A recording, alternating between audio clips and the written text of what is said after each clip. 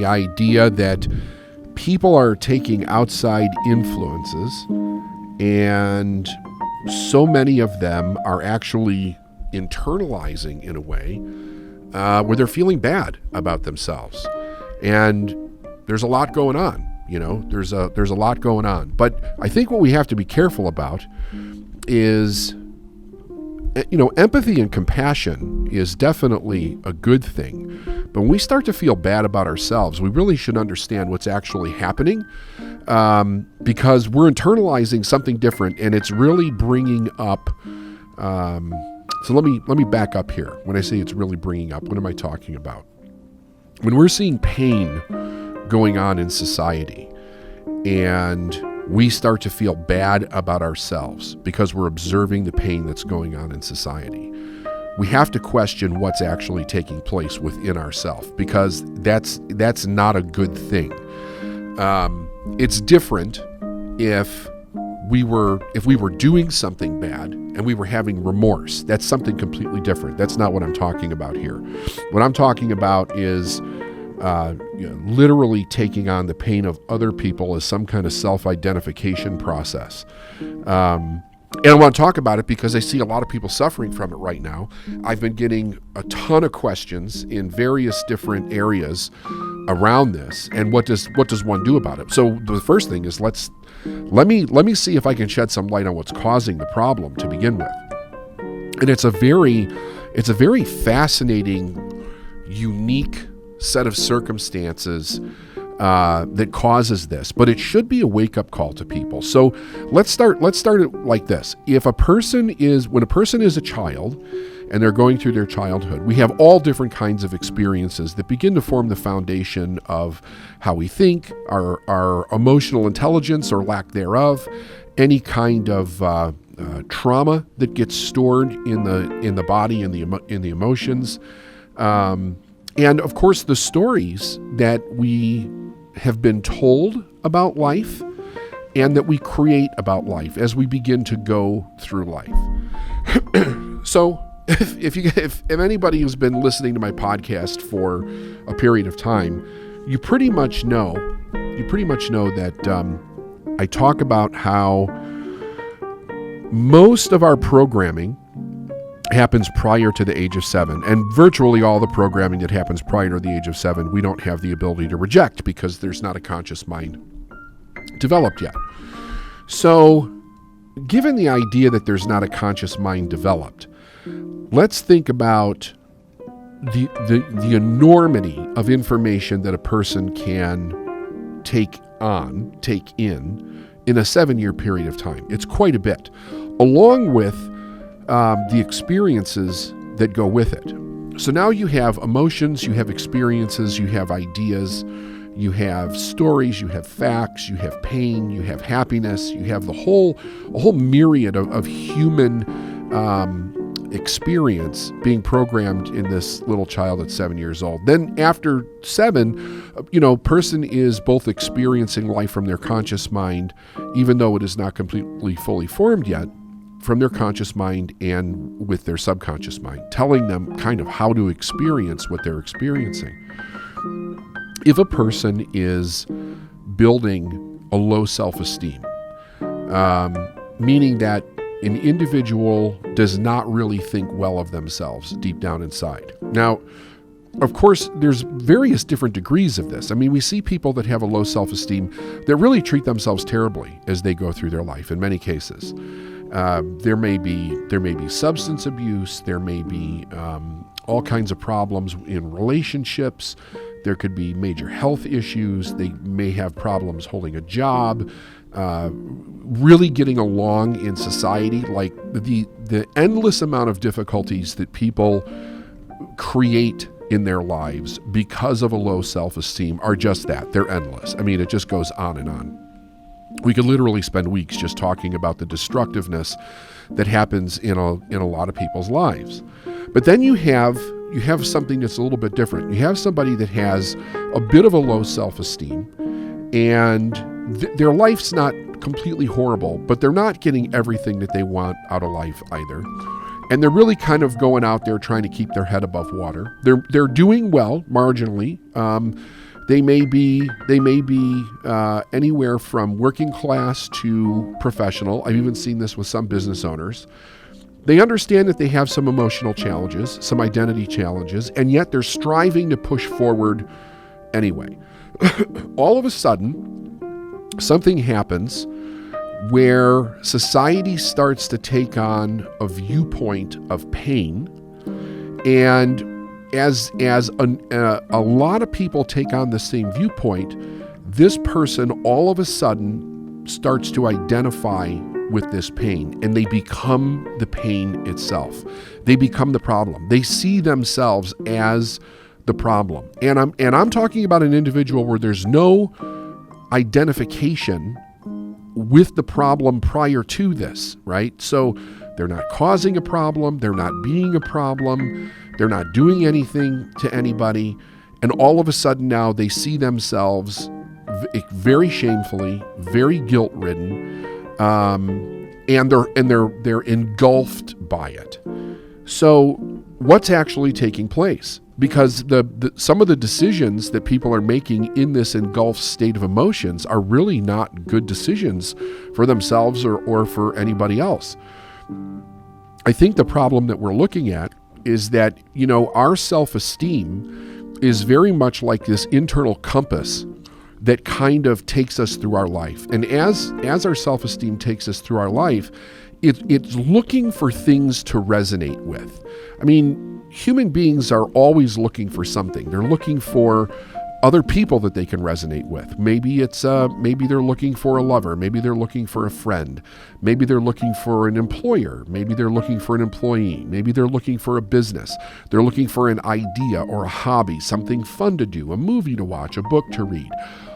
Things that harmonize with whoever they are, whoever they feel that they are in their spirit, the points of interest in their life. And they will say, ooh, I like this, I like that, that's me, this is me, I like to do this, I don't like to do that.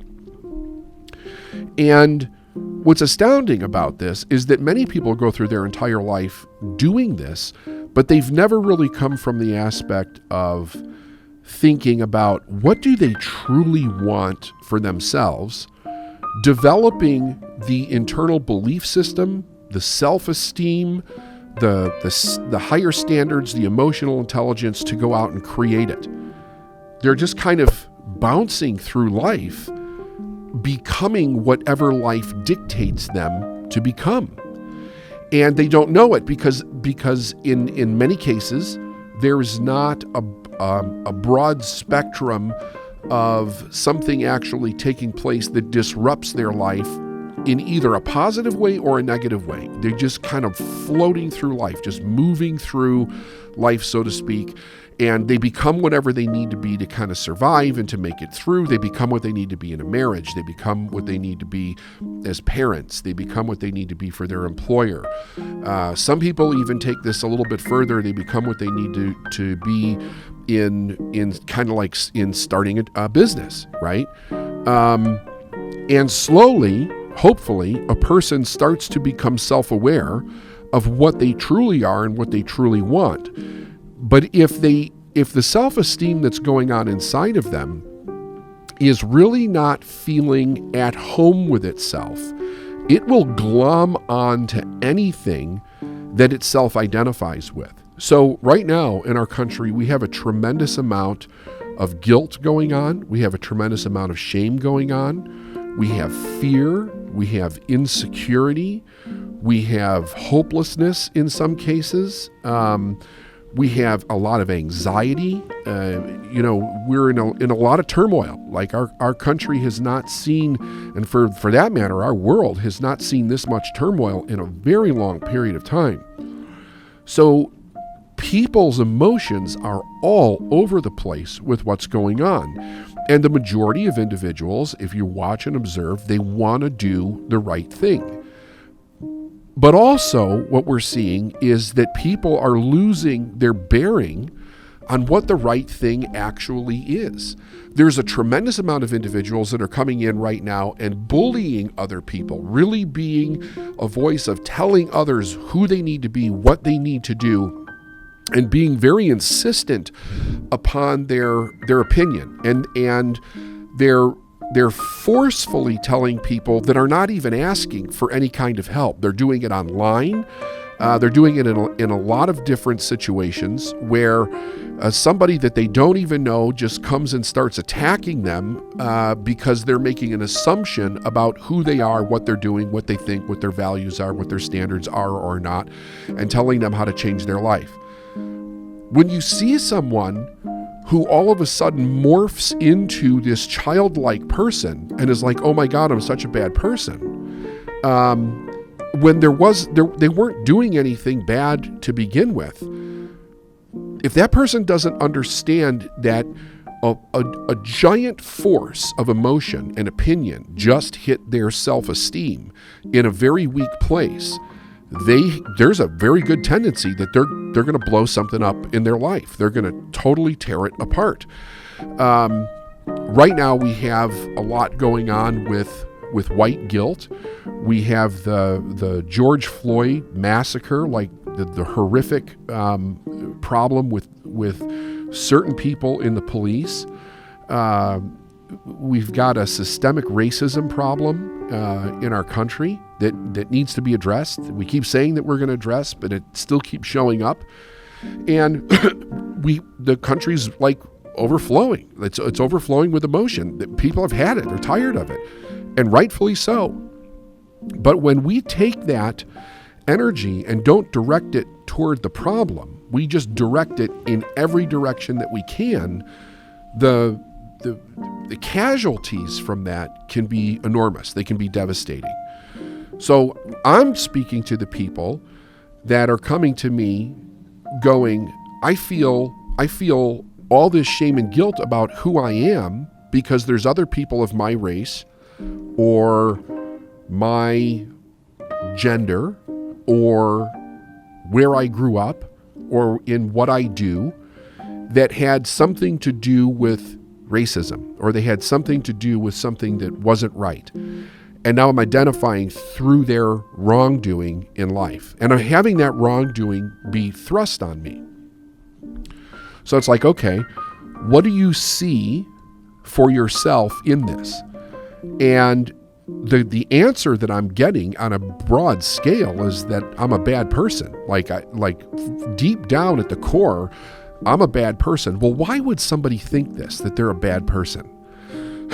I think we have to really address this question, because it's not that there's not bad people out there, and it's not that racism and prejudice of any kind is not happening. It's totally happening. It's an enormous problem.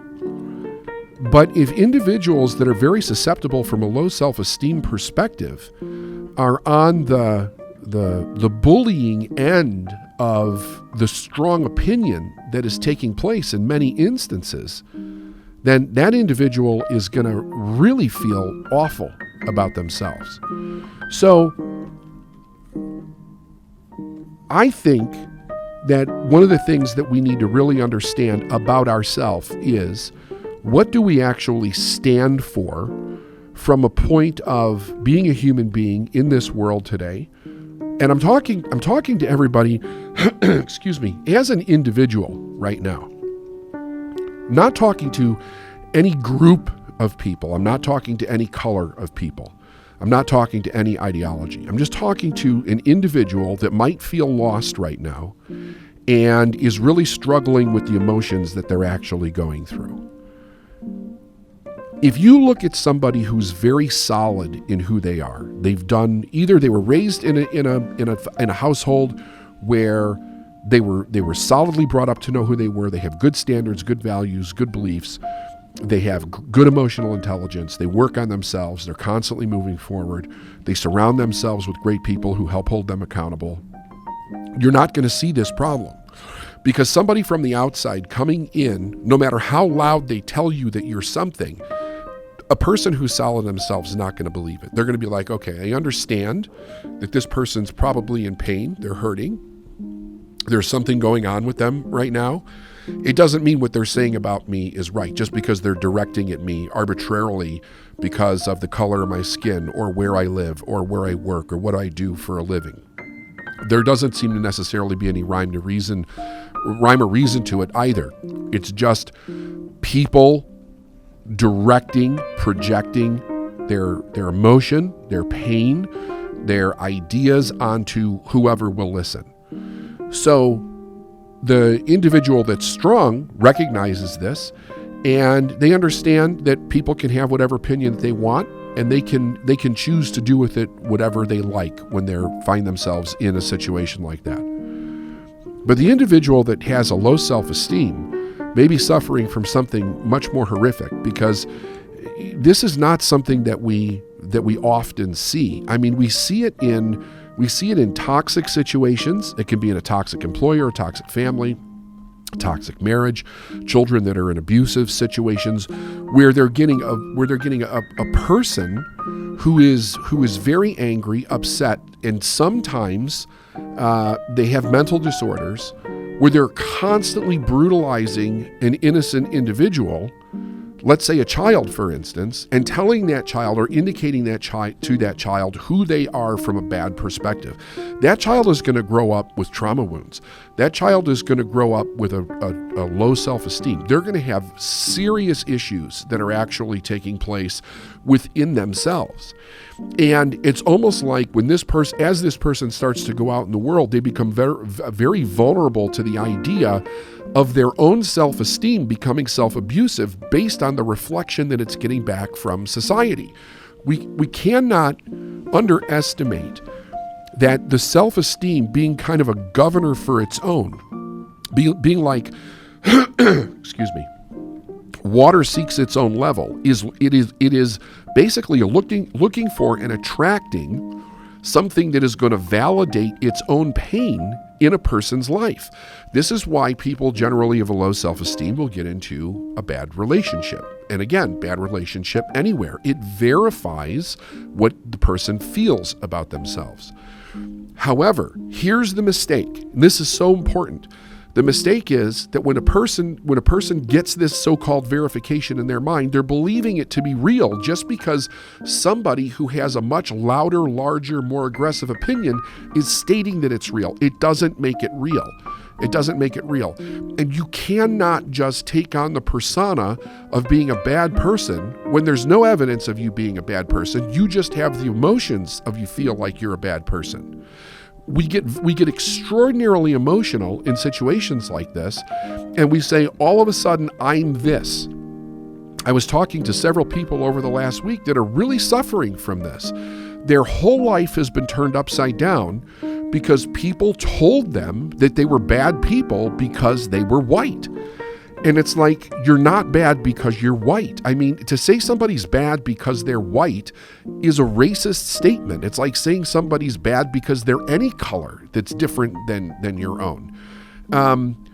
But if a white person's never experienced that before, and they're coming from a low self-esteem, there is a tendency that person might believe it because it's identifying with the pain in that person's heart.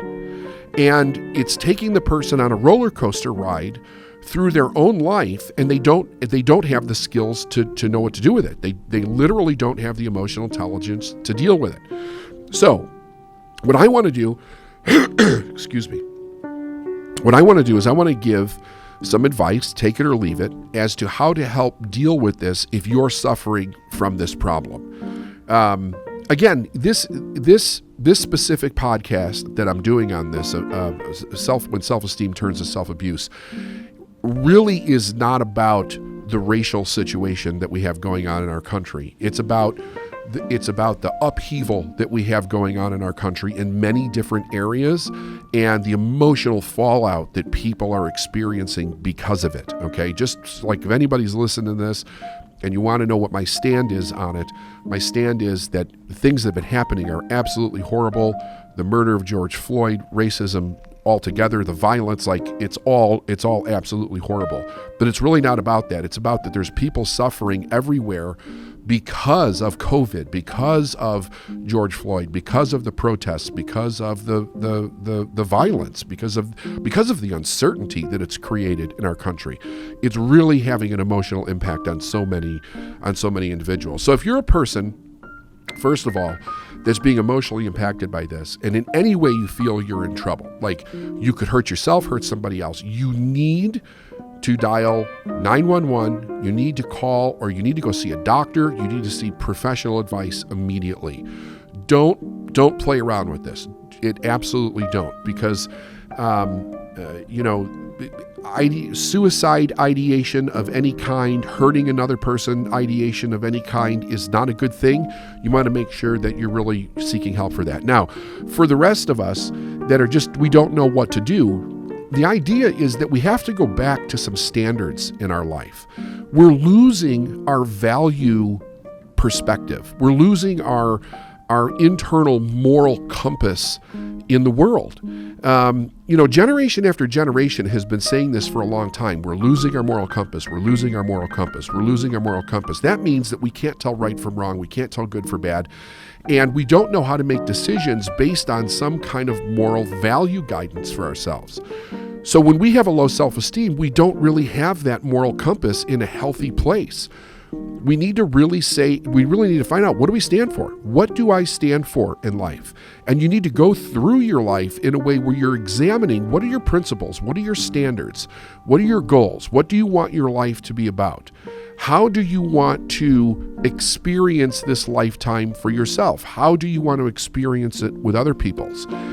And start putting in some standards so that you're not tolerating things like low self-esteem. A lot of things with low self-esteem is that we have a tremendous amount of shame that we feel, but the shame is not actually being caused by what we're experiencing now. It's a reactive process that's taking place based on shame that was stored inside of the emotional aspect of ourselves a long time ago.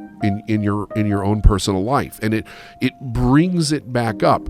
So part of the standard is to know that those toxic shame and guilt we should have no room for in our life. We really should not have room for toxic shame and guilt. We have to look at, what do we want to replace that with, and a lot of it is about ownership. It's about really owning our life, the things that we do. It's about taking responsibility. It's about forgiveness of ourselves and others. It's about setting standards for moving forward in the world where we're really not like trodden on other individuals because of the pain that we feel. We're really bringing it back home and going, okay, here's what I'm experiencing. Why am I having this experience? Why am I experiencing shame and guilt right now? Why am I personally experiencing it?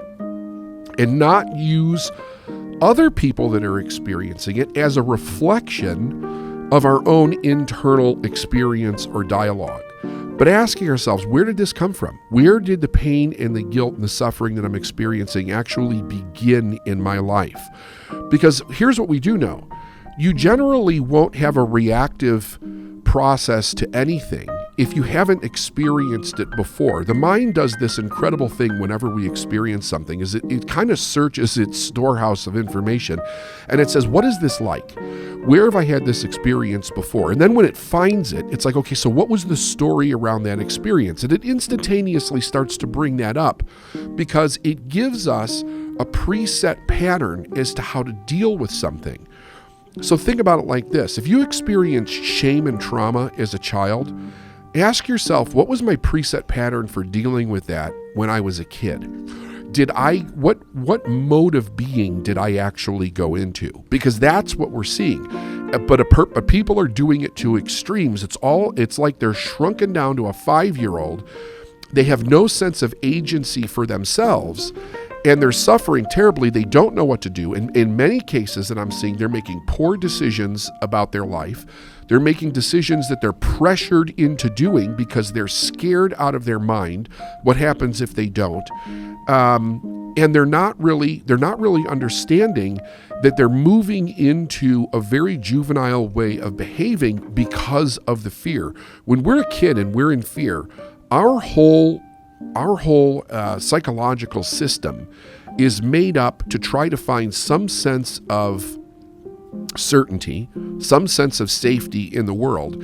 So it will look for patterns And it will test those patterns as how do I show up? What do I have to be? What do I have to do? What do I have to say in order to get the thing that's threatening me or perceived threat to either stop or to back off? And people, if you talk to people that were raised in abusive households, they'll tell you this is exactly what happened. They found some way to get mom or dad to back off to some degree, and they learned how to manage their way through that. If that never got healed, that's exactly what's happening now. A person's reverting back to the same age that they had the trauma or the abuse, the same age that they internalized the guilt and the shame, and they're referring back to whatever pattern they were when they were that age. And that's how they're dealing with it and making decisions. And it's kind of like, I'll do anything as long as these external attacks, so to speak, will stop and I don't have to feel insecure and afraid anymore. The problem is that we're a long ways from getting back to security, whether it was false or real, that we had 6 months ago in this country, actually having it again, either false or real. So we have to understand that if we're going to do some real check here on our mental health, we have to do a real check on what is our own self-esteem and make sure that we get that in a place where it is serving us and it's not actually fighting against who we want to be as an adult person. It's extremely serious. So I also encourage anybody that is really struggling right now to reach out for help. You could reach out to us for help. You could reach out to any mental health professional. Do the research online on this. There's a tremendous amount of research on the idea of low self-esteem, on shame, guilt, trauma, what happens when it gets re-triggered in the body as an adult, how people will go back to childlike ways of being. They will turn over their sense of agency to other people. They will get manipulated into doing things that are not what they would do if they were in a healthy set of conscious mind and a healthy emotional intelligence. And then I would suggest once you get this sorted out, you really start to study and practice mindfulness techniques to really help yourself stay stable in the world, because every one of us needs to be as stable and as healthy as we can be if we're going to fight the challenges and overcome the challenges and grow and make the changes that we need to make as a society. One of the most common questions that I get is, how do I get my mind to think in a way that is going to progressively move me forward to ultimately have the success that I want in life? But I want to start off with a question to really bring your mind and your thinking and the idea of your life into kind of a focus. And that is, what are you here to experience in this lifetime? I've had a couple of amazing conversations over the last few weeks with people that have had tremendous struggles in their life. I mean, real hardships. And one person I was talking to, I was like, how did you overcome such great illness? Because they were basically on death's door with cancer. And the gentleman said to me, I asked myself if I was really here to experience illness, or was I here to experience something different? And I have always come from the aspect of, like, when you're experiencing something, ask yourself, why are you experiencing this? But he kind of came from a different perspective, where he was really intrigued by the idea, if this was the overall perspective of his life to experience this problem, or if he could literally shift it to experience something totally different. And I think that's what we need to think about when we're thinking about success. Because most people that are trying to have some kind of success in their life, they're focused on the problems of why they're not, why they can't, what they're actually struggling with, instead of focusing on how can I actually turn this experience into a successful experience in our life. Now, success is not a destination. It's not something that we're setting a goal and hopefully we'll get there, and once we get there, that's it, we're successful.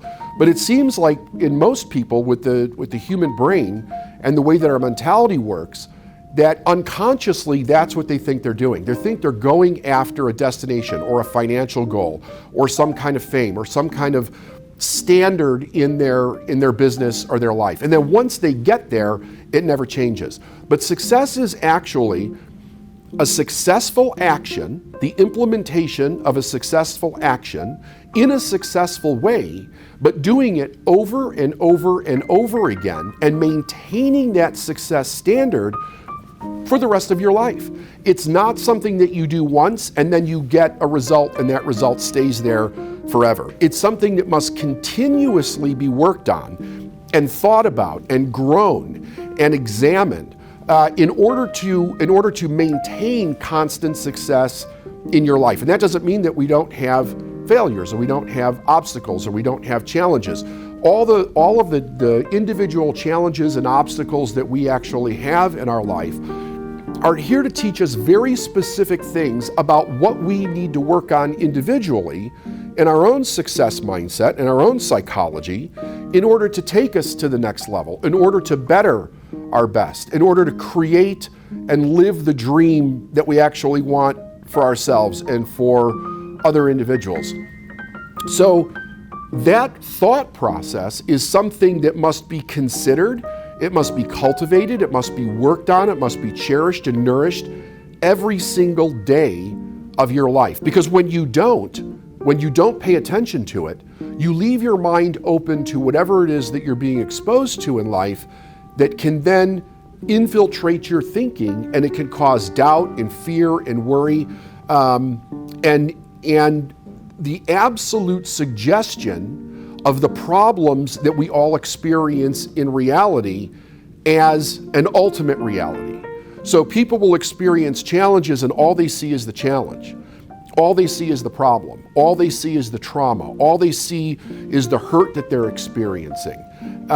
They don't necessarily know right off the bat how to get to the other side of it. They don't have the information. They don't have the knowledge. So the problem that they're experiencing becomes the totality of their experience in that moment. And if you don't have the right psychology, it becomes very difficult to move your mind out of that into a different reality and say, I'm not going to tolerate this problem. I'm going to overcome this. I'm going to become better and consistently move forward. Now, believe it or not, that mindset, to consistently have that attitude in life, it is a psychology that is based in a decision that you make by answering this question. What are you here to experience in this lifetime? Think about what you're currently experiencing in your life. Think about what you're currently experiencing in your business. If you're experiencing something that you don't want, you have to bring in an understanding and a truth that says that you will continue to experience that thing in various different forms throughout your life until you decide it is not part of your experience. And that must be an absolute decision that you move out of it, because otherwise it becomes the narrative that we're constantly working in. The problem about money, the problem about business, the problem in relationships or in health, whatever the continuous problems are, if it becomes a constant struggle to work through those, then it becomes a foundation of a story that we must continue to overcome those things because we're self-identifying with those things in some way. If we want to change that, we have to change the underlying idea of why we're actually here and what we're doing. So let's break this down into some tangible processes that we can literally go to work on when we're done here today and begin to really understand what are the specific things in my psychology that I need to work on. Because if it's just like, well, just change your mindset, you're not really understanding all of the intellectual factors that are at play, that are either playing against you or coming from a place of ignorance. You don't even really know that they're there or what they're for, nor do you have any idea of how to change them. So we begin to go out and change different things. We start looking at the problem and we just try to change the problem. We don't understand that the narrative that we're experiencing life from is actually creating that problem and the belief system that's behind it. So we have a lot of people that are on the watch party today that are familiar with me and have seen this before. I want you to look at it with kind of a new eye. And the reason I want you to look at it with a new eye is because I'm going to teach something here today that you probably haven't heard me teach before. So it'll give you a little bit different perception on this idea. And then there's a lot of people that are here that have not experienced me before and haven't experienced my teaching. So I want to give just this fundamental idea that we can move forward from really quick. The idea is, how do we understand how our mind works? And what is the real problem that is causing the problems that we're experiencing outside of ourselves? So our mind is basically broken down into three parts, just for understanding the concept of how to work with it. We have the conscious mind, the subconscious mind, and the body. And prior to 7 years old, we don't have a conscious mind developed. Now, there's something interesting about the conscious mind. The conscious mind is where our intellect lies.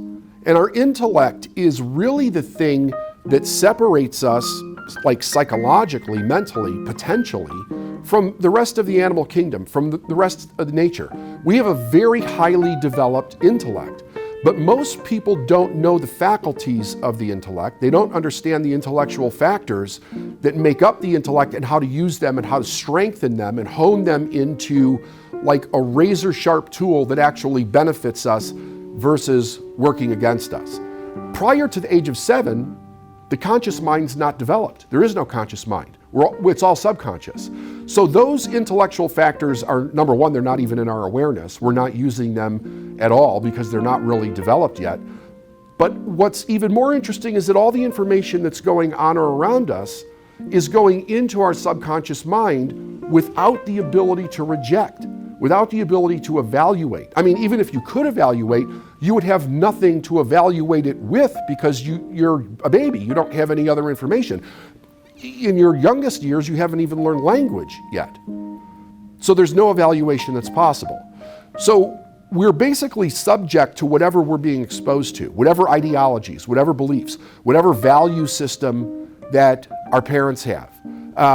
The kind of school that we go to, the neighborhoods that we're raised in, the economic situation that we're raised in, the political beliefs that your parents have, the religion that you may or may not be raised in. All of that information is going into our subconscious mind without the ability to evaluate or to reject, and that begins to form the foundation of our belief system. Around the age of 7, we start to develop the conscious mind, and our reasoning faculty, which is part of our intellectual faculties, starts to develop. And we have the ability to think. We have the ability to choose. We have the ability to reason. And we don't really realize that when we're exposed to something outside of ourselves, we're looking at either results, our circumstances, or our environment. That's what we're constantly seeing outside of ourselves. That information's being fed back into the mind, it forms an image, and then somebody tells us what that thing is. If we see a car, we don't know it's a car until somebody tells us it's a car. When you're exposed first time to a marker, you don't know it's a marker until somebody tells you it's a marker.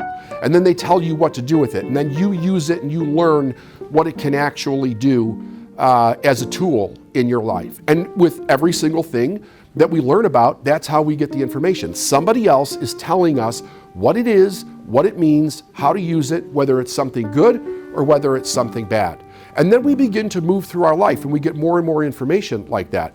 But the foundation, the first 7 years, is what forms this amazing ability of how we think about what it is that we're thinking about. So, let me go one more page over.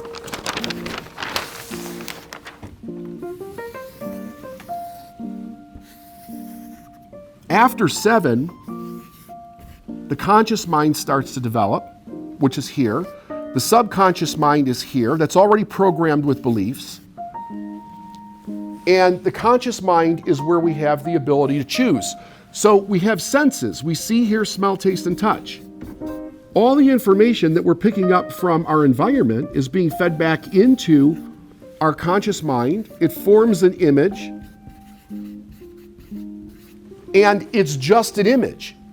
It's just an image. It's just an experience. We're experiencing something outside of ourselves. The information that's already in our subconscious mind tells us how to think about what we're experiencing. So the subconscious mind is telling us how to think, not the conscious mind. The subconscious mind's telling us how to think about what we're experiencing. And what we're experiencing is happening outside of us. So why is this important to know? Because this how that is in every single one of us got there because somebody else put it there. They gave us the meanings for everything. Our parents, the people that raised us, gave us the meaning of everything that we're experiencing. So if we've never looked into what something means, why it means that, what does it actually mean to us, what do we want it to mean to us, we're basically subject to whatever somebody else told us. But we don't even know that that's what's happening. We don't realize that our ability to think is not really engaged. All we're doing is reacting to what somebody else told us something means. Here's the truth. Nothing in the universe means anything other than what a human being designed it to mean or gave it a label to mean. Human beings give meaning to everything. And based on our individuality and how we experience things, you could have one person that gives a meaning to something that's good. Another person has an experience with the same thing. Their experience is not good. They give a meaning to it that's not good, that's bad. And then that becomes their ultimate reality, their experience. They pass that down to their children. Their children pass it down to their children. And we don't even understand why we label something good or bad. All we know is that it's good or bad. Now, once that happens, that overriding thought process in our subconscious mind is constantly telling our conscious mind how to perceive our outside world without any intellectual reasoning ability coming into that process. So when we work with people that have businesses and they're struggling or they're stuck, they're struggling or stuck generally because they're perceiving something in their outside world as a problem. They're giving it meaning based on their subconscious programming, which, by the way, if that's happening with an individual, what's important to realize is that it's 100% their reality. It doesn't mean it's the whole truth about what they're perceiving. It just means it's 100% their reality. Like, it's not that they're not experiencing it. They're totally experiencing it. They can validate based on facts what the problem actually is. They can't figure out how to move through it because they have no recognition of how to actually see the solution within that problem. So the problem not only presents a problem, but it presents this place where they become blocked. They're stuck. They can't figure out how to get past it. It becomes the totality of their experience. Now, if they think for any reason that that's bad, if they think that it's not good to move past that problem, if there's issues with the ultimate end result that they say that they want, their mind will not be able to see the solution. They literally become stuck within the way that they're viewing it. Now, what we call this is a blind spot, meaning that a person's stuck, they see the problem, but they can't see the solution. They know they're stuck, but they don't know why they can't see the solution. So often a person thinks, like, what is a different strategy to get around this? And that becomes the first thing that a person tries to fix. They try to fix the outside problem without realizing that the reason that they're stuck is because their internal perception of the problem is not allowing them to see the solution. And generally it won't allow you to see the solution because unconsciously your subconscious mind thinks that it's protecting you from something. Now, why would that be? Well, because prior to the age of 7, when we did not have the ability to rationally think, our whole instinct in life was about staying connected, very connected, to the individuals that kept us safe and kept us alive. Like when we're babies, if we don't have mom and dad, the result is death, like we die. That's not made up, it's not a fear, it's 100% real. It's also very deeply ingrained in our DNA. It's genetic. So the body knows instinctually how to behave to constantly get the attention of the parents whenever it needs something. And it also knows when the attention's not there. When the baby needs something, they're not getting the feedback from the parents. It causes the baby to react more and more and more until they actually get that attention. So the whole modus operandi there is not like thriving in life. It's basically survival. That's it. So we have to understand that at a very rudimentary level, even when we're adults, that piece is still active deep in our subconscious mind. And if we don't have the solution to something, if we can't see exactly how we're going to do something, our unconscious mind will take over and it will basically ask a question. And that is it safe to go in this direction or is it unsafe to go in this direction? Is there anything that we need to be concerned about? Well, if you don't know what the opportunity is, if you cannot see into that future aspect of what you're doing, it becomes unsafe because it's unknown.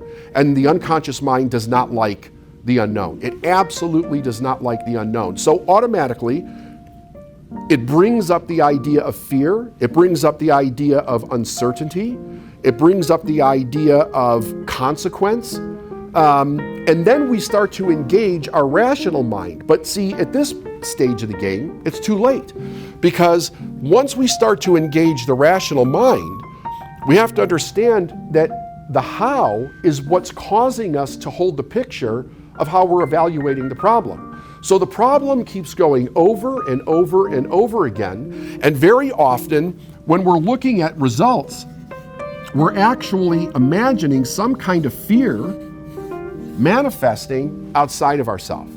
So this causes a person then to retract and say, I need to play it safe, whatever it is for the person in the moment. Now, with the COVID virus thing that's going on, it's causing people, many people, to retract in a way that is paralyzing them because they cannot see what the future outcome of this is.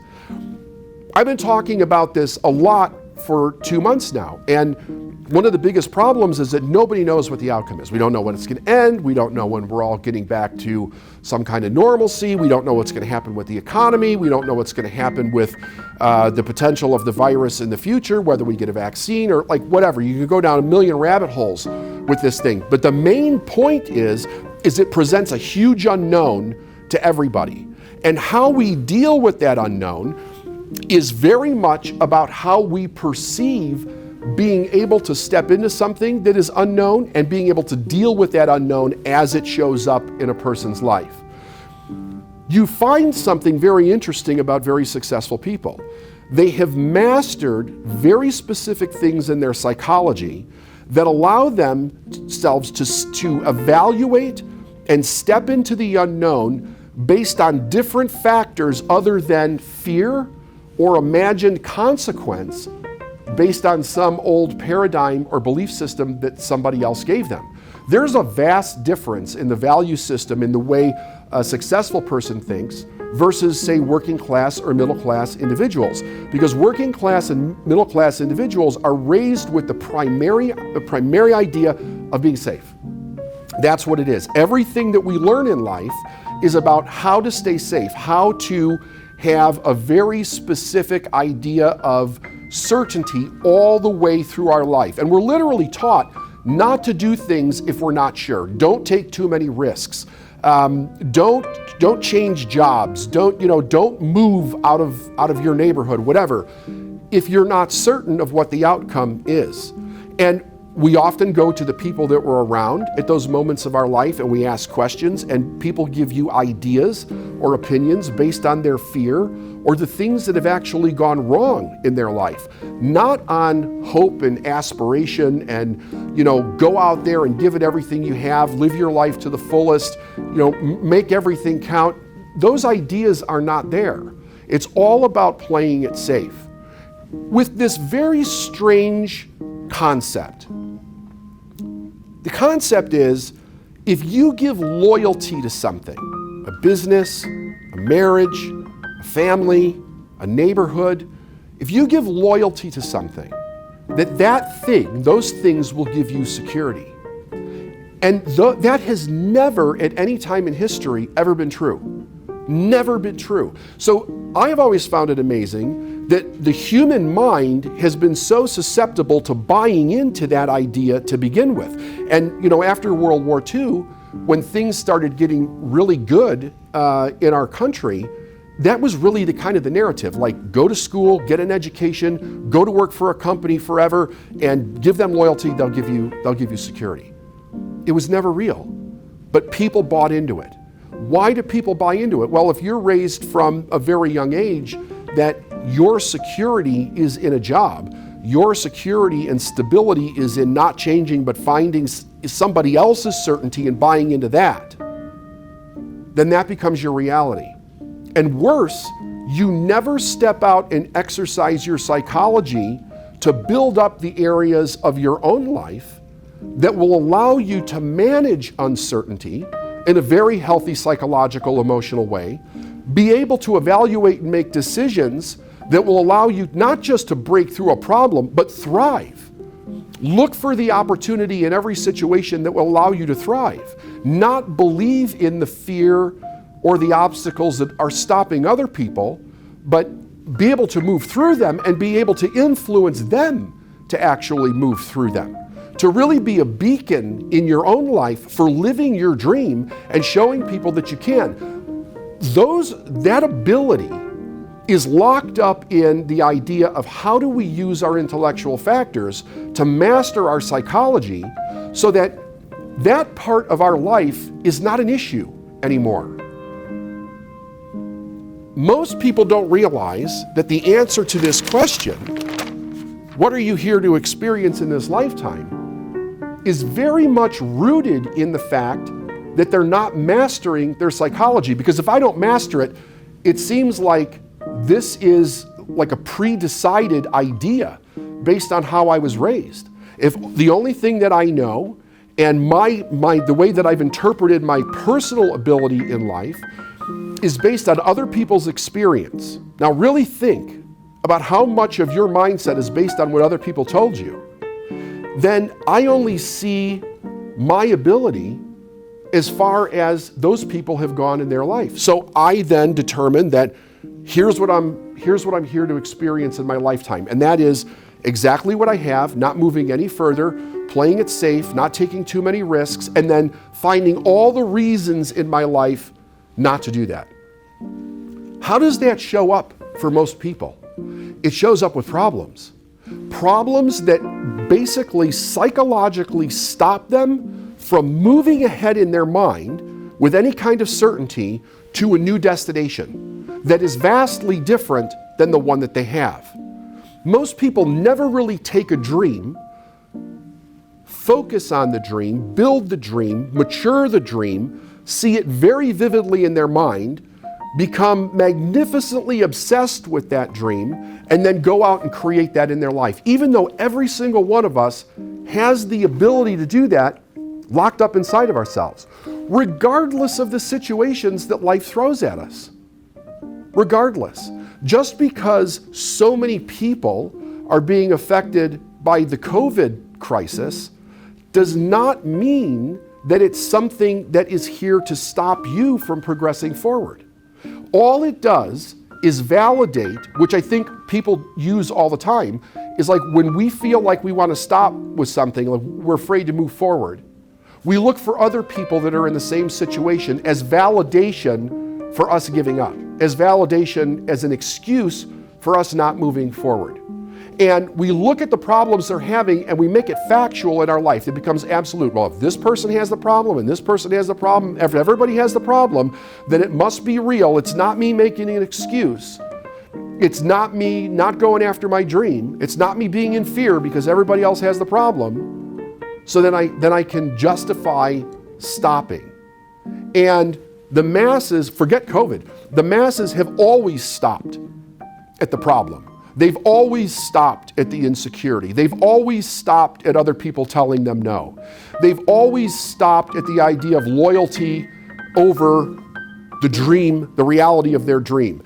They've always stopped at what feels safe and comfortable right now versus stepping into a life where you know how to master, you have to master uncertainty in order to be able to move forward. And then when we're coming from that viewpoint in life, there must be something that shows up in our world, whatever it is that we're doing, that's a constant verifier of that belief. What is it? It's the problems that you're experiencing. So when you're experiencing problems, if they seem to be the same kind of problem over and over again, all problems have a different face, right? But if you look at the root of the problem, like what's the underlying root of that problem, you find that they're very similar. And they stay similar almost in a person's entire life. Why? Because their belief system has to find the things in their life to keep them from moving outside of where they feel uncertain. It has to keep them in that box. So they're constantly experiencing problems in relationships, problems in health, problems in being resourceful to do anything. Every time, for 20 plus years that I've been working with people, every time somebody tries to break through in their life to do something that they've never done before, you will hear over and over again about the things that go wrong when they first start to do it. They will have a myriad of different problems show up.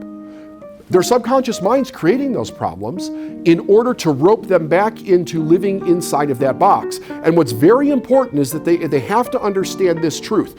Those problems are nothing more than the strategy of your subconscious mind trying to get you to stop moving forward in the direction of what you say you really want, but to keep you very, very close to the idea of what is the belief system in your subconscious mind that keeps you feeling certain right now.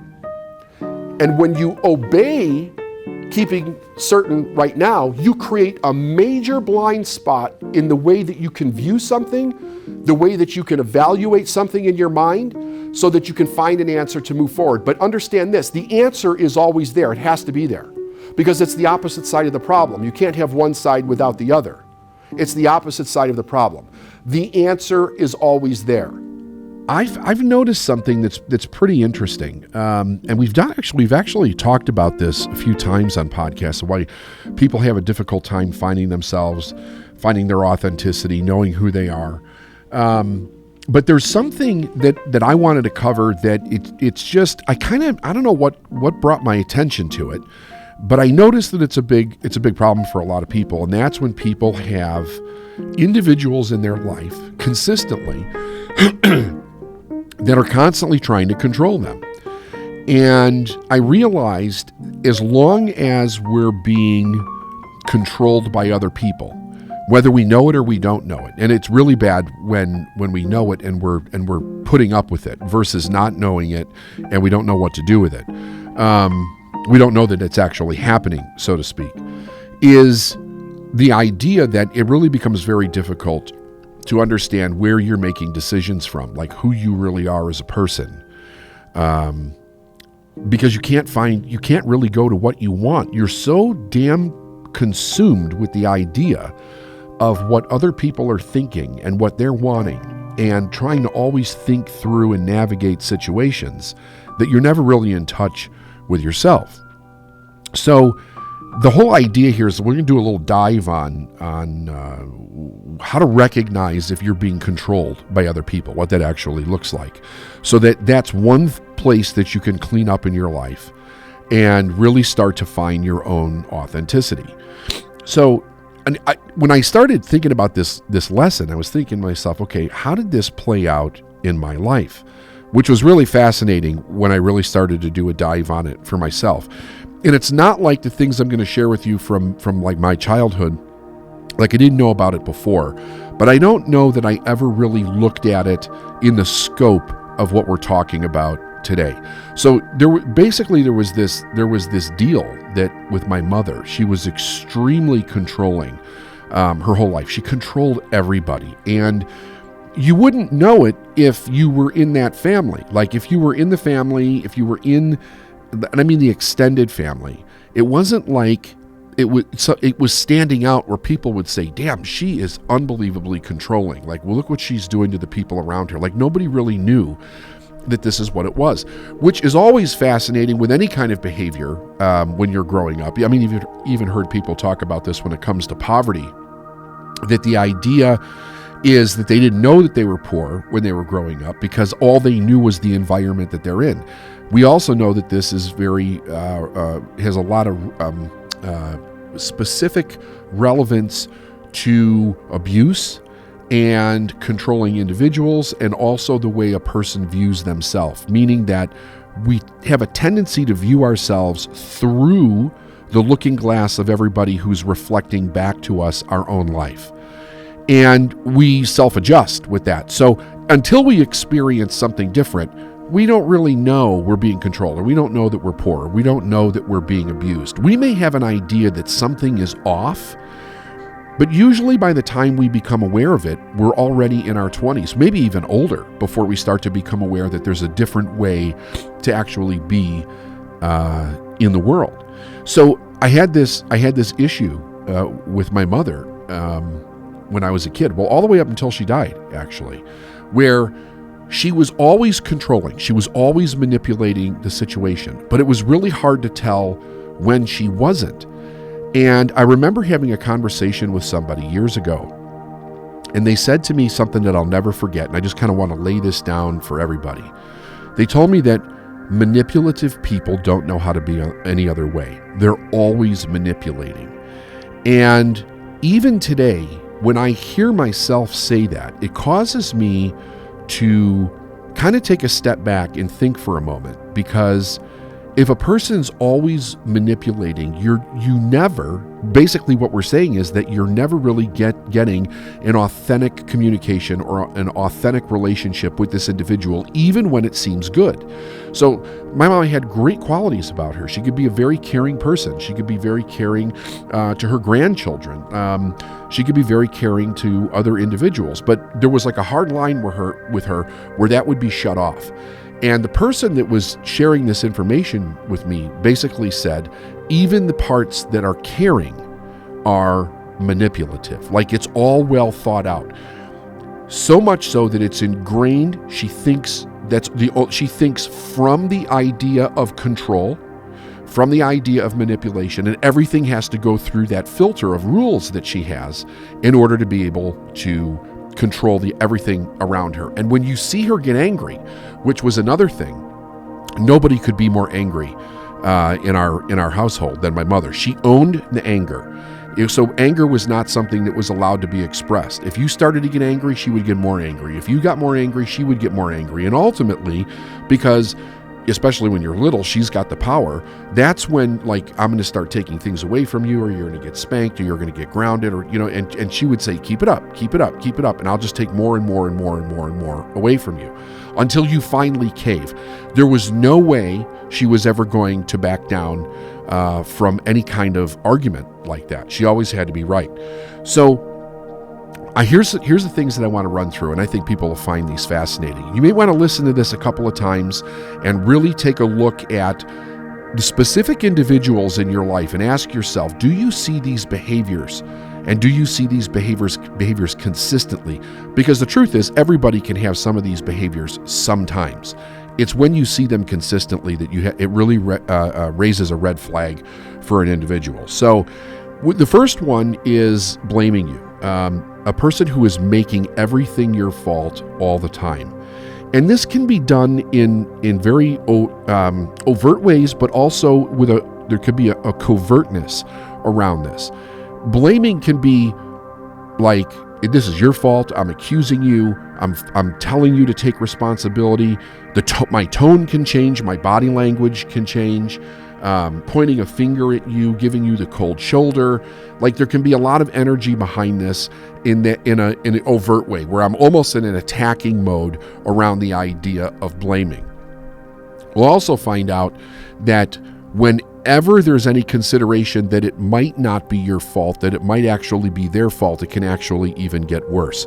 Like, the accusations can really ramp up substantially around blaming. And then there's fact finding, right? So when a person's blaming, they are going to look for facts and figures to be able to throw at you as like just cause. Like, here's the verification, here's the evidence, here's the facts that you actually screwed this up.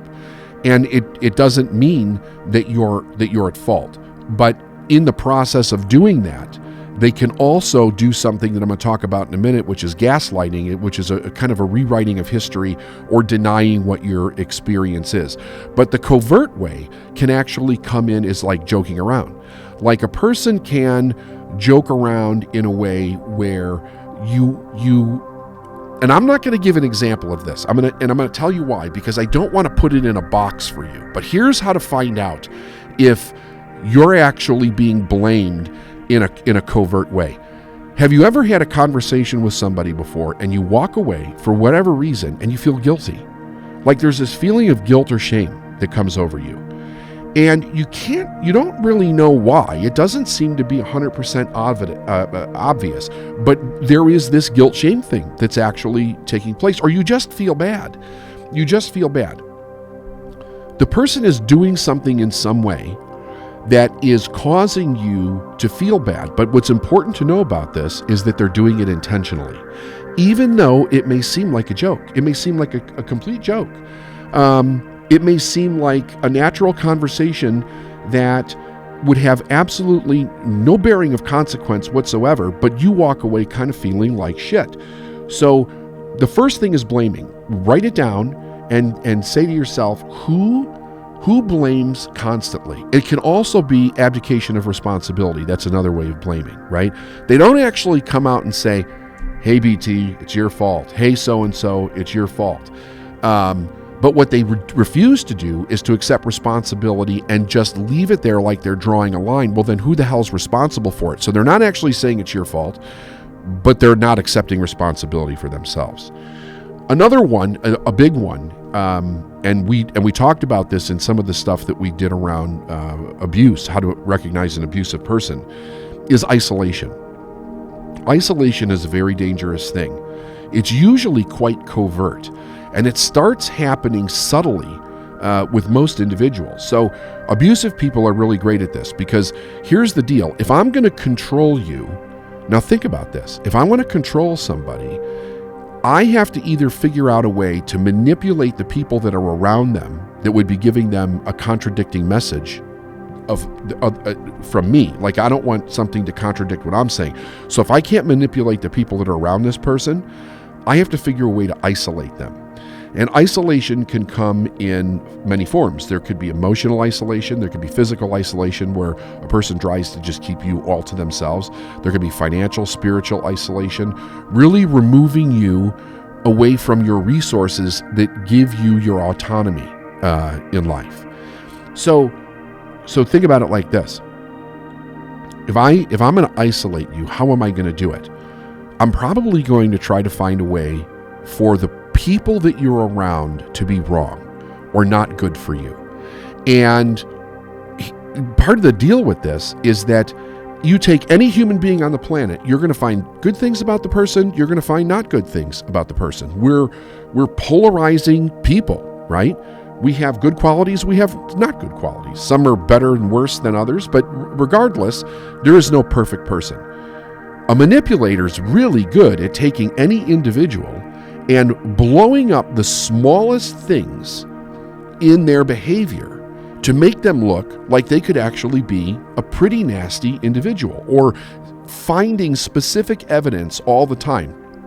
If I take a person who is genuinely a good person, and I have a conversation with you about this person, but every time I have a conversation with you about this individual, all I'm telling you is what they've done wrong or the bad things.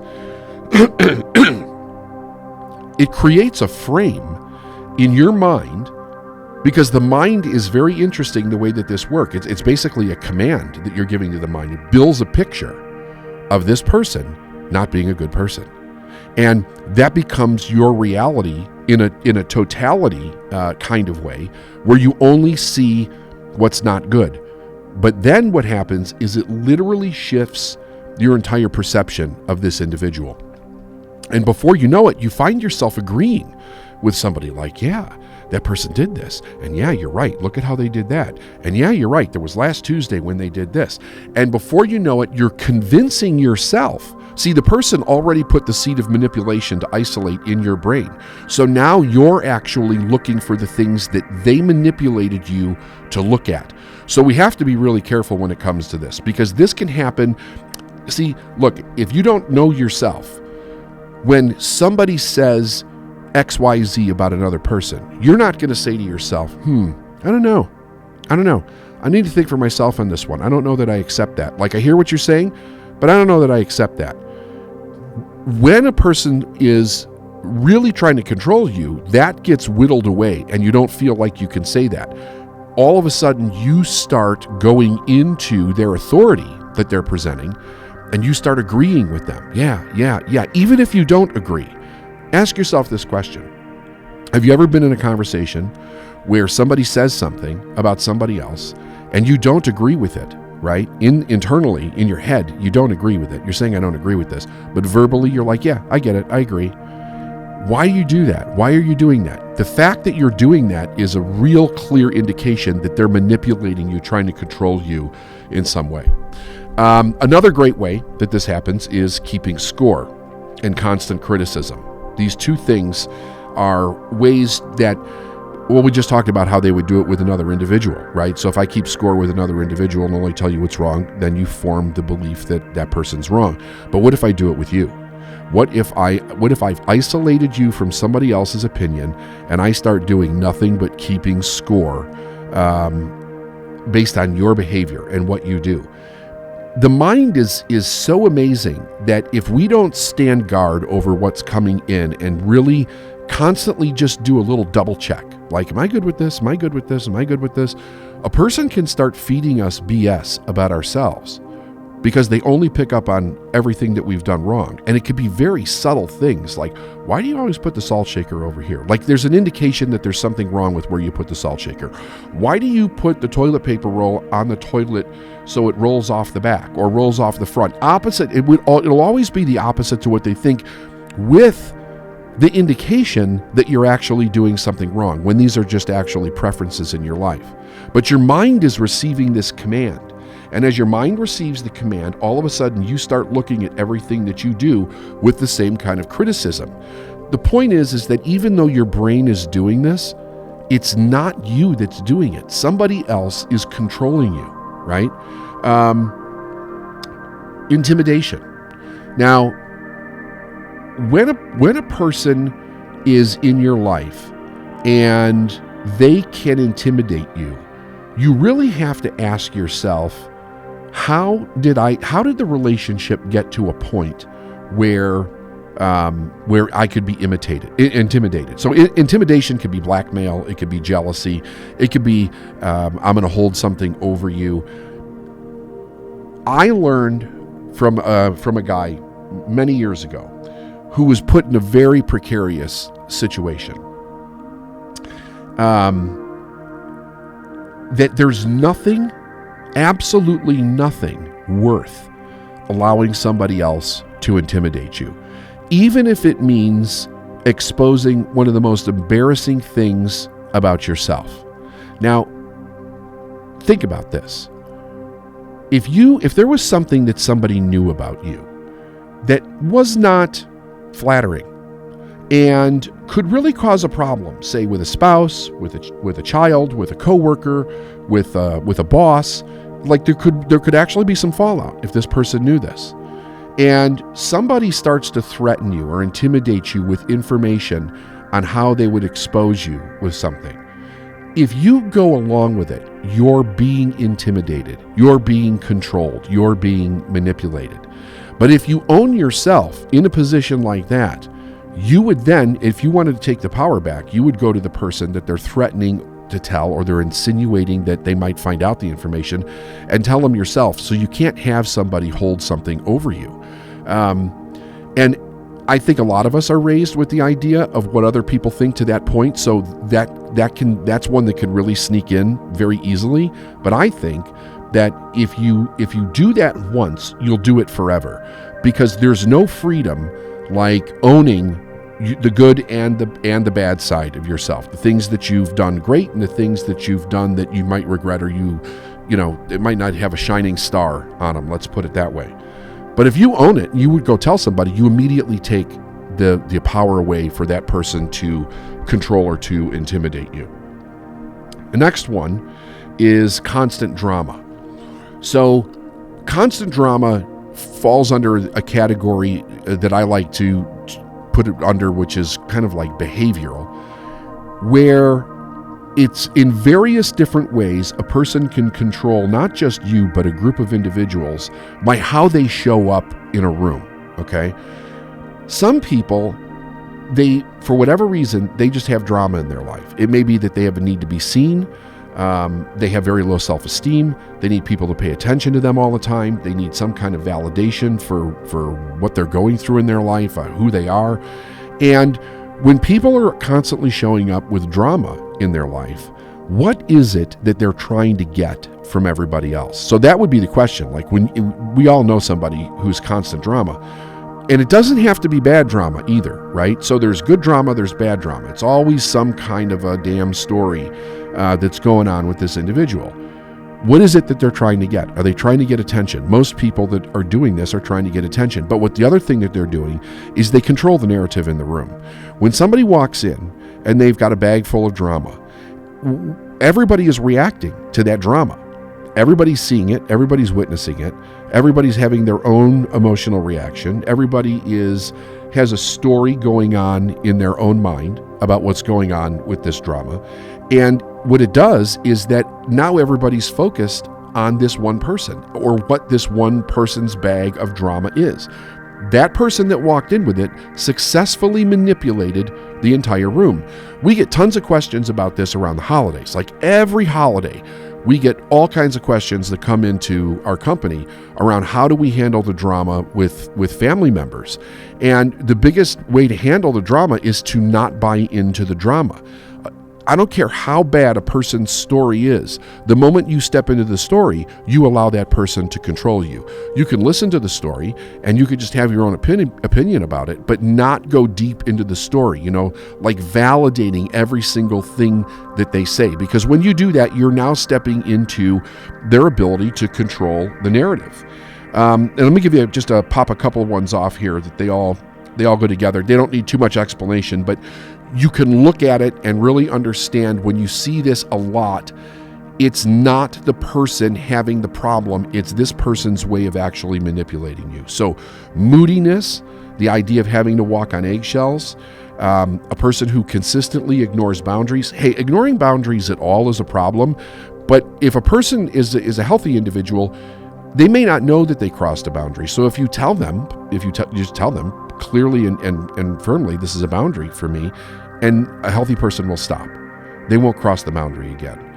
But somebody who's constantly causing boundaries is constantly trying to keep you on the edge, make you feel uncomfortable, and always go over to the manipulation that they're trying to create. Jealousy is a big one. And it's not just with people of the opposite sex or the same sex or in a sexual way. It can be jealousy of money, it can be jealousy of friends, it can be jealousy of position in a working or a business environment. Another one is people that are constantly trying to change you. They're never really satisfied with you, being doing things the way that you do them. They're always making little comments like, you could do it better this way, or try it this way, or do it this way, or do it this way. And the thing is that these ideas that are being put out there, they're not requested. You're not requesting them. They're just constantly offering you, and they do it with the idea of being helpful. So you think, oh, well, the person's so nice, they're just trying to be helpful. No, they're not. They're manipulating you. That's what they're doing. And that's it. You need to set a boundary to stop it. Okay, gaslighting is a big one. And I'll probably bring it in and kind of wrap it up here with this gaslighting thing, because this will go too long. And it's probably one of the most important, because if a person can get you to doubt what you think, you're very, very open to manipulation. But more than that, it can literally begin to cause you to lose your mind because you start questioning yourself. So gaslighting is when a person basically denies or tries to change the history of what you said or you did, or something that everybody was involved with together. This person is literally a denier of the history. They can also deny how you meant something, what you said, an experience that you had together. Like, there's no end to this. Just understand that it's denying, and they rewrite it the way that they want it to believe it or see it. Back to my mother. She was an unbelievable gaslighter. I didn't even know what the term was. I mean, it took me a long time. I was in self-improvement for quite some time before I even heard that word. I don't even know that if it was a word that was being used when I first started studying. But I realized, and I really took, like, after my mom passed away a few years back, I did some like soul searching of that relationship and really kind of looked at it in its totality, the way that it warped and changed, and there were good times and there were bad times over the period of my lifetime with her. And I realized something that I had mistaken as like a memory problem with my mother. She always, even when I was a kid, you would say something and she would say, "That didn't happen. That never happened. It didn't happen that way. You don't know what you're talking about. That never happened." And it would be in almost any kind of subject.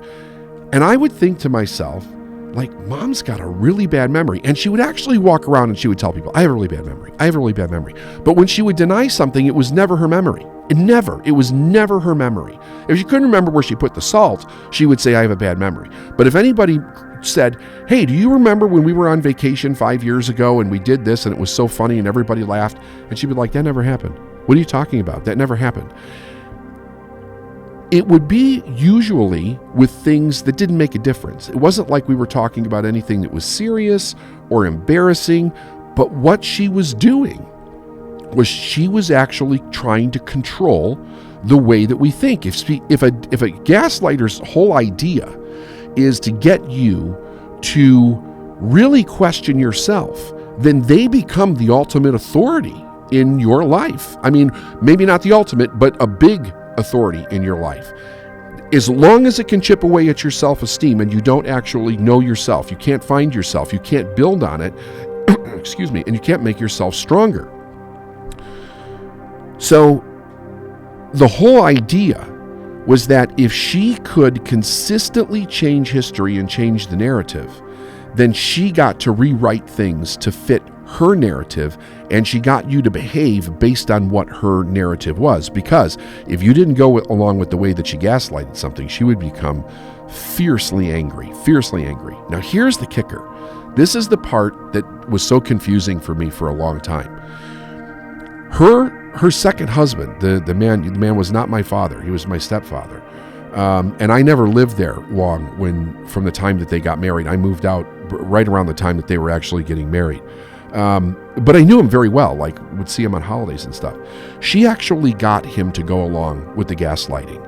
So, and I would look at him and I would say, "Don't you remember this? Like, you were sitting right there. It was 2 years ago. We were right at this table and this is what happened." He's like, No, I don't remember. She literally started to get me to question myself. And I remember sitting there with my wife and we would be on the way home and I'm like, "You tell me that didn't happen. Is this me? Am I losing my freaking mind?" And my wife would be like, "Nope, that exactly happened. I have no idea what the hell they're experiencing, but this is the craziest thing." And she would do it over and over with people, almost with everybody. And people would kind of look at her like, "No, it happened." And she'd be adamant. So she would be so intimidating that she would get you to agree that it didn't, even if you didn't believe that it didn't. That is unbelievable manipulation. So, the whole idea here is to be able to identify how people manipulate so that you can stop it in your life and really start to trust your own thinking and make decisions for yourself. Because one of the worst things that you could ever wake up and experience is this. You wake up one day and you realize you don't know why you're making the decisions you're making.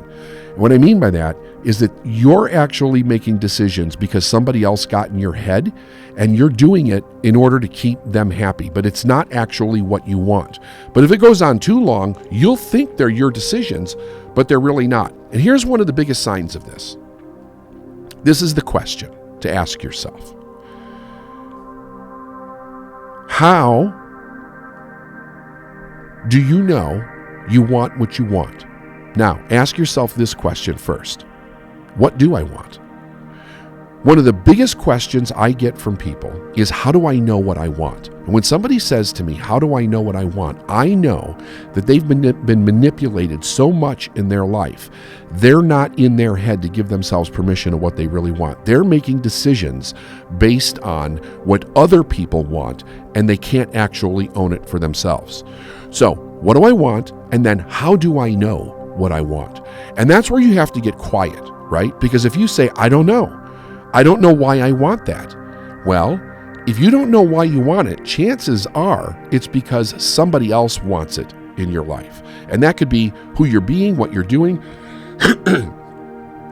what you want to have in your life. It could be all of those things in any of those areas, okay? The idea is that you pull back, you rebuild your self-esteem, you start calming down. In other words, take some time for yourself. I would journal this if I was you. Okay, that's a little manipulation right there. I'm not you, so if you like the idea, journal it. But really sit down and ask yourself the questions about, what do I want and how do I know that I want it? When you start hearing your own internal yes or your own internal no, you know that you're coming home on this deal. The other thing is practice setting boundaries with people. And boundaries are just really easy. Like, I'm not up for that. I'm not open for that. That's not for me. You do you. I'm cool with my decisions. And if they keep pushing, it's like, I'm not going there with you. But you have to be firm about it, okay? You can even say, I'm not having the conversation. And if it's really bad, you get up and leave. Period. Like, you have to be firm with people, because a manipulator is not necessarily going to stop when you try to stop them. They're going to try to push back, because the only thing they know how to do is manipulate, and they feel threatened when their manipulation's not working. They will feel threatened. They will get angry. They will be scared. They won't tell you that they're scared, but they will defense that with anger. Sometimes they throw tantrums. They give the silent treatment. They walk out. They pout. They're literally trying to control everything in their environment. And when somebody stops that or puts, the hand up and be like, hey, no, that's not for me.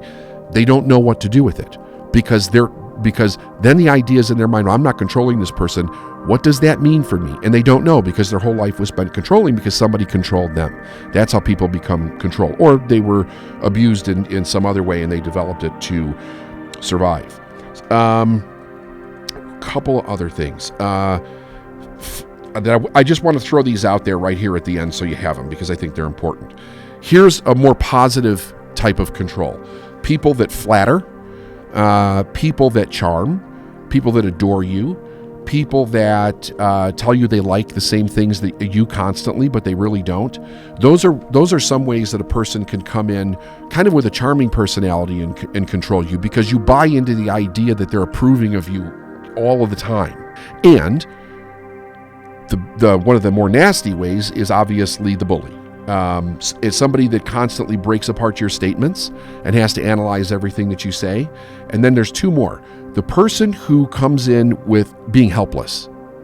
So they're always being helpless. And out of the kind heart that everybody mostly has, they always want to help this person. That is also a form of manipulation.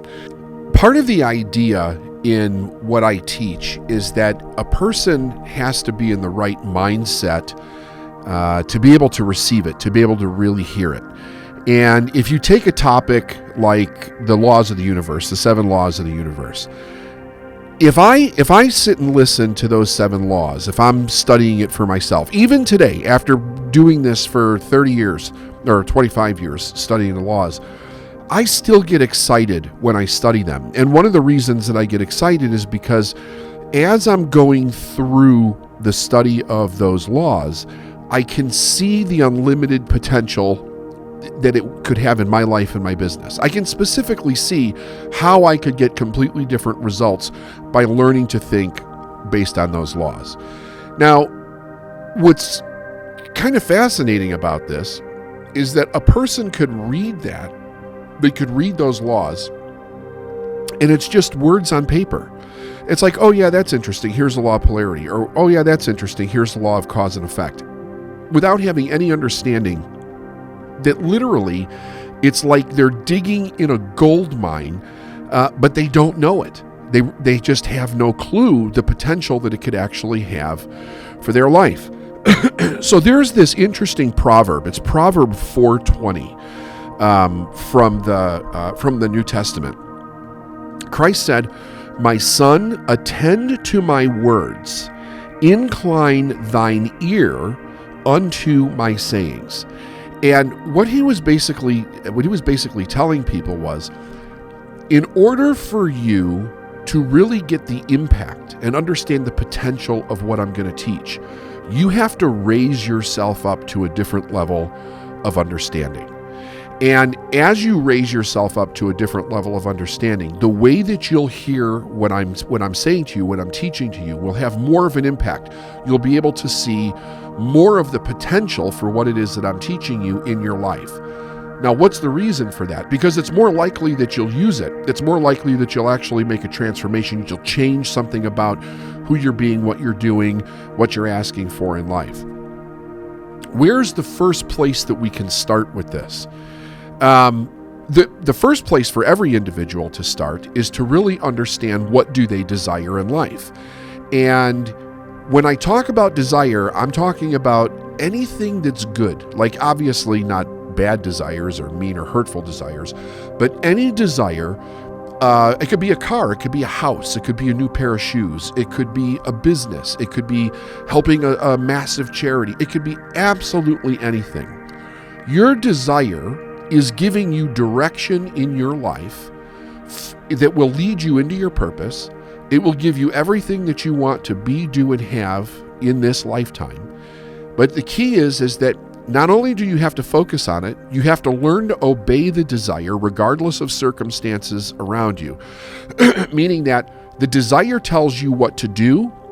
The circumstances that you have to overcome in order to do that is done and completed by making the decision to follow the desire. So once I follow the desire and I make the decision that I'm doing that, meaning that I'm not leaving my way a way out of it, I'm not going to make excuses and not do it. Everything that I need for the completion, the fulfillment, and the manifestation of that desire is going to come into my life in the form of some opportunity. That's just how the laws work. That's why there's nothing that's impossible. That's why the human potential is unlimited as far as we know. If I'm going to raise my level of understanding to a place where a teaching could make all the difference in how I manifest something, I have to focus on that desire, because the desire is going to raise my vibration. It's going to raise my interest. It's going to raise my excitement, my enthusiasm for what it is that I want to do in life. And I will hear a teaching like the one I'm going to give you today at a completely different level. I will start to see how the potential use of these thought processes that I'm teaching, these skill sets that I'm teaching, can literally have a completely different impact in my life. It's so very important. So think again, based on Proverbs 4:20. He said, "My son, attend to my words. Incline thine ear unto my saying." Raise your ear. Raise the way that you're hearing. Now, we listen with our ears. We hear with our ears, but we listen with our emotions. When you're listening from the point of desire, you're listening emotionally to what you want. It's part of who you are. It's part of what you want to create in the world. It's literally a guiding compass for your life, because it leads you to the discoveries, the changes, the inclinations, the understandings, the purpose, the people, the possibility, the promise. It leads you to absolutely everything when you start to follow that desire. So before I get into this teaching, I want you to think about, what do you really want? Pick something that you have a magnificent obsession about in your life, and don't judge it. Whatever it is, let it be whatever it is. You don't have to tell anybody about it. You don't have to feel silly, embarrassed, shameful, guilty. Pick something before you listen to what I'm going to teach. And if you don't know right now, just hit pause take a few minutes and really think, what is something that I would really want? And then hold that image and that idea in your mind as you listen to this. And by the way, you can do it with all the podcasts that we've done and all the podcasts that we'll ever do as far as the teaching goes, right? Pick something that you really want and see the, and see the potential for how this teaching can actually help you get it. All right, what am I teaching? Let's get to it. As a man thinketh, thought and purpose. Okay, so I'm going to cover a couple of little chapters here in As a Man Thinketh. And the idea behind this is through correct thinking, through successful thinking, we can create anything in our life that we want. We can manifest whatever we want. Thought and purpose. Until thought is linked with purpose, there is no intelligent accomplishment. With the majority of with the majority of the bark of thought is allowed to drift upon the ocean of life. Aimlessness is a vice, and such drifting must not continue for him who would steer clear of a catastrophe and destruction. They who have no central purpose in their life fall easy prey to petty worries, fears, troubles, and self-pityings, all of which are indications of weakness, which lead just as surely and deliberately as planned sins, though by a different route, to failure, unhappiness, and loss, for weakness cannot persist in the power-evolving universe. A man should conceive of a legitimate purpose in his heart. There's that desire that we're talking about. Man should conceive of a legitimate purpose in his heart and set out to accomplish it. He should make this purpose the centralizing point of his thoughts. It may take the form of a spiritual ideal, or it may be a worldly object according to his nature at the time of his being. But whichever it is, he should steadily focus his thought forces upon the object which he has set before him. He should make this purpose his supreme duty and should devote himself to its attainment, not allowing his thoughts to wander away into ethereal fancies, longings, and imaginings. This is the royal road to self-control and true concentration of thought. Even if he fails again and again to accomplish his purpose, as he necessarily must until weakness is overcome, the strength of character gained will be the measure of his true success and will form a new starting point for future power and triumph. Now I love this. Let's think about this for a minute. James Allen is literally talking about finding the desire in our heart, letting it become a magnificent obsession in our life. And as I'm teaching this, I know that there's going to be a whole group of people that start to go down the road of, is that good? Is that right? Is a magnificent obsession healthy? I can tell you this, with what it is that we're talking about in the direction that I'm teaching, it's truly about finding your purpose in life. And your purpose should be a magnificent obsession. It is the reason that you're here. It's the reason that you're here in this lifetime. It is the cause and effect of everything, because it allows you to focus on something that you want to create. In other words, be, do, or have. You want to manifest that in your life. It is giving you the direction, because it's with the attainment of this desire that you then begin to seek. It unfolds then, what do I need to learn? What do I need to learn? What do I need to become? What skills do I need to begin to practice and master for the attainment of that which I want? It then, through this process, it begins to unveil the purpose, because let's say you want a car. Well, we know the car is not the purpose of your life, but through the attainment of that goal, you're going to become very aware of hidden motives inside of yourself, insecurities, weaknesses, doubts, fears, worries, the idea of what other people think of you. There's a whole host of things that we have to overcome and grow personally and professionally for the attainment of the thing, whatever that thing might be. We will also then find things that have a tremendous meaning to us individually, privately, in special ways to us. There becomes the unfoldment of your purpose as you begin to go through this journey. So it may seem ridiculous. Maybe you're in a situation where you don't have a lot of money. You have things that, from a logical standpoint, should be of a higher priority than buying a car. Things that are even have more importance in the moment than buying a car, yet your heart is filled and consumed with this idea of the car.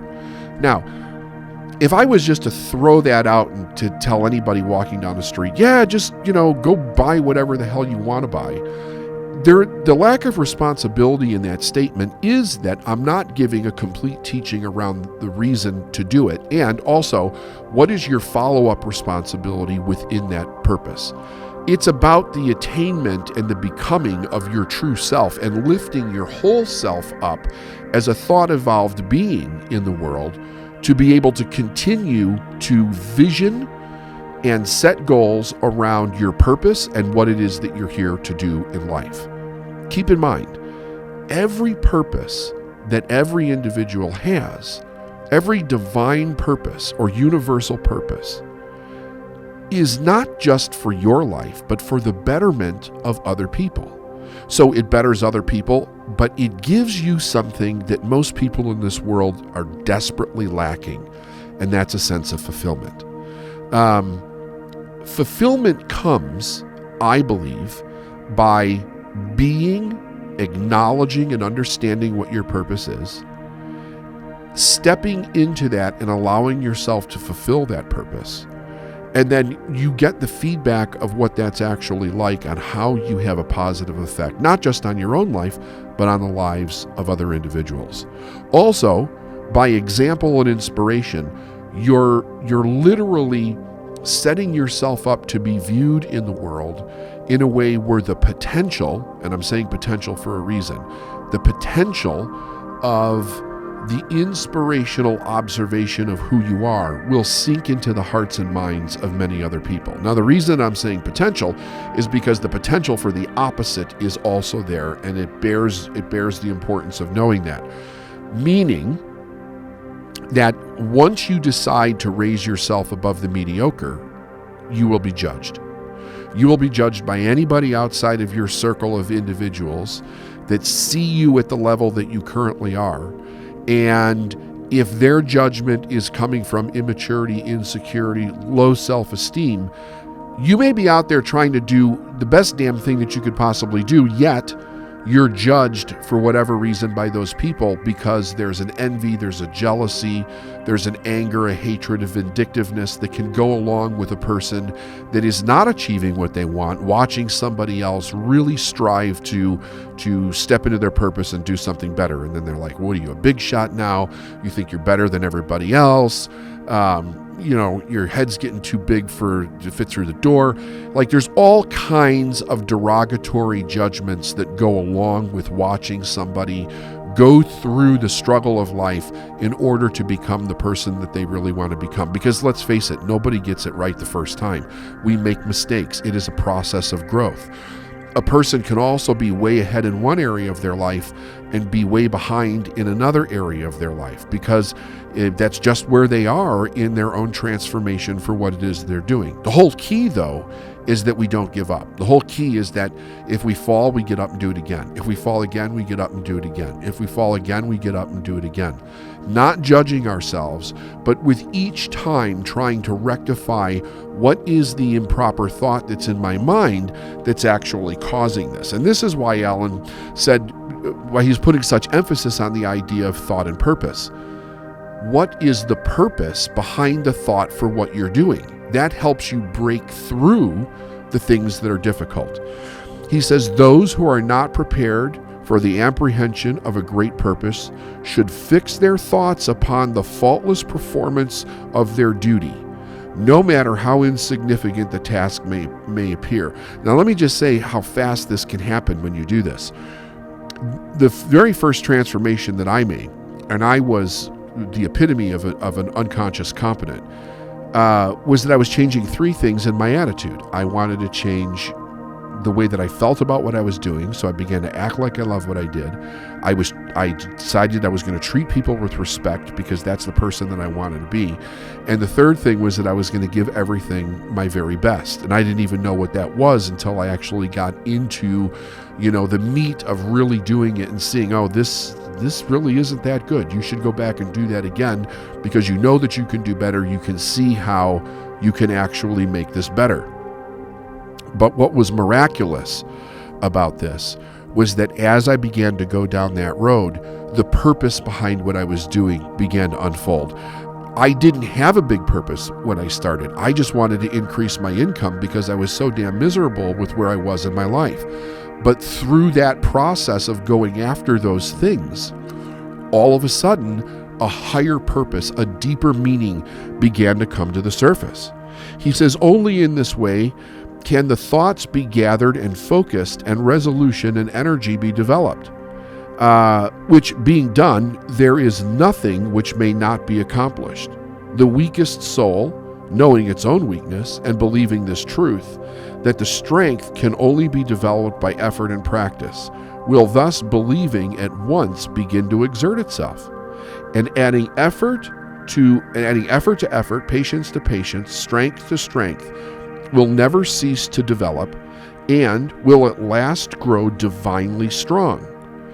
As the physically weak person can make himself strong by careful and patient training, so the man of weak thoughts can make them strong by exercising himself in right thinking. To put away aimlessness and weakness, and to begin to think with purpose, is to enter the ranks of those strong ones who only recognize failure as one of the pathways to attainment, who make all conditions serve them, and who think strongly, attempt fearlessly, and accomplish masterfully. Having conceived of his purpose, a man should mentally mark out a straight pathway to its achievement, looking neither to the right nor to the left. Doubts and fears should be rigorously excluded. They are disintegrating elements which break up the straight line of effort, rendering it crooked, ineffectual, and useless. Thoughts of doubt and fear never accomplish anything, and they never can. They always lead to failure. Purpose, energy, power to do, and all strong thoughts cease when doubt and fear creep in. I think this is an important statement to make. If you are really focused on what you're doing, where you're going in life, and you're overcoming, you've set a goal, you're disciplining yourself, you are using the thought process of your will to hold an image in your mind to the accomplishment of that, and fear and doubt creep in. Actually, the way that it works is doubt usually creeps in first. That causes us to worry. Worry causes us to go into fear. It's a whole process of using our imagination in a way that is not effective. It's very damaging. And it's damaging on a whole host of levels because it can also then, if it's persisted in, really begin to affect your self-esteem. But the moment that those come in, the mind is hijacked. And being hijacked, it starts to use its imaginative qualities to see things that you don't want to experience. And we could then, all of our being at that moment, get sucked down this rabbit hole of fear and worry and doubt. And it literally begins to sabotage the whole process of what we want. Because then it may be that fear and doubt and worry come in over something rather small that you're doing in the achievement, but then it affects the whole vision of the achievement itself. Because if the doubt, worry, and fear succeed in stopping you in the moment, what ends up happening is that you will expand that vision into the entire process and eventually contaminate or corrupt, I should say, the entire vision itself. Because then we start to think, well, no, maybe I can't do this at all. Maybe this goal's no good. Maybe this really isn't my purpose. Maybe God doesn't want me to have this. Maybe I'm not good enough. So we start feeding that dog in a way that it has great corruptibility to the overall vision and purpose of our life. It kicks you down. It kicks you down, and then when you're down, it kicks you down again. It damages the self-esteem, which is the internal image of how we see ourselves, how we think about ourselves, whether we're coming from a place of great possibility in what I can do, or am I coming from a place of I don't think that I can, I'm not good enough, nobody else thinks that I can, and it eventually gets into the rabbit hole of self-pity, which is totally destructive then at that point, because that is the disintegration on a soul level of who we actually think we are about ourselves. Not good. To put away aimlessness and weakness and to begin to think with purpose is to enter the ranks of those strong ones who only recognize failure as one of the pathways to attainment, who make all conditions serve them, and who think strongly, attempt fearlessly, and accomplish masterfully, right?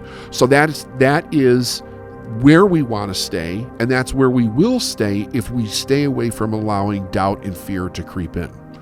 The will to do springs from the knowledge that we can do. So think about that, because he's giving you the process of thought here. So one of the biggest questions that I get is, okay, so here's something I want to do. How do I do it? How do I do it? And the truth is, nobody really knows how you do anything. We figure things out as we go. Even if something has been done over and over again, I can give you the pathway. I could say, here's how to do it, but your journey will be different. Your journey will be individualistic to yourself. So it's really important to know that if we engage in our faith that we can do something, the how to do it will spring forth from that.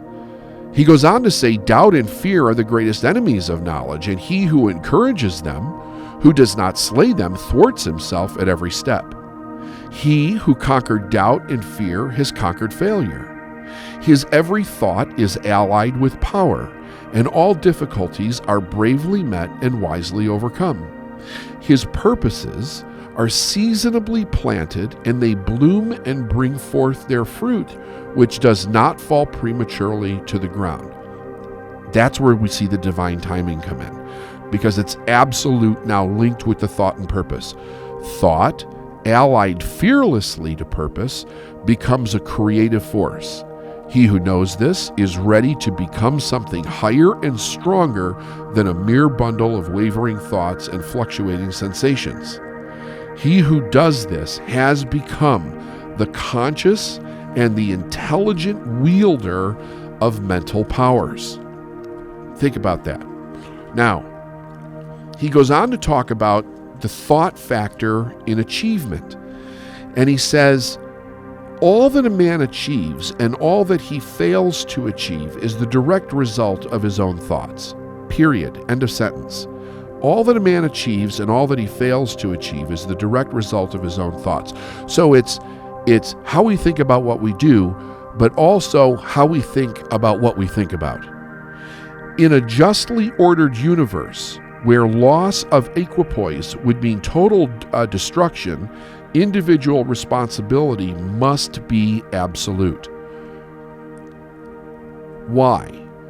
Because if I am going to understand that my success or my failure is really based on how I choose to think about things, if my thought about anything is projected onto someone else or something else, I give away the great power of responsibility over to that thing or that person. The moment that I do that, I'm done. Unless I take it back, it's over, because I step into the erroneous belief that someone else has power over my destiny. Nobody has power over your destiny. Only you have power over your destiny. If I slip and I give it to somebody else, and that will show up in the form of blame, I'm blaming another person or another thing, the power's gone. I've given it away. But I can just as easily take it back. He says, a man's weakness and strength, purity and impurity are his own, and not another man's. They are brought about by himself, and not by another. And they can only be altered by himself, not by another. His condition is also his own, and not another man's. My condition, my circumstance, how I'm experiencing something is mine, even if I have 10 people with me. If I'm on a bus and I've got, let's say, 20 people, we're all on this bus together. The bus gets in an accident, right? My experience of that accident is mine. Even though everybody else had it was in the accident also, my experience is different. It's my own. If I'm in business and something goes right or wrong, it's my experience, even if other people are in that experience with me. He says his suffering and his happiness are evolved from within. As he thinks, so he is. As he continues to think, so he remains. If we don't change the way that we think, we're never going to change the condition. We won't change the condition. And wanting other people to change is not going to change the condition. It won't. It's really important to understand that. A strong man cannot help a weaker unless the weaker is willing to be helped. And even when the weak man must become strong of himself, he must do so by his own efforts, develop the strength which he admires in another. None but himself can alter this condition. It has been usual for people to think and to say, many people are slaves because one is an oppressor. Let us hate the oppressor. Now, however, there is among an increasing few a tendency to reverse this judgment and to say this: one man is an oppressor because many are slaves. Let us despise the slaves. The truth is that the oppressor and the slave are cooperators in ignorance, and while the seemingly to affect each other, are really afflicting themselves. A perfect knowledge perceives the action of law in the weakness of the oppressed and is misapplied power of the oppressor. A perfect love, however, seeing the suffering which both states entail, condemns neither. A perfect compassion embraces both oppressor and oppressed. He who has conquered weakness and has put away all selfish thoughts, belongings neither to the oppressor nor the oppressed, he is free. A man can only rise, conquer, and achieve by uplifting his thoughts. He can only remain weak and abject by miserable by refusing to lift up his thoughts. Before a man can achieve anything, even in worldly things, he must lift his thoughts above slavish animal indulgence. Now, what is he talking about there? He's talking about just living for the feeling in the moment, right? Like when you choose to do something and you're going to go after a goal, in the moment, it may be uncomfortable. It might be uncomfortable to get out of bed early in the morning and go for a run. And in the moment, if you choose the slavish animal indulgence that he's talking about, it's like, no, I'm going to stay in bed and sleep for 20 more minutes, but then I'm running late for work, so I don't have time to go work out. It's in the moment that decision is made. He says he may not, in order to succeed, give up all animality and selfishness by any means, but a portion of it must at least be sacrificed. And a man whose first thought is bestial indulgence could neither think clearly nor plan methodically. He could not find and develop his latent resources, and he would fail in any undertaking. Not having commenced manfully to control his thoughts, he is not in a position to control affairs and adopt serious responsibilities. He is not fit to act independently and stand alone, but he is limited only by the thoughts which he chooses.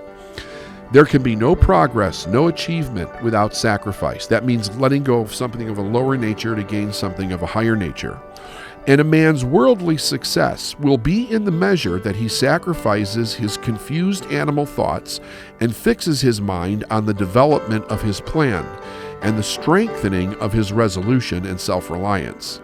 And the higher he lifts his thoughts, The more manly, upright, and righteous he becomes, the greater will be his success. The more blessed and enduring will be his achievements. That is fantastic. So listen to this a few times. Get that desire right in your heart, see the image of what you want, and see how this lesson will help you get there. How do we go into our psychology and begin to understand what's not working correctly in order to change it? Because it's not just about changing your thinking. I mean, it is changing your thinking, but what's underlying in your thinking that actually needs to be worked on in order to master this? Here we have our intellectual factors. Now, these are the abilities that our intellect has that most people are never really taught. Like, you've heard these words before, but people don't realize this is what makes up the intellect. These are the faculties that we have in our intellect that if we work on them, if we strengthen them, if we train them, they serve us in a very, very good way because they allow us to handle problems, they allow us to handle uncertainty, they allow us to take, I believe, the dream and the purpose that every person has in life, go out and live it, create it, actually literally create it in our life. But you have to understand how they're working. Because even though we have them, if you've never really worked on them before, if you've never really focused and said, okay, let me work, like, for number one, perception. Let me understand what perception is, let me understand what it does, how it works, and let me understand how to work on it so it's working for me the best way that it can. Then what's happening is your subconscious mind is constantly telling your conscious mind how to perceive your world. And that's based on beliefs that somebody else gave you. Now, if those beliefs were absolute, you would not have everybody having different experiences in the world. And the different experiences that other people have in the world are not based on anything that's magical. It's not based on anything that's special about them that you don't have. Yeah, it's true, people have different purposes, people have different talents, but everybody is talented in something. Everybody has a purpose for something. Everybody has the ability to feel a dream in their heart, see it in their mind, and create it in our life. Why? Because we're creative beings. We have, one of our faculties is imagination. That is the creative faculty in our intellect. If we understand how to use it, we're literally downloading information from the universe. Like when you have a dream about something, when you build an image in your mind, where do you think it came from? It came from the knowledge that's in the universe. All the knowledge that ever was or ever will be is 100% present in all places at the same time. It's already here. So everything that human beings create in the physical, everything that we manifest, this whiteboard, this marker, the cameras that are viewing me right, like everything that's in front of you right now, that's been created by human beings, where did the knowledge come to create those things? It came from the universe. Well, how did it come from the universe? It came into a person's mind as an idea, and the person used their imagination in the right way, and along with their other faculties, to then manifest that image from the non-physical to the physical. Everybody's creating their life, but most people don't realize that they're creating it. Most people think that we've showed up in this life and we're experiencing everything that we're experiencing, and we really don't have the ability to change much. So what we're doing is we're just reacting based on information that other people gave us to tell us how to react to these things in our life. And when things go wrong, we don't understand why they went wrong. And very often we're looking at the things that have gone wrong and we're saying, what's wrong with me that this has gone wrong? And then you hear all the different superstitions that people put on those ideas. Like, I always have bad luck, or it's just not for me. My life's just full of trouble. Everybody in my life experiences this. I'm not as good as somebody that has things better. Like, you have to ask yourself, what is the language that runs around in your mind when you have an issue, especially if you have an issue that happens over and over again? Because it's a real good indicator of what your belief around that issue is. But understand, somebody else gave you that belief. It's not yours. You didn't create it. Somebody else gave it to you. And that's the way that you only think that you can think about something, because that's the way that you're actually experiencing it. So that would be the incorrect use of your perception. Because your perception is seeing something based on how your subconscious mind is seeing it, which is based on the beliefs and the values that somebody else gave you, the meanings that somebody gave you about something specific in your life. So if we're looking at success,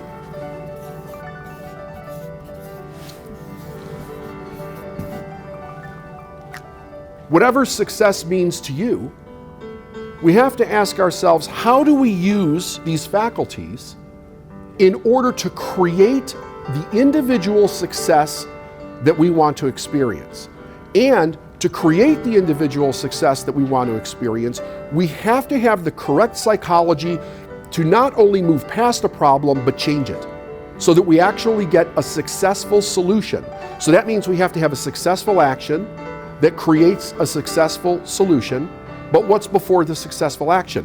It's successfully using these faculties in a way that allows us to get to the answer, to get to the successful answer, to be able to evaluate it in a different way than the problem's actually presenting itself in our life. So let's look at these. Perception. Let's take perception. Perception is the way that we see something and understand it, but it's also the way we see something and understand it based on the information that we've been taught about it our whole life. Now, this is really interesting, because if that's the information and most people see these things the same way, especially if it's the people that we've surrounded ourselves with, we don't really see how our perception of it is going to change anything. So what do we need to learn to be able to change our perception? So we have to understand that our perception is being controlled by beliefs. And if we want to change it, we have to understand the truth to change the perception. Because most of the beliefs that we have, like I said before, are rooted in the idea of safety. And they're rooted in the idea of certainty. And they're rooted in the idea of not having too many mistakes in our life.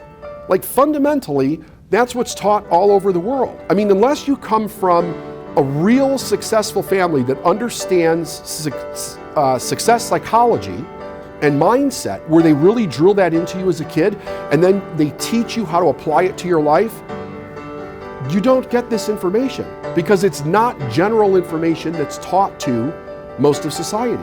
That's why most of society struggles, because they never get this information. And the values and the beliefs that they have contradict this information so much because it seems like a risk. And then, of course, we make it wrong. We make rich people wrong. We make any kind of idea of going after what you want selfish, and then you're supposed to be ashamed of that, or you're raised with shame and guilt. There's so many pieces that are going on in our subconscious mind that prevent us from using our perception in a way to actually see the good in what we want to do. It almost is like you shut down and you can't get there. In order to change it, you have to have a really deep desire to want a different result in your life, whatever that result is. Because if you don't have that desire, you're not going to push through the psychology that you were given in order to move to one that actually sets you free. In order to do that, we need a new foundation. That's truth. Now, tomorrow, what I'm going to be talking about are the laws that govern this truth. That's the whole thing I'm going to be discussing tomorrow. The laws that govern that truth, that allow you to change your perception so that you can see something completely different than you're currently seeing. And here's the damnedest thing about perception. You have two people. Let's say you have one person who's rooted in safety, the other one who's rooted in success. They'll look at the same thing at the same time. They could be in the same space. They'll see things completely different. One person will see risk and everything that can go wrong and all the consequences of making that mistake in their life. The other person will see opportunity and all of the wins that can happen with the exact same opportunity. Problems are the same way. One of the things that we're experiencing right now, well, we're not experiencing, but what a lot of people are experiencing, is the idea that business is slow or stopping in some way because of the government shutdown around businesses and individuals and stuff. So they think that they can't move their business forward. They think that they can't ask other people for money and like to make a sale with their business. That's the perception that they're using right now. So the consequence of that for them is that they stop. They don't move forward because they've convinced themselves that they can't.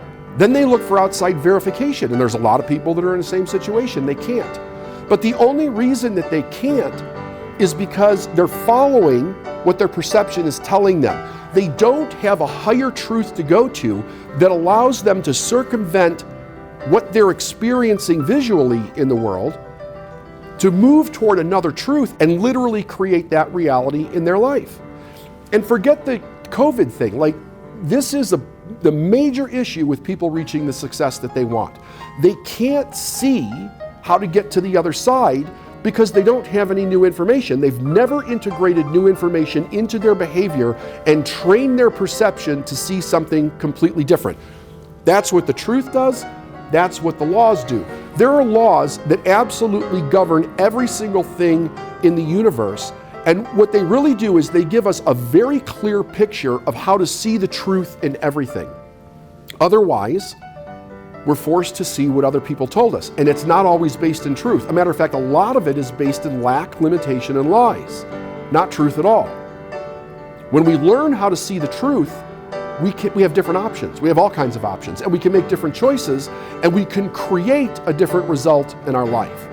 This is the major fundamental difference between someone who has repeated success in their life and a person who has repeated problems in their life. They see two totally different things in their reality, and it gives them the ability to make different choices. And when you have the ability to make different choices, you create a different reality. And here's the damnedest thing about it. What you want is very close to you. It's very close to you. Now, how do we know it's very close to you? Because you're experiencing the opposite problem of what you say you want. You're experiencing the thing that's telling you can't have the thing that you want. That's the opposite side of the solution. That means both things must exist at the same time in the same place. And one of the things that we have to do is get past our ego at this point. Because the ego says, hey, listen, I'm educated, right? I'm a smart person. Don't tell me that this exists. I can't see it. It's not my experience. You don't understand. I have all the evidence of this problem in my life. I have bills. I have debt. I have people knocking on the door that want to take the house. I have to lay people off. Like, I have all the evidence of problems in my life. I get that. That's very true. And that is your reality. It does not mean that there's not another reality that exists at the same time, but your perception won't allow you to see it. Because you're fighting to stay in the same place. And even though we say we want something, if we don't understand that our subconscious mind will override that thought, if we don't know how to override the subconscious mind wins every time. The subconscious mind is habitual. It's extremely powerful. So you have to understand the information, and you have to understand the tools to be able to override it in your life so that you can get a different result. Everything is here at the same time. The problem and the solution, the sickness and the health, the poverty and the wealth, the block and the opportunity. It's all here at the same time in the same place. Tomorrow we're going to discuss the laws that govern truth so you can change perception. Reason. Reason is our ability to think. It's also our ability to choose, which is so important. It's so very important. Because a lot of people think that they're actually making conscious choices in their life, and they're really not. They're having a reaction. Life is basically a reaction for most people. They go through life as a big, giant reaction. And they're reacting to things that are happening every day. They're reacting based on knowledge that they've gained all their life, experiences around that knowledge that verified that knowledge is true for them, and all they do is they keep reacting to it. They never really understand what it is to think. If we're really going to think constructively, if we're really going to engage reason, and we're really going to engage our ability to choose, we have to understand what we're choosing.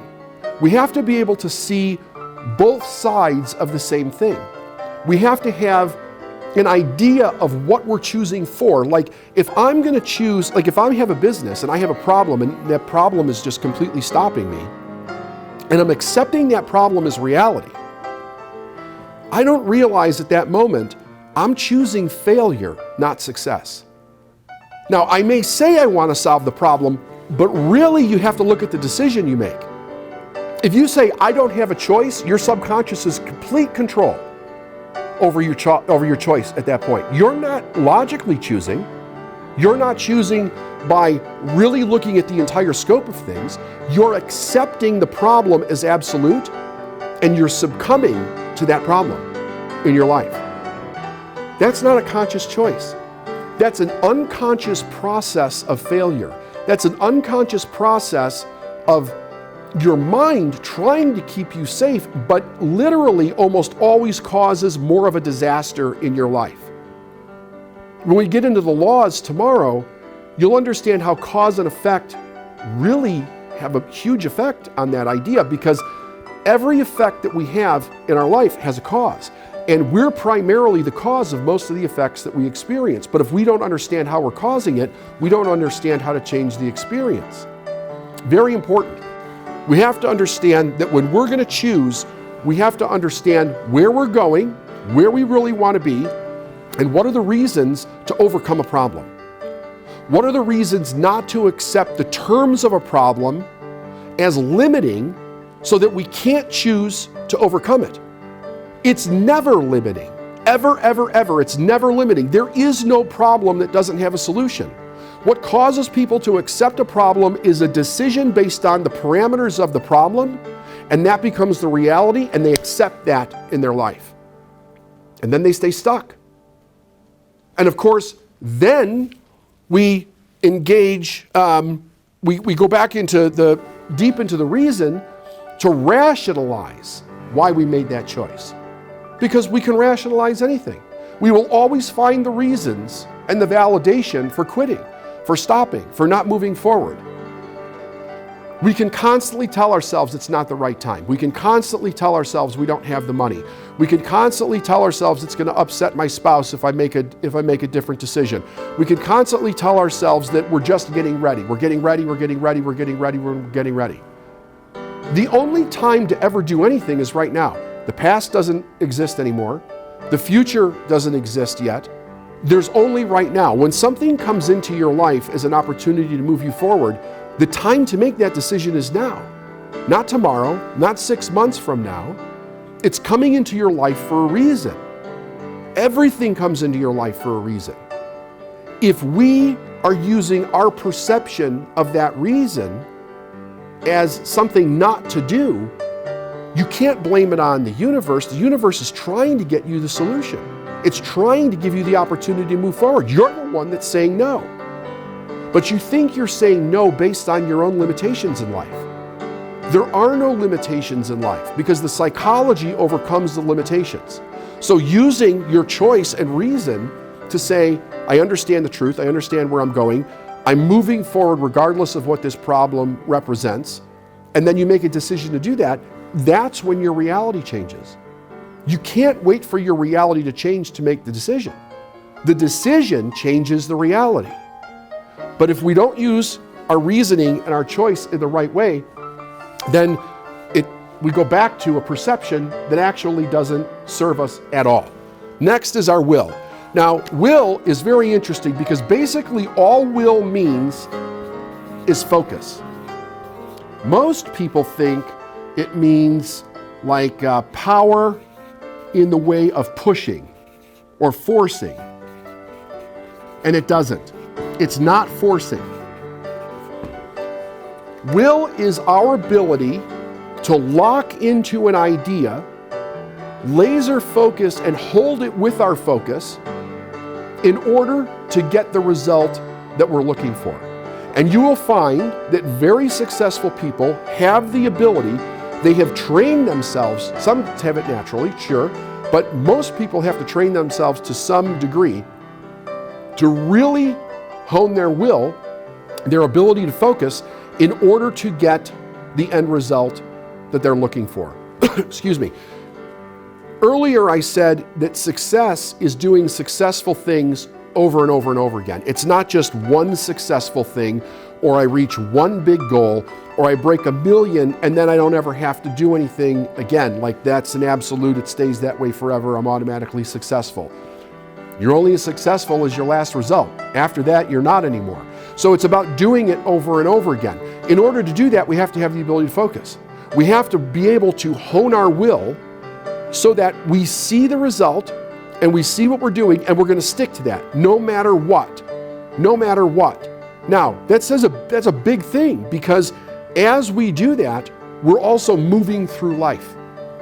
So it goes back up to these work in conjunction, as they all work in conjunction, but it works back in conjunction with your ability to choose. Because if I am going to focus my will on a very specific direction, then I'm also simultaneously saying, I'm not going to allow anything to interfere with that decision. I'm not going to allow anything to interfere with that direction. How do we begin to increase our ability to use our will? Well, you won't do it if you don't have the first two solved in your mind. Like if you don't have a logical reason to change these first two, you won't use the second. But let's assume that you get there and it's time to work on the second. There's two main things that are very important about the will. One of them is that you have to work on focusing. If you have a difficult time focusing on something, you have to work on it. That means you have to set time aside to consciously focus on something, and you build it like a muscle. And it will build. It will actually get stronger if you do it. However, here's something that I think is more important, that I think a lot of people really never consider or give themselves an opportunity to experience. I have never felt, and I know that there's a lot of people out there that disagree, but just hear me out on what I'm going to say and you see if this makes any sense to you whatsoever. When I was a kid, I could not get myself to do schoolwork. Like here and there, whatever, but I was basically a CDF student most of my life, and then I quit high school when I was 17.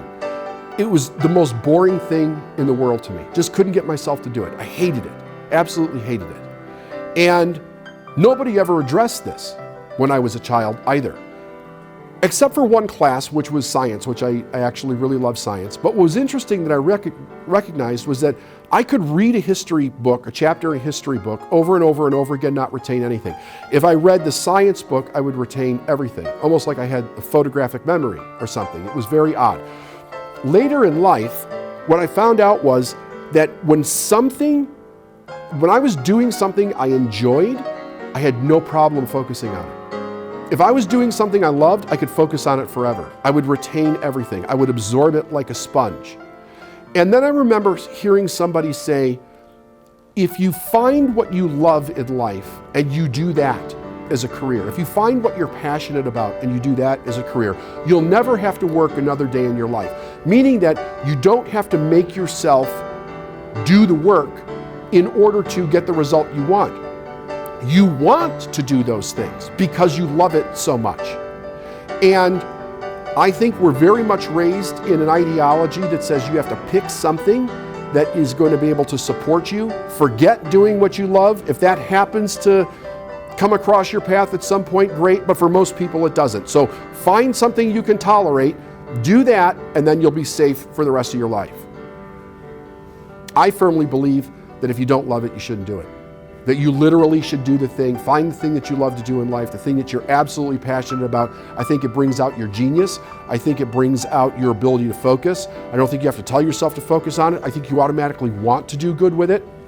And it gives you the desire to want to break through problems because you're so intimately connected with the thing that you're doing and the result that you're going for, that internal energy that a person does need to overcome the obstacles in their life is already there because you love something so much. Now, the downside to this is that a person can not understand this, start doing something that they really love, but they have hit so many obstacles and they have failed so many times that those failures and obstacles and the internalizing of the emotions around those has really dampened their love and their enthusiasm for something that they want to do. So it's not to the surface, and they kind of feel like they have to make themselves do things all the time, and they're building the idea that they don't actually love what it is that they're doing.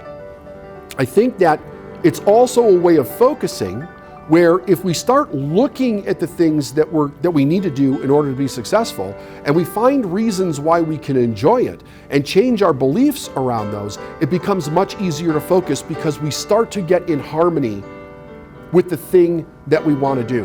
The great author Thomas Troward wrote in the Edinburgh-Dory lectures on mental science, he said, get into the spirit of the thing.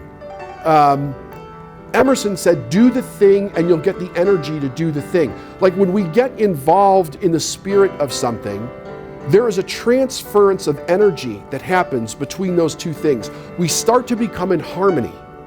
And the harmony of that is growth, because that is like the modus operandi of the entire universe. It is constant growth. It is life ever moving forward. And when we do something where we're in that harmony of that life, we start to get and transfer the energy of that between us and the thing, or between us and the person.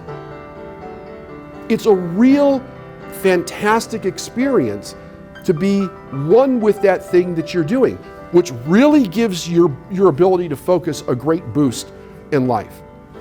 Either way, how long you can focus on the end solution really determines whether or not you're actually going to get it. Because if you don't focus on it, what happens with most people? They have a problem, they don't like the consequence of the problem, or they have a challenge that they have to do some personal growth to overcome the challenge, and they get distracted because they're off looking for something else to do that doesn't constantly suggest that there's this problem in their life. So many people that start businesses, that have businesses, refuse to focus on the things that are going to get them results because they're distracted by other bright, shiny things in their life that are easier for them.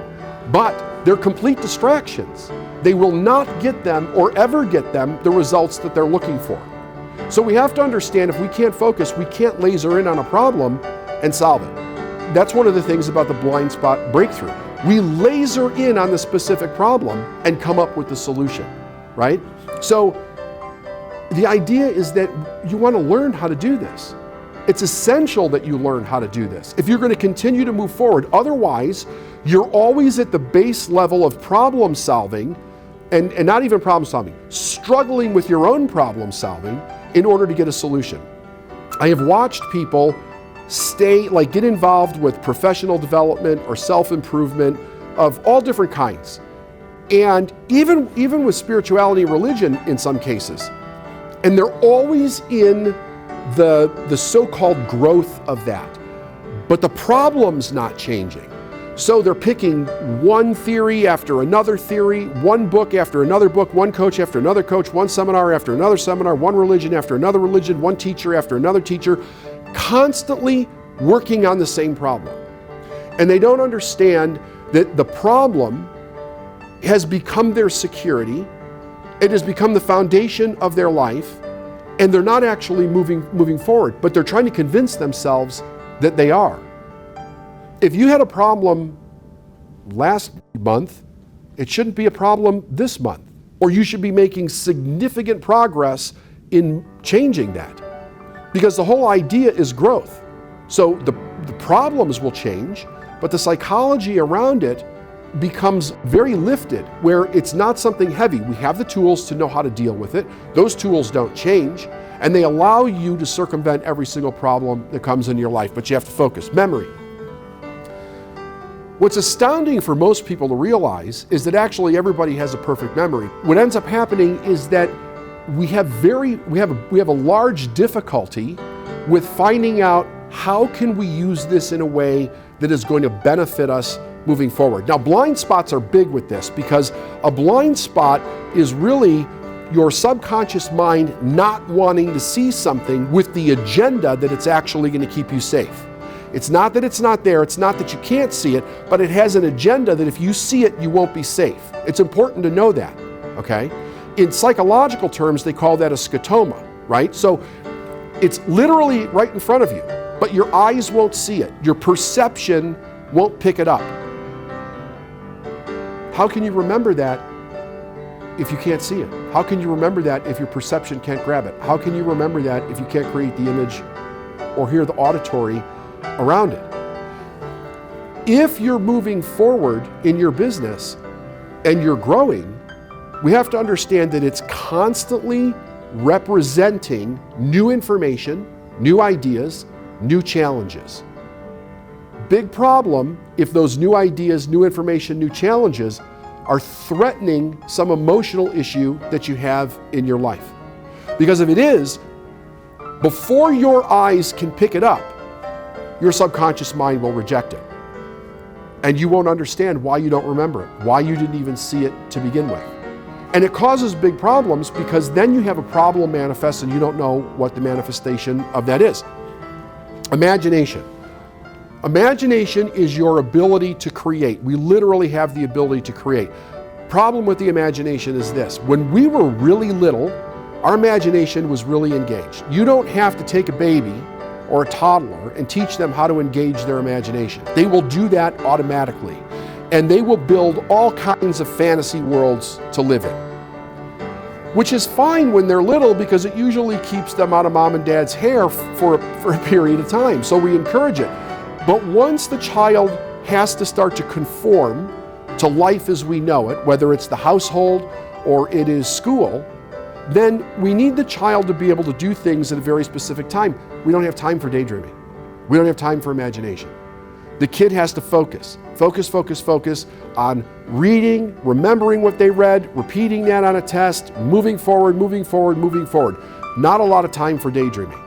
And at some point, it's really discouraged in a big way. It's actually looked at as child's play.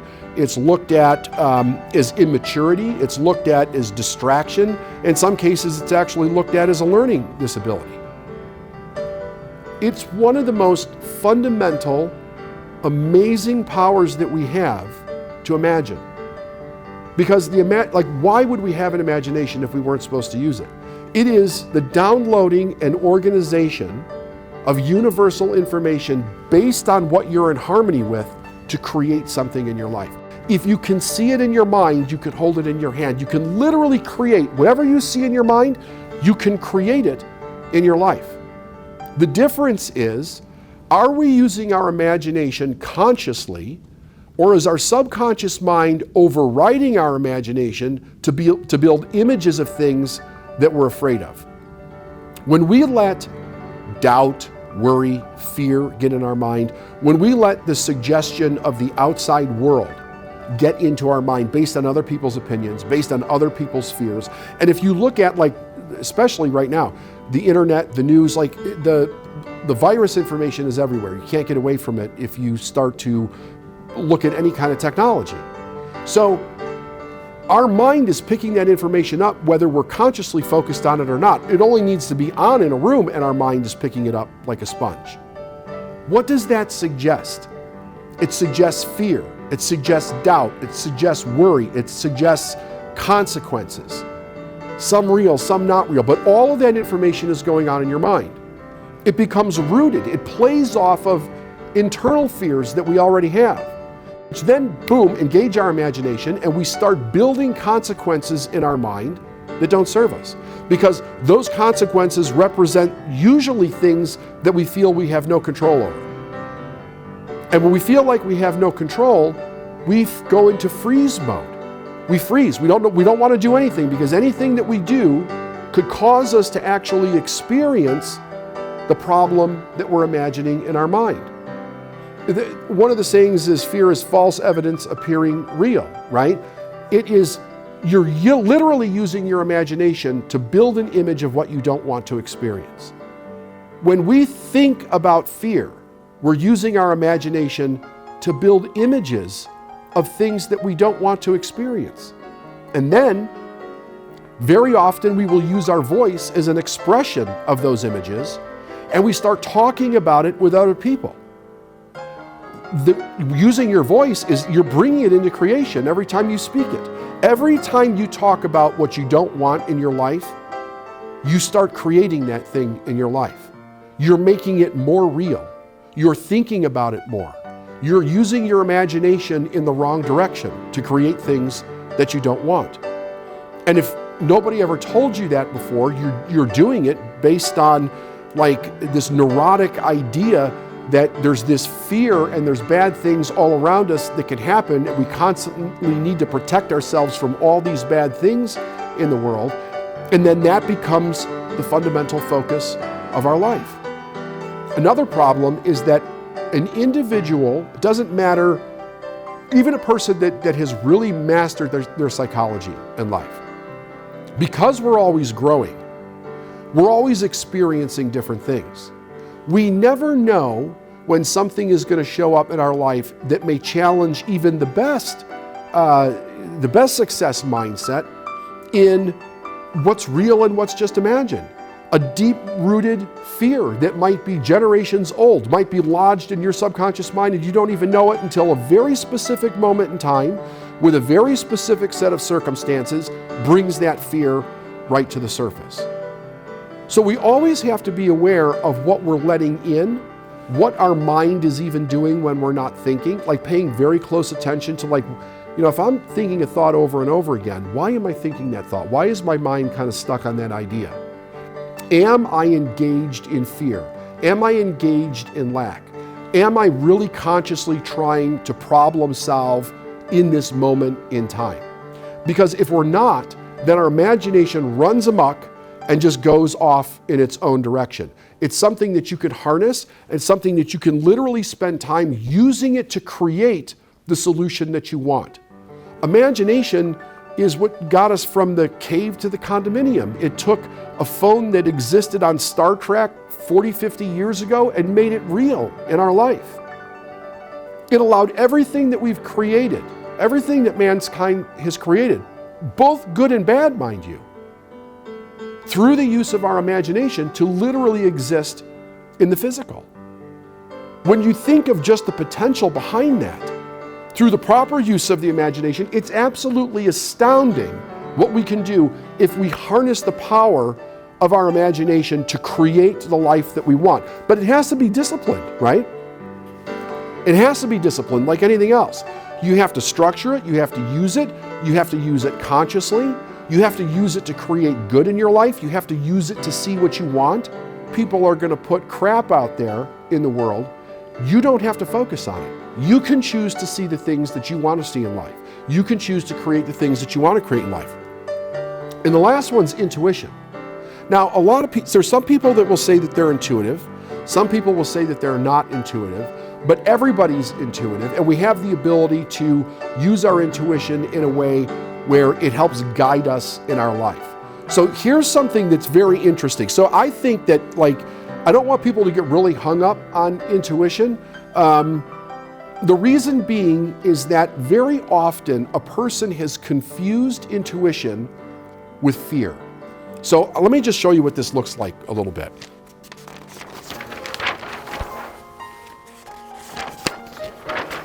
I remember one time when I was first learning about this, I had asked my mentor, I said, because he was teaching this, and I said, how do you know the difference between intuition and fear? And I thought he was going to give me this explanation to be able to tell a difference. And his response was experience. Experience. Here's the key to this. The key is that you have to trust it and test it in order to get to know it. If you don't do that, if you just make absolute decisions based on whatever you're experiencing, you never really know whether it's fear or if it's intuition. So, intuition is this energetic ability for our body to pick up information that we generally can't see. And I think everybody has experienced this from time to time. For whatever reason, you know that you know something. And then you find out you're 100% correct. You know that you know. That's your intuition talking to you. But you also have this other side of your personality of your body that can pick up things that is fear-based. I think that there's a big difference because you have a program that picks up fear and you have a program of your intuition. One tells you what not to do and one tells you what to do. Very often we get these confused. We get them confused. And often there's people that think that they're the exact same thing. I don't happen to think they're the exact same thing. And the reason for this is that there's a spiritual philosophy that spirit always tells you the direction to go, not the direction not to go. And there's a big difference. There's a big difference. Fear will tell you what not to do. Now, that doesn't mean that it's bad. That does not mean that it's bad. Fear can save your life, right? It is the ancient part of ourselves to keep us alive. When fear overrides all your decision making in life, when it overrides the direction that you ultimately want to go in your life, when it overrides the things that you need to do to get there, then it's a problem. But the rudiment of fear itself is not bad at all. It's part of an existence that keeps everything, moving from, getting eaten, that type of thing. Fear tells you what not to do. Intuition tells you what to do. Spirit is always flowing to and through you. You can call it energy. It doesn't matter to me what you call it. It's always moving to and through you. And you have to understand it's without form. It has no form, but it has direction. Okay? Everything that energy or spirit moves through, it has to succumb to the thing that it's moving through, and it becomes the form of whatever it is that it moves through. So like through a physical body, what gives that energy form? Your DNA does. It tells the energy what to turn into. But it's the same energy that's flowing through this whiteboard or flowing through this building or whatever. Whatever structure it flows through is what it becomes. But it has the modus operandi of it is growth. It always becomes the thing. It always grows the thing. It doesn't matter if it's good or bad. It doesn't matter if it's right or wrong. It cannot decide what to turn it into. The thing decides what it turns into, okay? So as it flows into our consciousness, it's without form. We either have fear creating the image, or we have our intuition creating the image. Now this is for the intuitive faculty now, okay? So we have to pay attention to what is that energy feeling telling me to do? What is it telling me to do? Is it saying don't do this, or is it saying do this? Because this is how you learn which one it actually is. And I think it's very important over time to be able to cultivate that faculty and really be able to trust it, really be able to use it. But a person needs to work on this. Now, the great thing about the intuitive faculty is that you don't have to have that highly formed to be successful. You don't. There's people that refuse to use it that I know that are extremely successful. They will not go on their gut. They will not go after a gut instinct at all.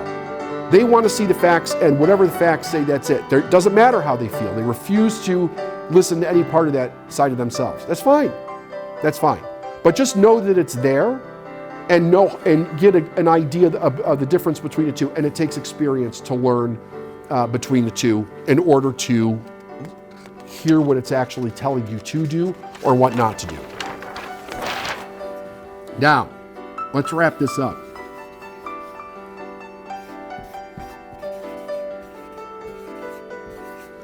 To master your psychology, the idea is that we first have to have an image or an idea in our mind of where we're going. Where do you want to go in your life and your business? Do you realize that you have the ability to create it however you desire to create it? Not what the world or other people dictate.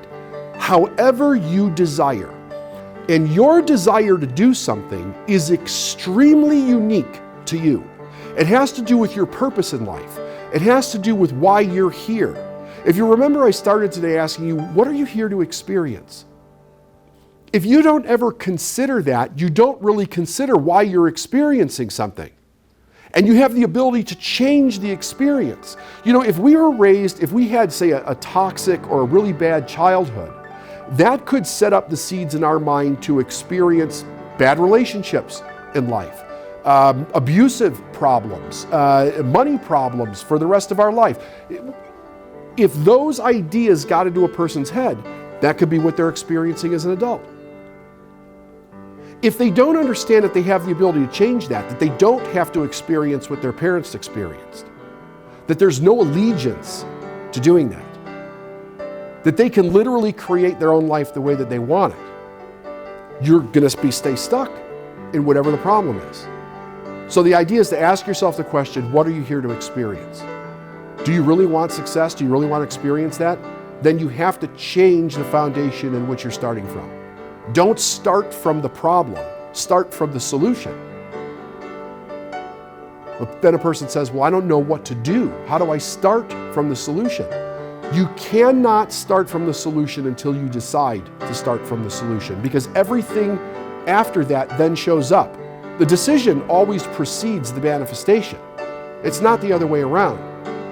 So understand that the power to create an opportunity, the power to overcome an obstacle, the power to create the resources such as money in your life, the power to create how you manage time in your life, that major resource that we all have the same amount of, it's based on the decisions that you make. But you're not going to create the decision that you want without creating the image that you want. The image needs to be in harmony with your desire. What is your desire for the creation in your life? What is that desire? What do you want? When we get done with this today, really sit down and ask yourself, what do I want? Forget the problems that we're having. Forget it. Don't come from the problem. Start with the solution. Start with the dream. Start with the image. Because if you only start with the problem, you're always coming from this base idea of what needs to be there to validate you. And that's the problem. That's why people experience the same problems over and over again. It validates how they view the world. It validates how they make decisions. It validates whether they're taking action on their dream or they're tolerating a life that they don't want. We have to get rid of the problem from a decision-making perspective. Now, does that make the problem go away? No, it doesn't, but you're not going to make a decision based on the problem. You're going to make a decision based on where you want to go. That is a winning psychology. A winning psychology doesn't see the problem as anything other than something that's there. It sees where it's going. When I see where I'm going and I take action where I'm going, the problems will take care of themselves. Meaning that all the solutions show up. Because I'm not giving the energy to the problem, I'm giving the energy to the direction that I want to go. That means all the resources will be there. The people will be there. The opportunities will be there. The knowledge will be there. Everything that I need will begin to show up when I make that decision. What do you desire for your life? Even to change your psychology, there has to be a reason to put the work in to do it. And if you don't have a good enough reason, you won't. And I'll tell you this, wanting success is not a good enough reason. The thing that you want in life needs to become a magnificent obsession. And of course, life should be a magnificent obsession. Something that we absolutely love to take part in and live to the fullest. And when we start to get that clear, mastering our psychology actually becomes a pretty easy thing to do because we want to do it. See, all of this needs to be something that you want to do, not something that you have to do. If you come from the place of I have to do it, very few people will ever do it. Move your psychology first to I want to do it. I want to live the image that I see in my mind, that nobody can take away from me, that is my responsibility to hold, my responsibility to cherish, and follow that with all the energy that you have. It's one of the most powerful things that I've ever read when it comes to awareness. Really waking up to what our potential is and what we can do. I cannot tell you how passionate I am about this paragraph that I'm going to read to you, and then we're going to go into the steps. He says, true desire represents the urge of life, seeking a fuller expression, and is kept alive by the continuous expectation of its fulfillment. It brings to us the ways and means for its manifestations. The principle explains, no desire is felt until the supply is ready to appear. No mind can be conscious of a need or a desire unless the possibility of its fulfillment already exists. Now, what does this mean? I'm going to break this down because it's when you understand this, it can change everything in your life. First, let's talk about the power of understanding. So I'm going to give you something that the great Genevieve Behrend wrote in her book, Your Invisible Power. She says, when your understanding grasps the power to visualize your heart's desire and hold it with your will, it attracts to you all things requisite for the fulfillment of that picture by the harmonious vibration of the law of attraction. You realize that since order is heaven's first law and visualization places things in their natural order, then it must be a heavenly thing to visualize. So where does this start? It's starting with the recognition and the acknowledgement of our heart's desire. I believe our heart's desire is likened to the instinct of an animal. It is likened to internal guidance. It is our spiritual DNA. Now, if you're not a spiritual person, that's fine. You don't have to use that word. Use instinct, okay? It's human instinct. It is the thing that's inside of us that is causing us to be pulled toward the thing that we want to be, do, and have in our life. Desire, okay? There was I don't remember where this came from. Somebody asked me about this the other day, a matter of fact, because I can't find it in current etymology on the word. But at one point, I was taught that the desire, desire, means of the Father. I have found where it says of the stars, meaning like the celestial stars. But there is something in Old Latin somewhere where desire, there's an interpretation means of the Father. So when we think of desire, think of it from the aspect of this is of the higher self. Your desire, not fleeting wants and wishes, but the true desire of your heart is from the higher self. It is your higher self communicating to your consciousness that which you want to be, do, and have to lead you on the path for everything that you could possibly want in your life. Now, let's go back to what Genevieve said. She said, when your understanding, what's our understanding? Our understanding is the use of our intellectual factors to really use our sense of reason to be able to conceptualize what our desire could actually be. I did a podcast on the idea of making success real in your life, and I believe that we use our understanding to help make this real in our life so that it can be something that is tangible in quality. We literally believe we can go after it. We can do it. We can be it. We can have it. We can manifest anything that we see in our mind in our life. Very important. So, what is that? That's understanding. Understanding of this concept raises our awareness that the higher side of ourself is constantly seeking fuller expression with and through who we are as a person to manifest in our life, as our life, but also as the thing that we're really brought here to do, which like for humanity, this gives great hope. People, every person has a specific purpose, I believe, a thing that they're uniquely gifted to be able to do. It doesn't mean that they have it in full form, right? Just like a person who's a master musician or something, they don't have that in full form once they first have the fingers touch the piano or play the guitar or the violin. It takes work to really unify that within the individual. But the seeds of that are there for every single individual. And we start to recognize those seeds by desire. Now, this is where Halliwell came in and was giving us, the way that he wrote this really helps us get to the understanding that when we feel the desire, the thing that we desire not only is already here in our life, but it is ready to come into our awareness. He says true desire,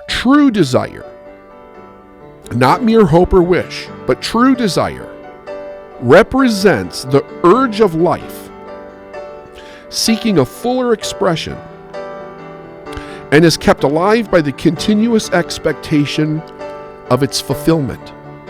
Now, it gives us some real clues here that are very important. True desire, the thing that you constantly think about, that you want to be, do, or have.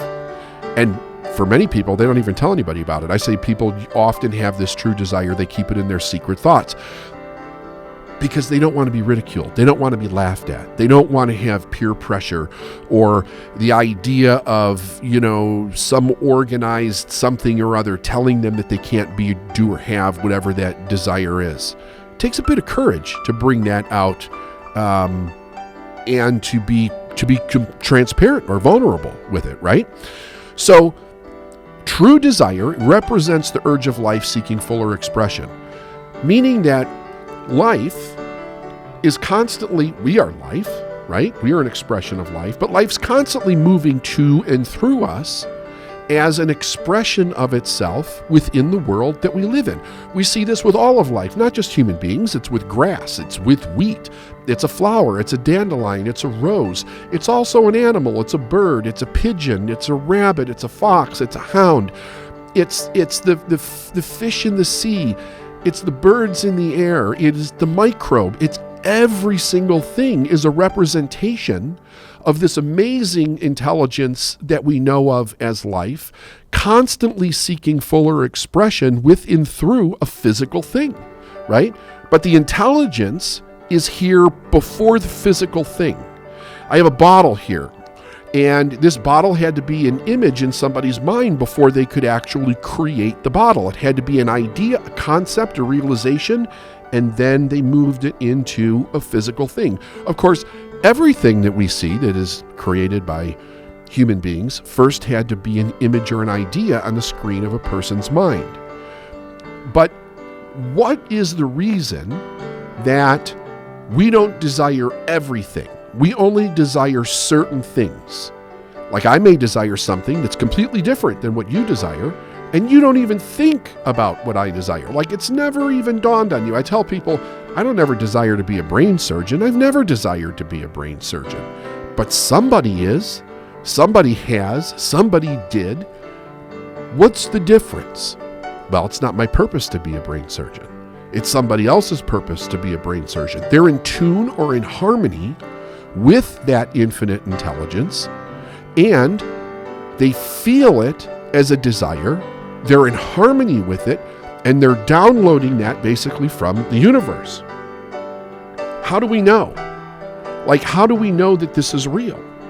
He says this: no desire is felt until the supply is ready to appear. No desire is felt until the supply is ready to appear. What does that mean? It means that the desire itself is speaking to us. It's telling us something very important. It's saying something wants to be created, conceived, and birthed through us. That's what it's telling us. And of course, when we recognize it, we're often in a battle of our mind, whether it's something that we want to be, do, or have, or if there's a voice in our head that says that we can't, because so many people are raised with the idea that they can't be the thing that they want to be. And then, of course, society, life, people will bring in all the evidence that that's real, when the only evidence that they have that they can is the initial desire that they actually feel. Even if you look at somebody else who's done something, that's not evidence that you can do it. It's evidence that it can be done, but it's not evidence that you can do it. The evidence that we can do it is the desire to do it. We would never desire something that we can't do. And that's where he goes on and he says, no mind can be conscious of a need or a desire until the possibility of its fulfillment exists. Unless the possibility of its fulfillment exists. No mind can be conscious of it. So once I become conscious that I have this desire, the possibility of that to manifest in my life is readily available. It's here. It's here right now. It's very, very close to me. How do I do it? How do I manifest it? That's where we're going to get into the 6 steps. How do I bring in this thing that I desire so that I can actually be this in my life? Okay. What did I do? I lost my page here, I think. All right, here we go. The first step is to formulate our desire to see it clearly in our mind. To formulate our desire to see it clearly in our mind. Now, here's a word of caution with these 6 steps. It's possible that the image that we create in our mind that's based on the desire that we feel is off. Like there's something wrong with the image. Now, why is this important to know? Because it requires a certain amount of stick-to-itiveness, persistence to be able to manifest this in our life. Also knowing that all we ever really do in our life is manifest. Our life is a product of the manifestation that we're creating within ourselves, whether that's pre-programmed from our childhood or it's something new that we choose to re-educate ourselves with, invigorate ourselves with, be enthusiastic with, and create something entirely different that we've never created before. However, if you think about Thomas Edison when he created the light bulb, when he invented the light bulb, you have to understand something very important. There was no light bulbs before he invented it. There were none. We had gas lamps, we had candles, we had that kind of thing, right? So he had to build an image in his mind of what this incandescent light actually looked like. And the story goes that it took 10,000 tries before he actually got the thing right. Now, I don't know if that's 100% true that it took 10,000, but let's say it took 100. Let's say it took 10, okay? The problem is this. The image that he had in his mind about how to create it was off. Something was off about it. Now, why would that be? Well, because there's a lot of unknown there. Like, there's a tremendous amount of unknown. Nobody had ever created a light bulb before. It was totally unknown. So he had to think scientifically about how could this possibly work, and then he had to test it to see if it would. The key here is that he never gave up. He just altered the image slightly to bring it into a better focus to be able to create what he wanted. So that's the caution. The caution is that the first time you try this, if it doesn't work, don't give up. Ask yourself, is the image correct? Without changing the desire. We don't change the desire, okay? We just might change the image a little bit. We bring it into more focus, a little bit more clarity. Now, I'm going to bounce back and forth here quite a bit, probably. And it's important because it brings in different levels of understanding. So back to Genevieve Behrend. What did she say? When your understanding grasps the power to visualize your heart's desire and holds it with your will. When your understanding, we keep coming back to this word, understanding, understanding, understanding. Understanding is that if I have the desire, I can manifest it in my life. I just may need to change the way that I actually see it. Now, number 2, the second step is to impress it with deep feeling upon the subconscious mind, to see ourselves accomplishing that thing. So when we do this, there's an important point about this that many people actually get wrong. If I tell you visualize yourself already successful in the thing that you want to be, do, or have, very often a person will see themselves as if they were observing themselves being successful. If you wanted a house, and I said visualize yourself with the house, if you're standing on the street visualizing yourself with the house, it's disconnected from you. The idea is that you visualize the success that you want, whatever you want to manifest, in the first person, as if you're in it, observing outward. That's the whole key to this visualization. Now, once you build this image in your mind, we're talking about impressing it on the subconscious mind, because the subconscious mind is what then continually works on creating this thing in your life. Anything that goes in the subconscious mind has to be manifest with and through the physical body.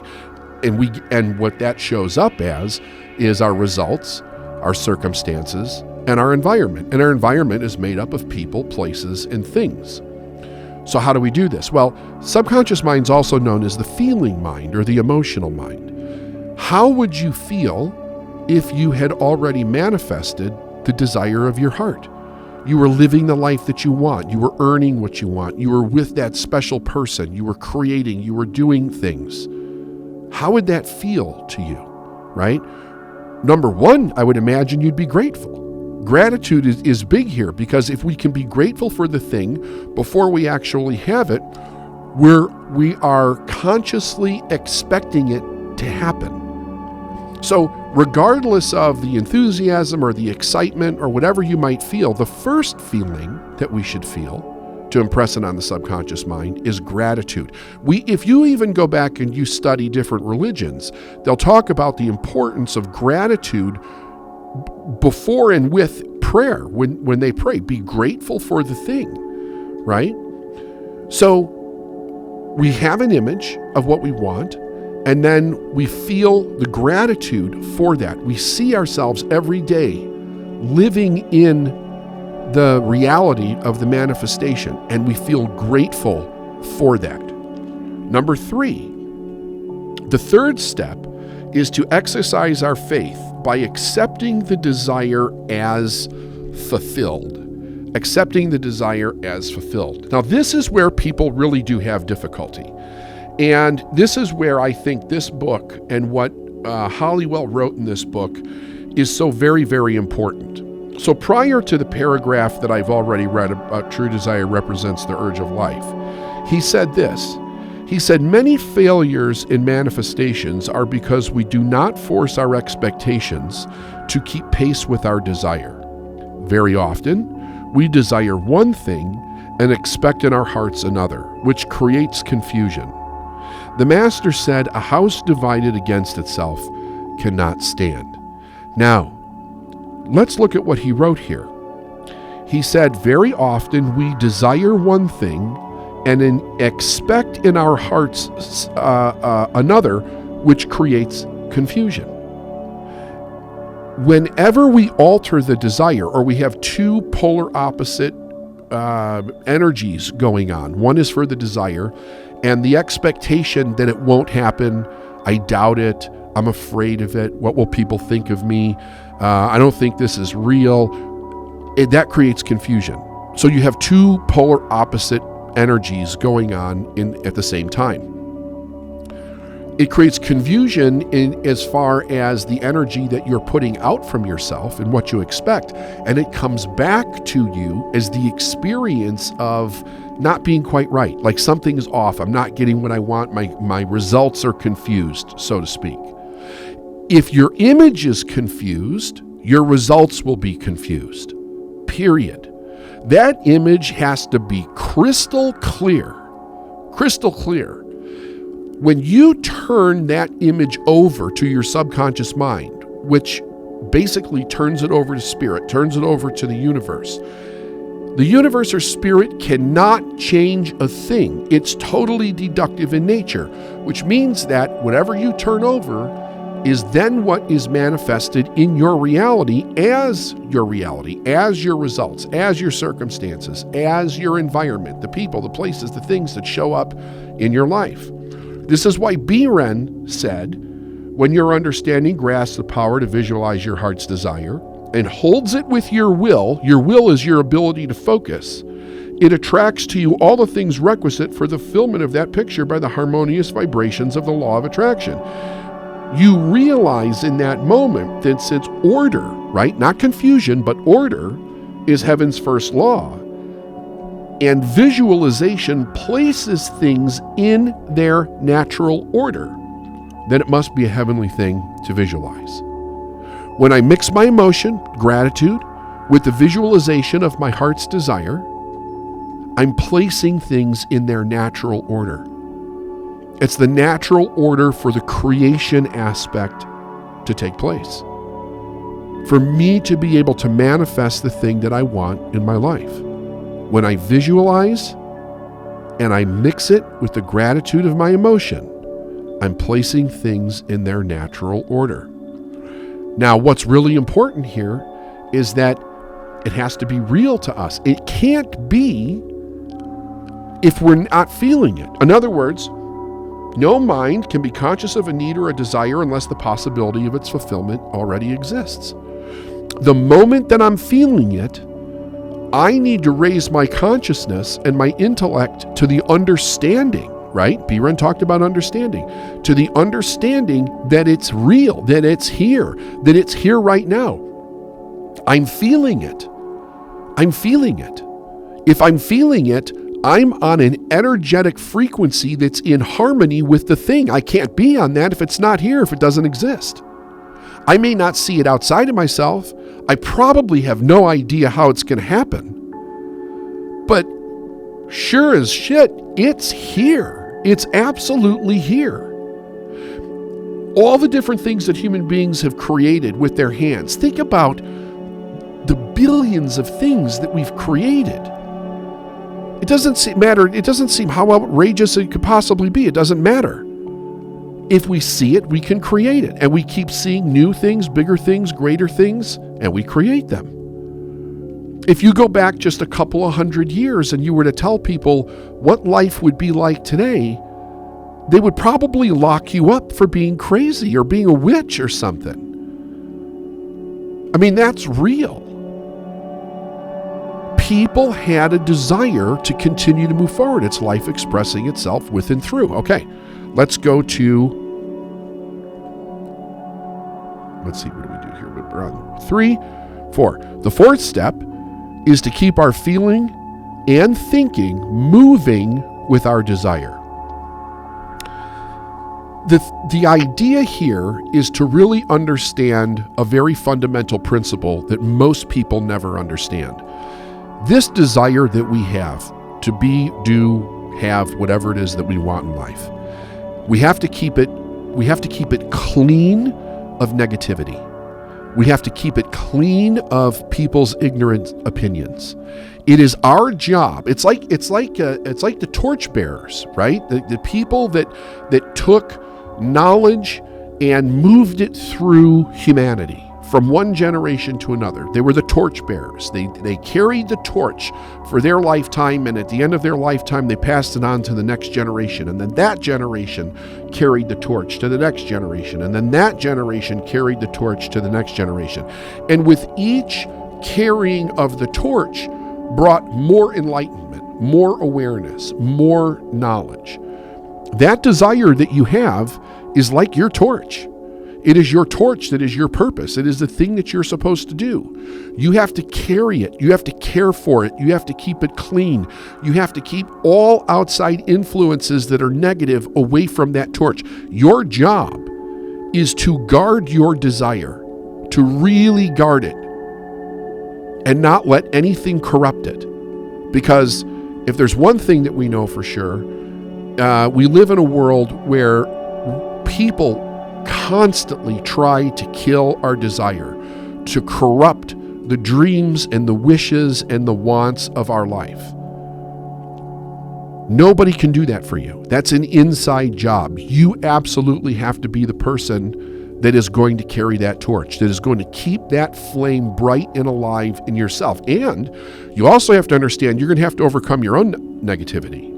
You're going to have to overcome your own failures, your own missteps, your own setbacks, and keep the torch guiding you as the vision for where it is that you're going. The fifth step is to order our conversation aright, to speak always in terms of expectancy and fulfillment. Now, this requires some discipline. I would suggest that, say, for a few days, maybe a week, keep a way to take notes around this, and see how many times you use your words to speak something negative or something that you don't want to experience in your life. Let's say I got a flat tire on the way to work. I spend the whole day telling everybody I talk to, yeah, I got a flat tire on the way to work. It was a pain in the ass, and I had to have a tow truck, and now the rim is bent, and blah, blah, blah, right? We all experience negative things. The more we talk about them, the more we recreate those things in our life. How often do you do that? Like most people, it's a huge habit. It's a terrible habit.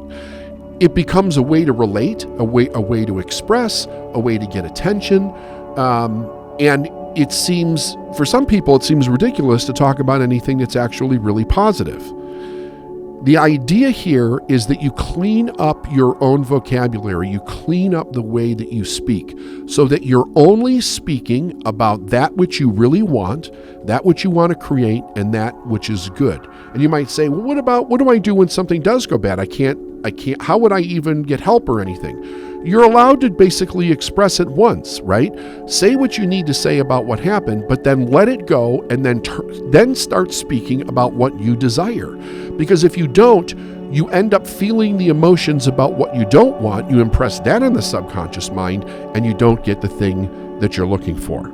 Okay, number 6. The 6th step is to carry our desire into action, to act as if it were already fulfilled.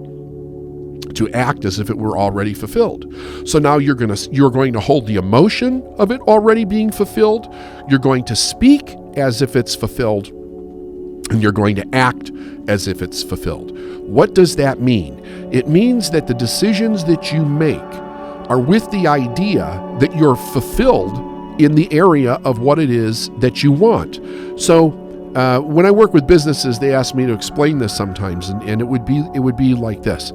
If you had a business and you were making sales, you would hold the idea in your mind that you were selling as much as you needed to, or whatever it is that you desired. To act as if that's true, you would consistently contact people and have conversations or whatever your sales process was until that literally became a reality in your life. You would do the things on a daily basis from the cause and effect aspect. What would be the cause of what it is that you want to create in your life? And you would do that as if it was fulfilled. You would, if you need help, if you need people to come in and help you with opportunity or do work for you or whatever, you would approach them assuming that they're going to say yes, that the person's going to say yes to you. Always holding the idea of that which you want is going to be fulfilled in your life. And if you practice this, the great thing is in a short period of time, not only will you see tremendously different results in your life, but you're going to program your mind in a way where this becomes absolutely normal, natural, and you literally think this way all the time. And you see how much easier life is, how much things go your way, and when something doesn't go your way, how easy it is to change it. I remember when I was in a real heavy questioning mode about what I believed to be true and what was right and what values were and where I was going in my life. The idea of money came into it in a big way, because it seeed like there was no way to really do anything or establish anything of great purpose without having the resource of plentiful money available for a person to do that. And the more I looked, everywhere I looked, it plays a principal role all around the world, basically for just about every person in one way or another, whether they're earning it for themselves or it's being brought into their life by another or by another entity in some way. And the challenge that I had was, what's actually really true? Is there really an abundance? Is there enough in this world for everybody to be abundant? Or do we live in a world where lack is a reality?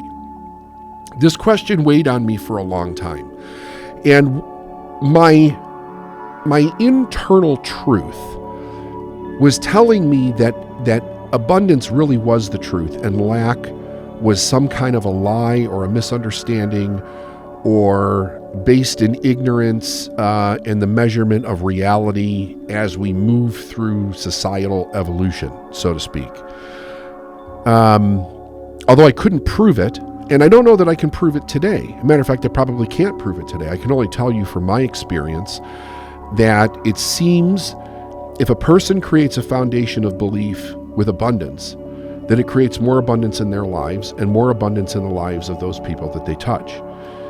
If there is a belief of lack, an inherent belief of lack, that continues to spiral down into more problems where you have the reality of the problem, which is like, okay, here's the circumstances or the particulars about that problem, but what's underneath it is a belief in lack, which keeps a person in a situation where they're not necessarily being resourceful in their thinking because they think that there's this absolute piece of the problem that can't be solved in some way.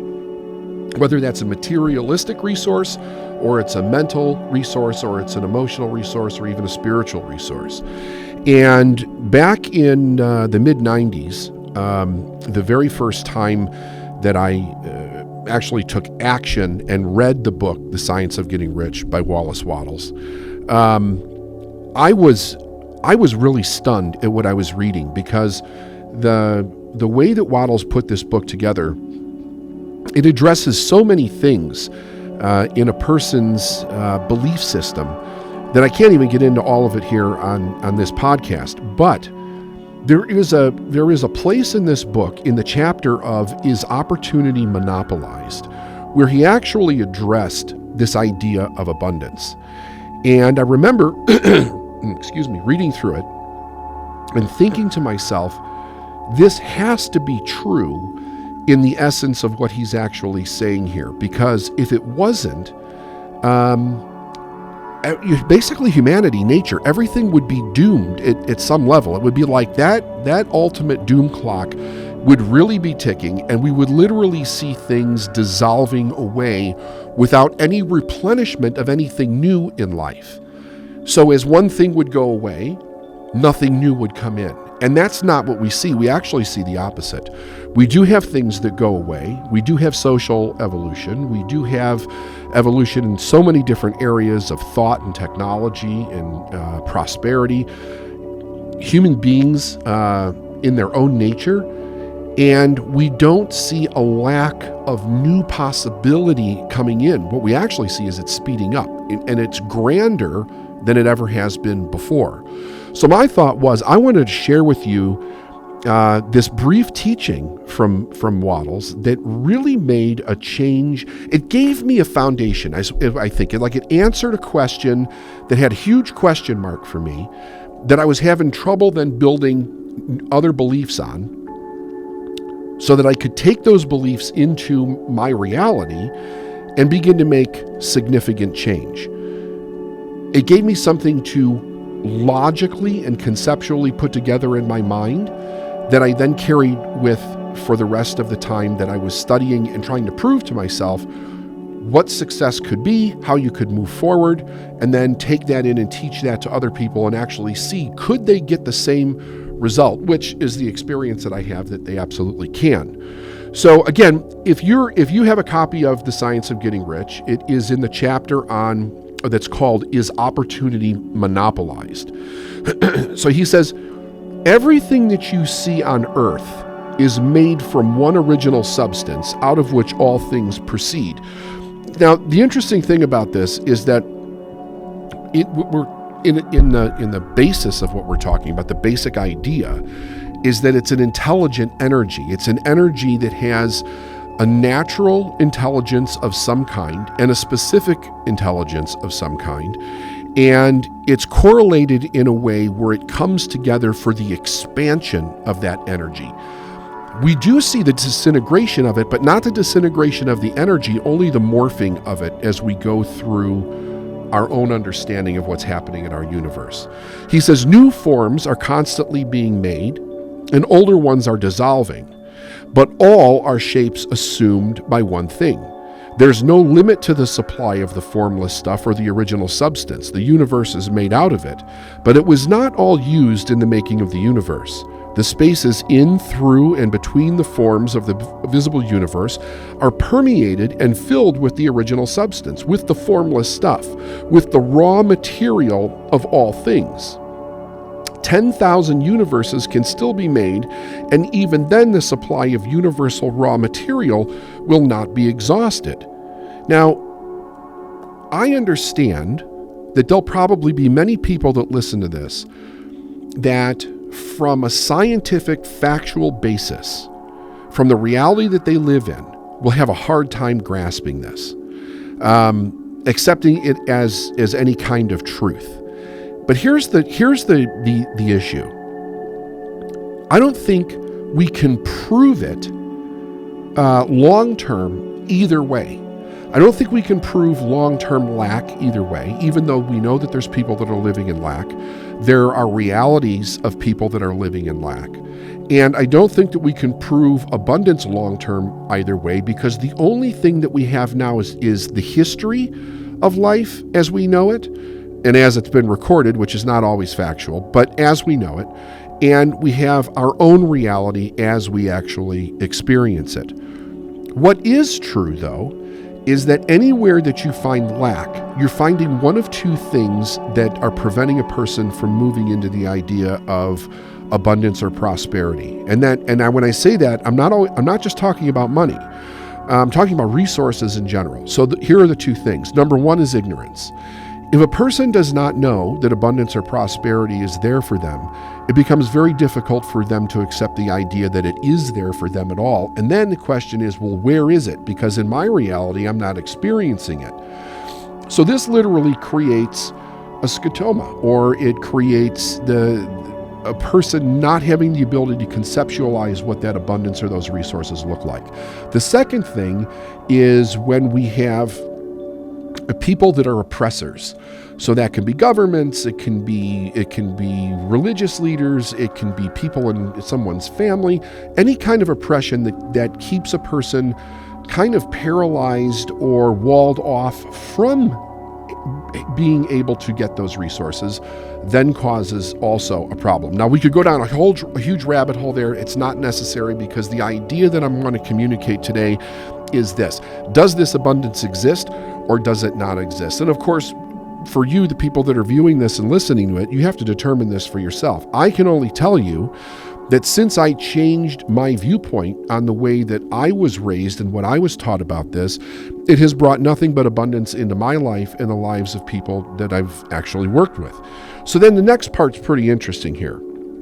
He says, no person therefore is poor because nature is poor, or because there is not enough to go around. So if we accept that as a truth, because when I read something like this, especially the first time that I read it, I was like, okay, well, let me ask a question here. No person therefore is poor because nature is poor, because there's not enough to go around. Is that true? Is that true? So then I started thinking to myself, well, what would be the causes of poverty? Now, this book is proactively written in a way for a person who's kind of done asking those questions and just wants to know, how do I go about getting rich in my life? That's kind of the purpose of the book. And he explains this in other places in the book also. But if you're reading this to study, to understand, to get different points of view, to challenge your own belief system, of course you have to ask the question, what is the cause of poverty? If it's not that nature is poor, the universe is poor, there's an overall lack in the universe or in the material world, then what's the cause of poverty? And the thing that people need to come to understand is that poverty is a mindset. Lack is a mindset. When you give a person a belief that there's not enough, and they're forced to live in an environment where their experience of that environment is that there's not enough, and they have nothing to compare it to, that becomes the reality of that person. But it has nothing to do with the environment in and of itself. It is only a replication of a belief system passed on from one person to another, from one generation to another. He says, nature is in an inexhaustible storehouse of riches. The supply will never run short. Original substance is alive with creative energy and is constantly producing more forms. When the supply of building material is exhausted, more will be produced. Again, another challenge, because we live in a world where science and experts are constantly measuring the resources that we have in the world. And what our experience has been is that when they measure a certain set of resources and they're not aware of where there's more, or they're not aware of how we're going to evolve in maybe not needing that resource anymore but discovering a new one, it sets in this limited idea of lack and fear, and that everything is going to run out and we're going to be in huge trouble. Now, what has shown in the evolution of humanity is that When one resource becomes obsolete or appears to run out, we evolve to something greater and then need to find a resource for that, which we always do. We always have. We don't have evidence that we have not done that. Excuse me. We have evidence to the contrary that we have done that, and we continue to do it. He says, when soil is exhausted so that foodstuffs and materials for clothing will no longer grow upon it, it will be renewed, or more soil will be made. Now, I don't think he's thinking about magical thinking here. I don't think that the idea in his writing this, although I didn't know the man, he was born and passed away way before I came onto the planet. But based on the writings, my assumption is that he means we will realize a different awareness in, one, our stewardship of the planet and our resources, and two, how do we correct a problem that we're currently experiencing?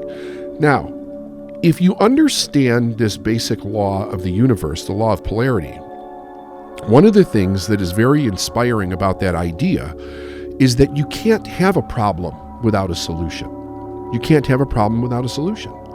It's the opposite side of the same thing.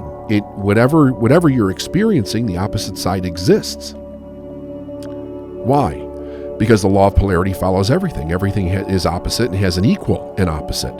So then, once we understand that law, instead of just saying, well, my experience is absolute, and because I cannot find any more of this resource, or because the soil that I'm aware of is completely depleted, we won't say that that's an absolute and that's the way that it is everywhere all the time, or it can't be changed, because it causes us to ask a different question if we don't become fatalistic about the idea. And I think that's where he's coming from with this, because we know that science is advancing in a way where we're finding new solutions for the fact that we have destroyed things in our world. We have made things polluted. We have exhausted some sources in some areas, but we're also finding out how do we revitalize those things so that they continue to move forward.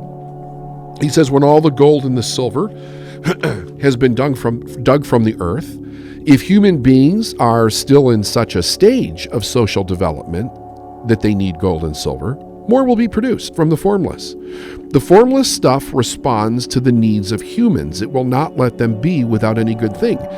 Now, I imagine for many people, that sentence right there, that little paragraph, might be a really huge challenge for individuals. Like, how do you know? How do you prove it? I don't think you can prove it. I think that it's, at best, it's an assumption, based on the way a person is experiencing life or the awareness that they are. But the idea is an interesting one if you ask a deeper question. And that's where you start to get into the ideas of what is life really about? Why was life created? What is the intelligence behind it? Where is it going? And would it be created in a way where it was counterproductive to itself and would completely run out and totally dissolve at the same time? Like yes, I'm sure that the ability to wipe things out exists. We've seen that. But the idea is that left alone in its truth, would it actually do that? And that, again, it's not what we're seeing, even though there are realities of negativity. There are realities of poverty. There are realities of fatalistic thinking. But there's also the opposite that's existing at the same time. So all of the energy in the universe tends to add to expansion. It tends to expand itself. That's exactly what we're experiencing. He says, this is true of people collectively. Man as a race as a whole is always abundantly rich. If individuals are poor, it's because they do not follow a certain way of doing things, which makes the individual person rich. So this is where he's getting into the idea of ignorance. If a person doesn't know, they don't know. So what is it that an individual does at that point? Well, what they're really doing is they're living with the idea of survival. If I don't know that prosperity exists for me, I have to look at what my daily need is. What's my daily need? What is my problem? What do I have to do for me? What do I have to do for my family? I have to take care of all those things. So they take precedent. And in many cases, I don't even have the luxury, so to speak, of thinking outside of that narrative, because when you're really living on the edge, every bit of your energy is put into that all-important thing of actually surviving. So it keeps a person in ignorance. It's very true.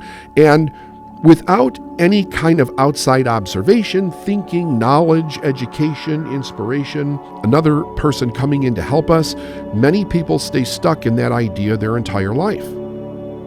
He says the formless stuff is intelligent.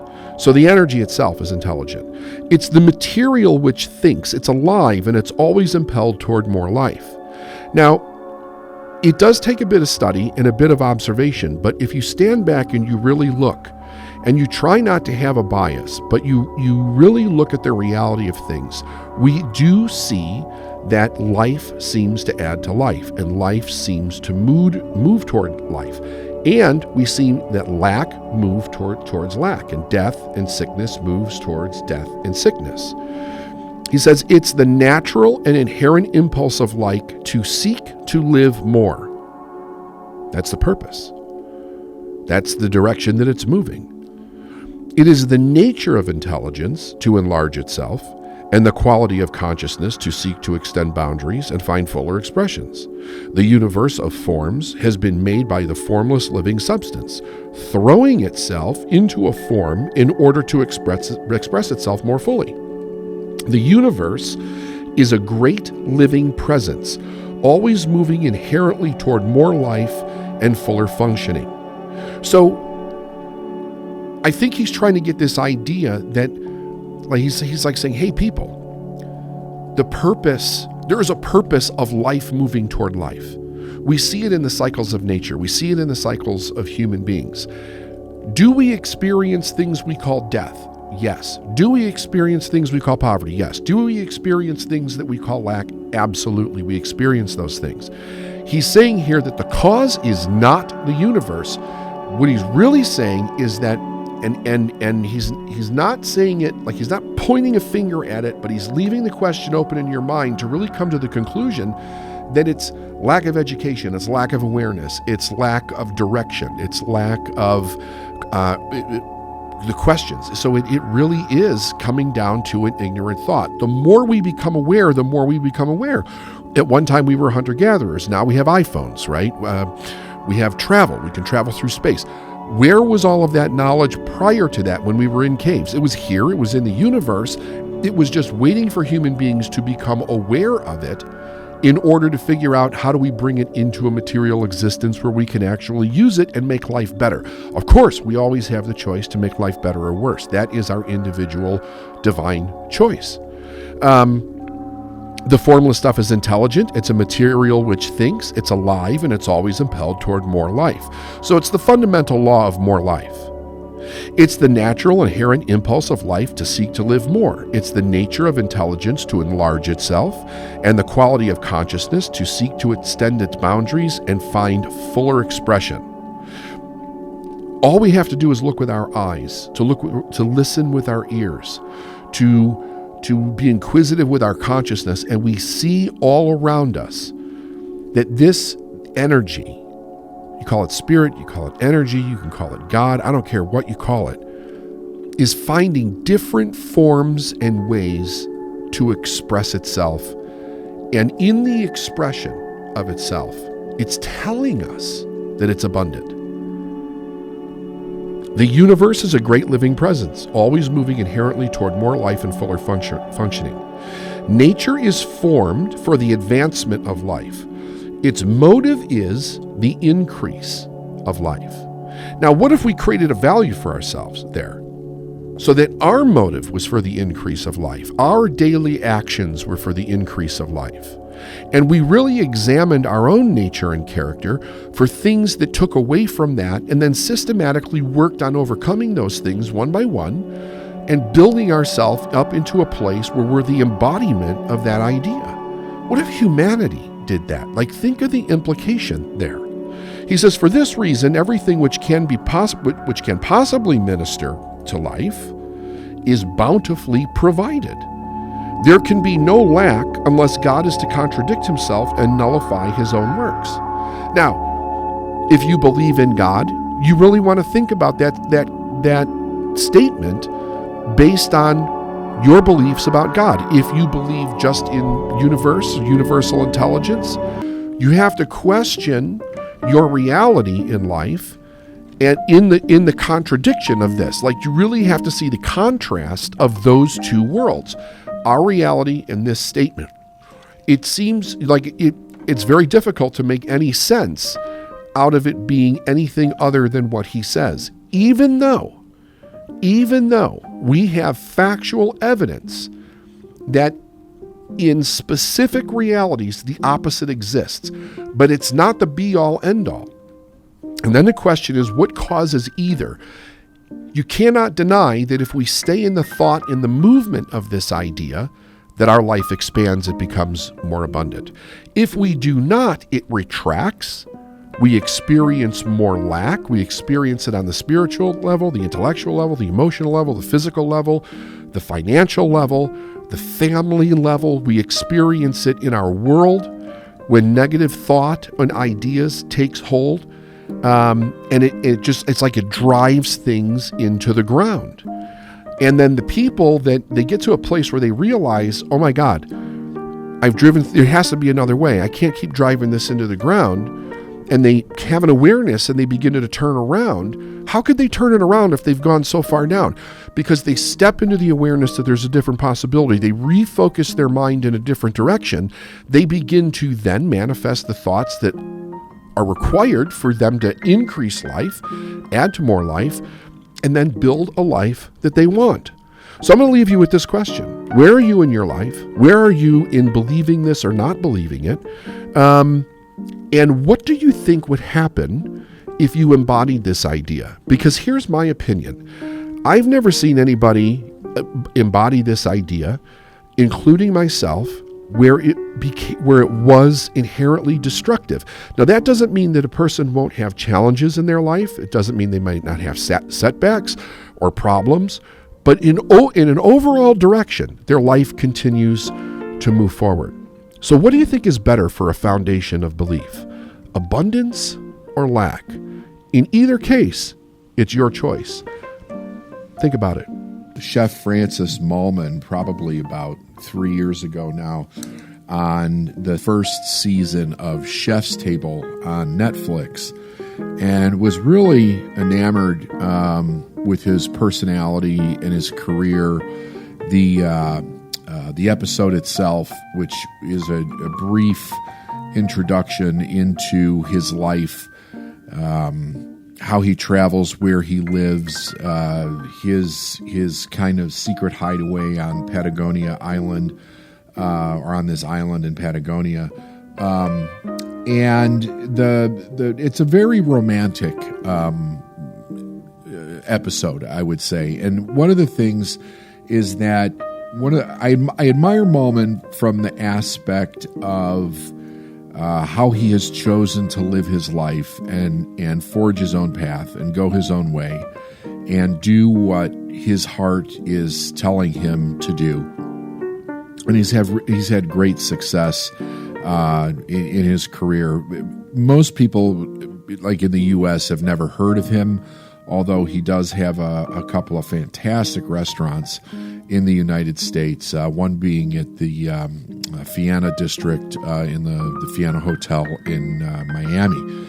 And I've had an opportunity to meet him on a couple of occasions. Extraordinary human being. He introduced me when I found something very kind of enticing as I was watching this episode.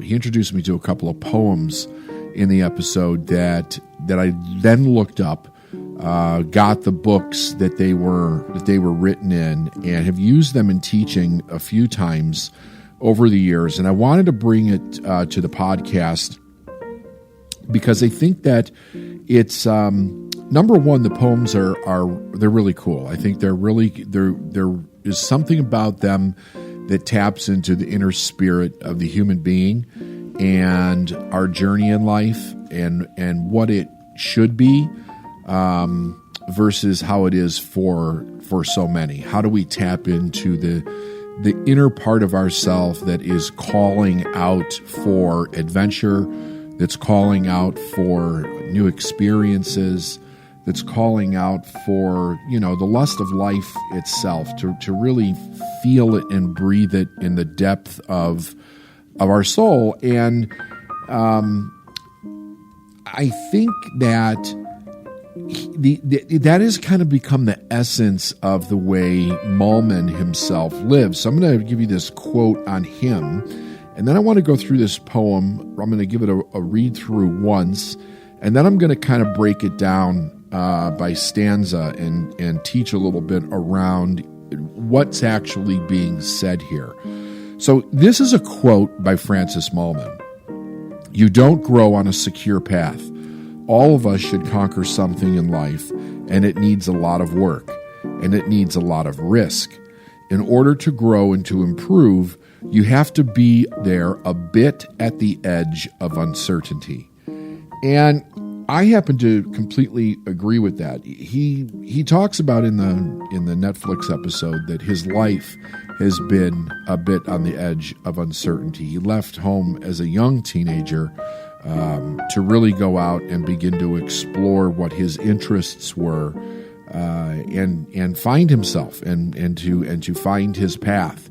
And what's interesting is that all of the time that he spent from a teenager until about 40 years old was leading him to a very specific point in time when something happened where he literally found his specific path. Like all of the things that he learned that were somewhat random events, but basically created by the direction that he was going, finally came to an ultimate meaning for him about the age of 40 when he had to make a decision as to whether he was going to pursue the traditional path of a chef who had accomplished the greatness, so to speak, that he accomplished at that time, or was he going to go forge something different? And this is the part for me that I think became so very interesting and kind of like a mirror quality to my life and so many people that I've studied and worked with over the years.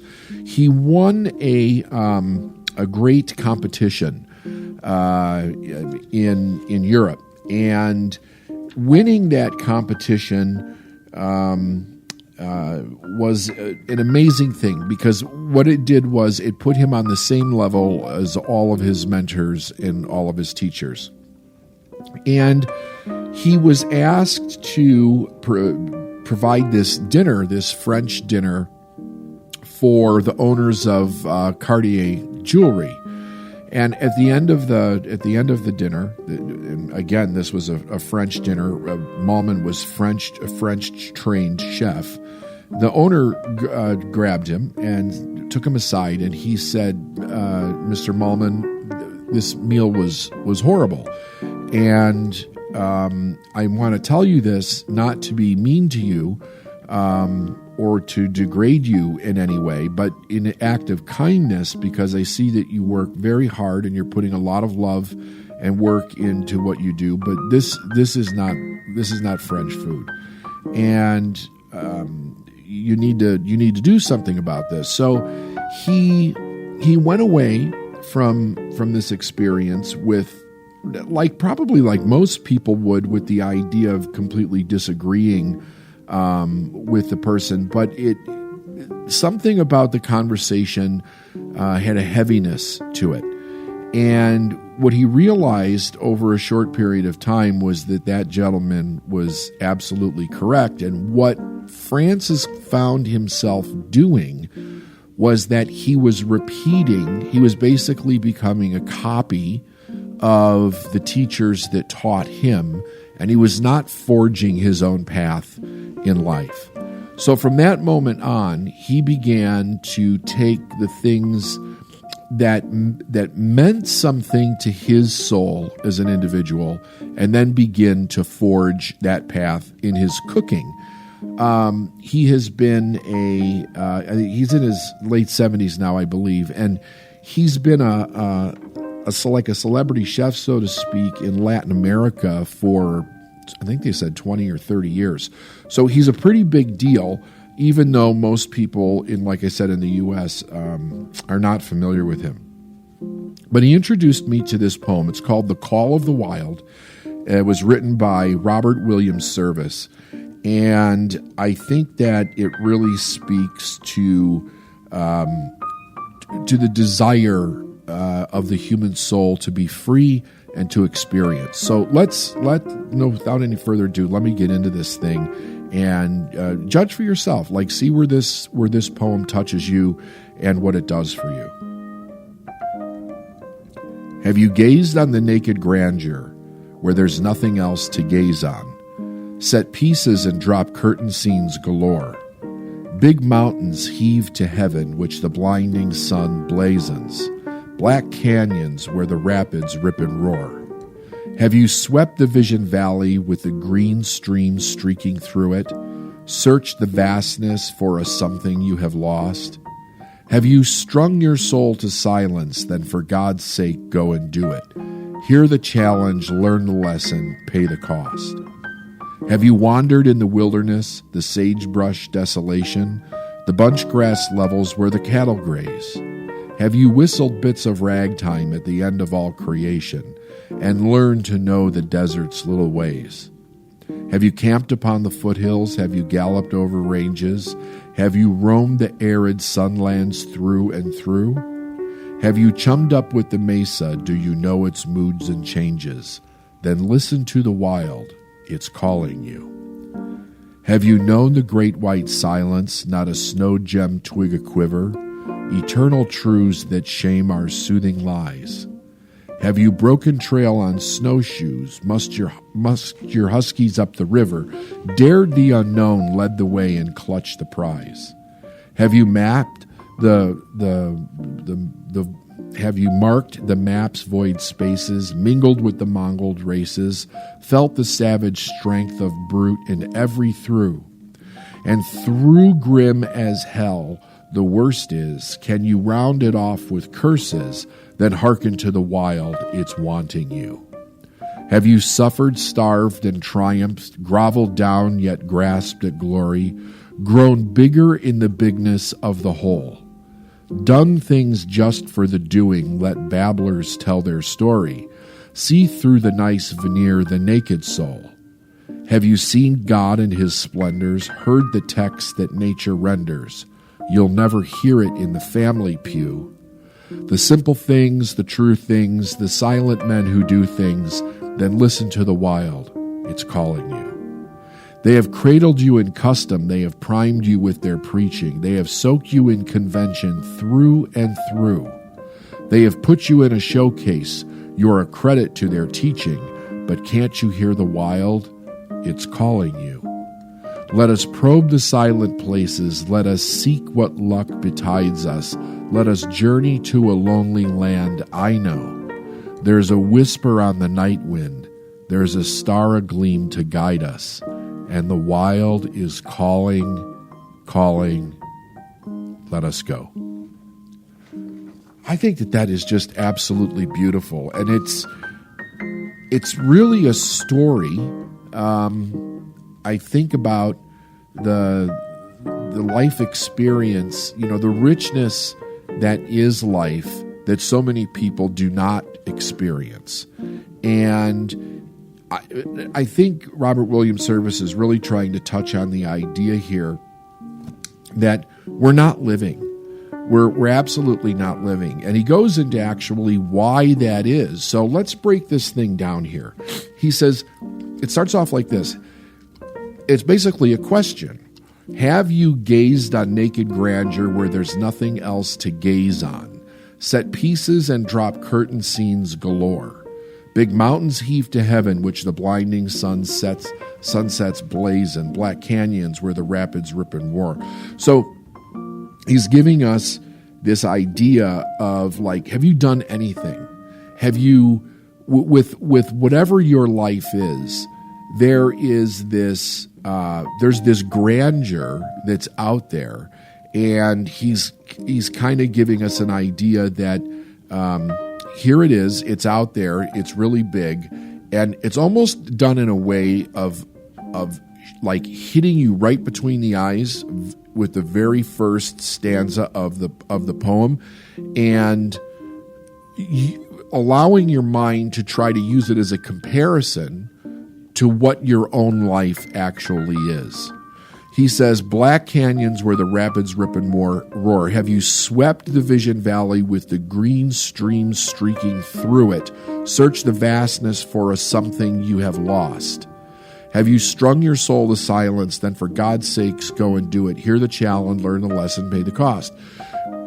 That's very important, what he's saying here. So he goes into a specific. He says, have you swept the visioned valley with the green stream streaking through it?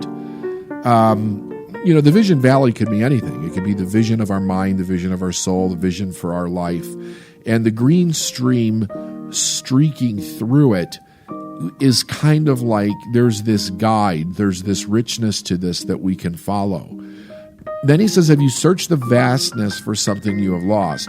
I think, at least what this means to me, this part here, is that for most of us, like from the very moment that we're born and we're starting to be raised by other people, we begin to become distanced from ourselves. We begin to become distanced from our purpose of why we're here. And it becomes this, our life becomes this vast picture, if you will, of whatever somebody else told us it should be. And you see people, it's interesting, like they look, they search, they ask questions, and life itself becomes very expansive in that moment, meaning that it's almost so big in the context of what it is that we're looking for that we can't find it because of that vastness. But then he gives us a clue. He says, have you strung your soul to silence? In other words, have you gone into the quietness of yourself, where all you can hear is where the truth speaks inside of you, where it's talking to you specifically as an individual soul with something here to offer, something here to experience. He gives a sense of urgency after that. He says, then for God's sakes, go and do it. Hear the challenge, learn the lesson, pay the cost. So the challenge becomes, what are you going to do with your life? What are the lessons that you, up to that point where he then says, pay the cost, he says, learn the lesson, pay the cost. Learn the lesson is that you've been separated from this higher side of yourself and what your ultimate destiny is for you. And then pay the cost. Like, he doesn't say maybe pay the cost. He doesn't bring us in gently here. It's pay the cost. Like, there's no other option in the author's mind here other than if you're going to find the side of you, the part of you that can have this experience that he gives us in the opening statement of the poem, you're going to have to pay the cost. There is no other way to do it. However, he doesn't tell us what the cost is, and that's very different for every person. But here's what we do know. The cost is that we have to turn our back on the past. If you go and you watch the Malman episode, you see that he pretty much lives in a way where he's consistently turning away from the past. Once his soul is no longer connected to an experience, he walks away from it. His children in the episode talk about how they fell in love with one of his restaurants, and the restaurant was there for 15 or 20 years or something. But Malman was no longer connected to it, so he had to walk away from it. But the kids had an emotion around it. They had experience. They had great memories. And he speaks directly to the idea that he can't keep something open and moving just because somebody's become emotionally attached to it, that he needs to go on and continue to live his life. So in the second verse here, he says, "Have you wandered in the wilderness, the sagebrush desolation, the bunch grass levels where the cattle graze? Have you whistled bits of ragtime at the end of all creation and learned to know the desert's little ways?" So again, he does this. He goes to these different extremes. It's like the swing of a pendulum. He's talking about, again, a grandeur of the wilderness, the desolation of certain areas, but that there's something there for us in that desolation, and then kind of like the joy and the comedic folly, if you will, of just going out and experiencing whatever it is that life, has to offer us, with a carefreeness to it. Like, have you whistled bits of ragtime at the end of all creation, right? Like, I get this vision of somebody like skipping through the vastness of experience with the carefreeness of, let me just experience whatever I'm here to experience. And then he goes back into the specific again and learn to know the desert's little ways. So that what he's really saying is that in each one of these experiences, there are these little bits of information, these little bits of truth that are constantly nudging us forward, giving us more information, encouraging us to continue to move down a specific path of exploration and experience in our life. He says, "Have you camped upon the foothills? Have you galloped over ranges? Have you roamed the arid sunlands through and through? Have you chummed up with the mesa? Do you know its moods and changes?"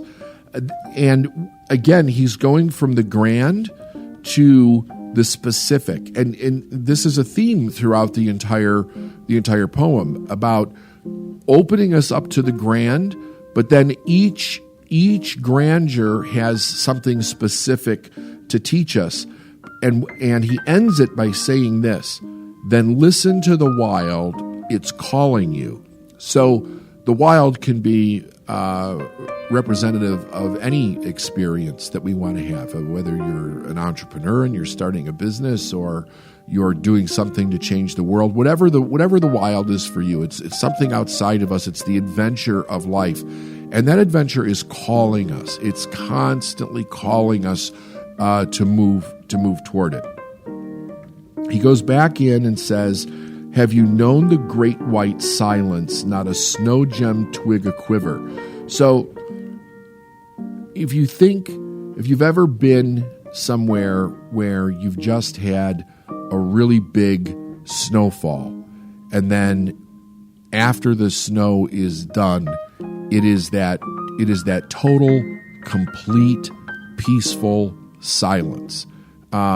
Basically, the snow is absorbing all the sound in the area, and you're almost able to take in an otherworldly type of information in a situation like that. You have the beauty of it, you have the stillness of it, and you have this silence. And when we go into that kind of a silence, we can hear things that we've never heard before.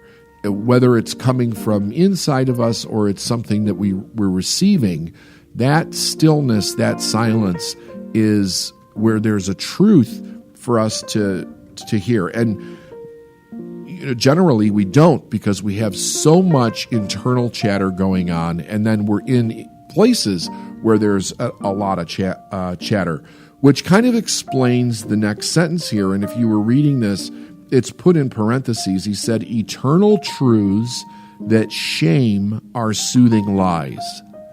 So when you're in that silence, it's kind of like you could choose not to hear it, but there's an eternal truth that is just making itself present for each person, but it's immovable.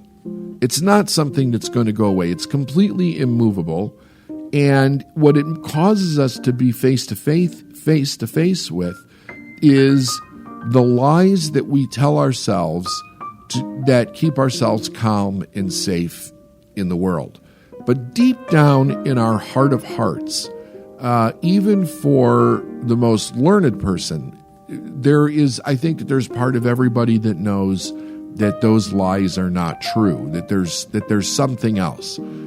Yes, many people turn from that in their life, but if you were to really dig down with a person, you'll find that there's an inner knowing there, and I think that's what Service is saying here, is that's true, that internal knowing is true for every person. And when we get into a place of grandeur, like I picture, like if you're standing at the edge of the Grand Canyon and you're really seeing the grandeur of that. In this case, he's talking about the great white silence, maybe like being out somewhere in Montana or Wyoming, and it's just snowpack as far as you can see. It's fresh, and it's extraordinarily quiet. It's almost overwhelming in the size and scope of it.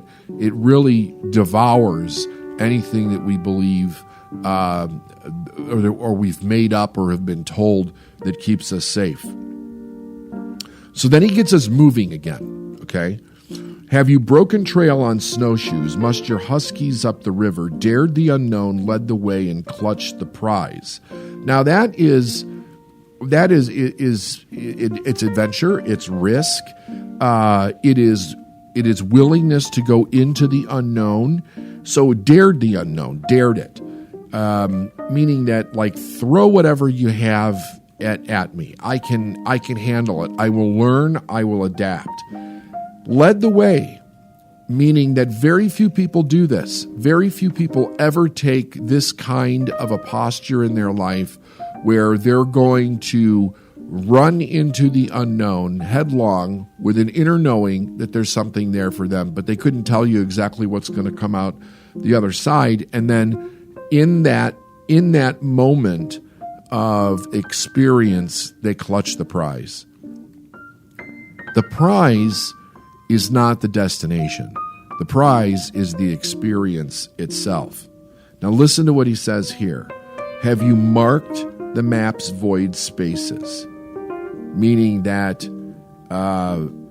there's the unknown, and then there's the unknown of the unknown, and that's both internal and external. So we have the intellectual unknown of the world, where common agreement says things are unknown, but then we also have the unknown that nobody really knows about and very few people are willing to enter. Mingled with the mongrel races, having experience with things that are not necessarily common, maybe things that are judged, maybe things that are not popular, being willing to explore also internally those sides of yourself there. You'll find that there's also an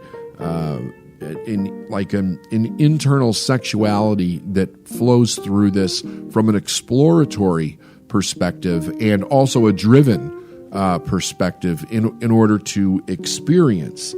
He says, felt the savage strength of brute in every through.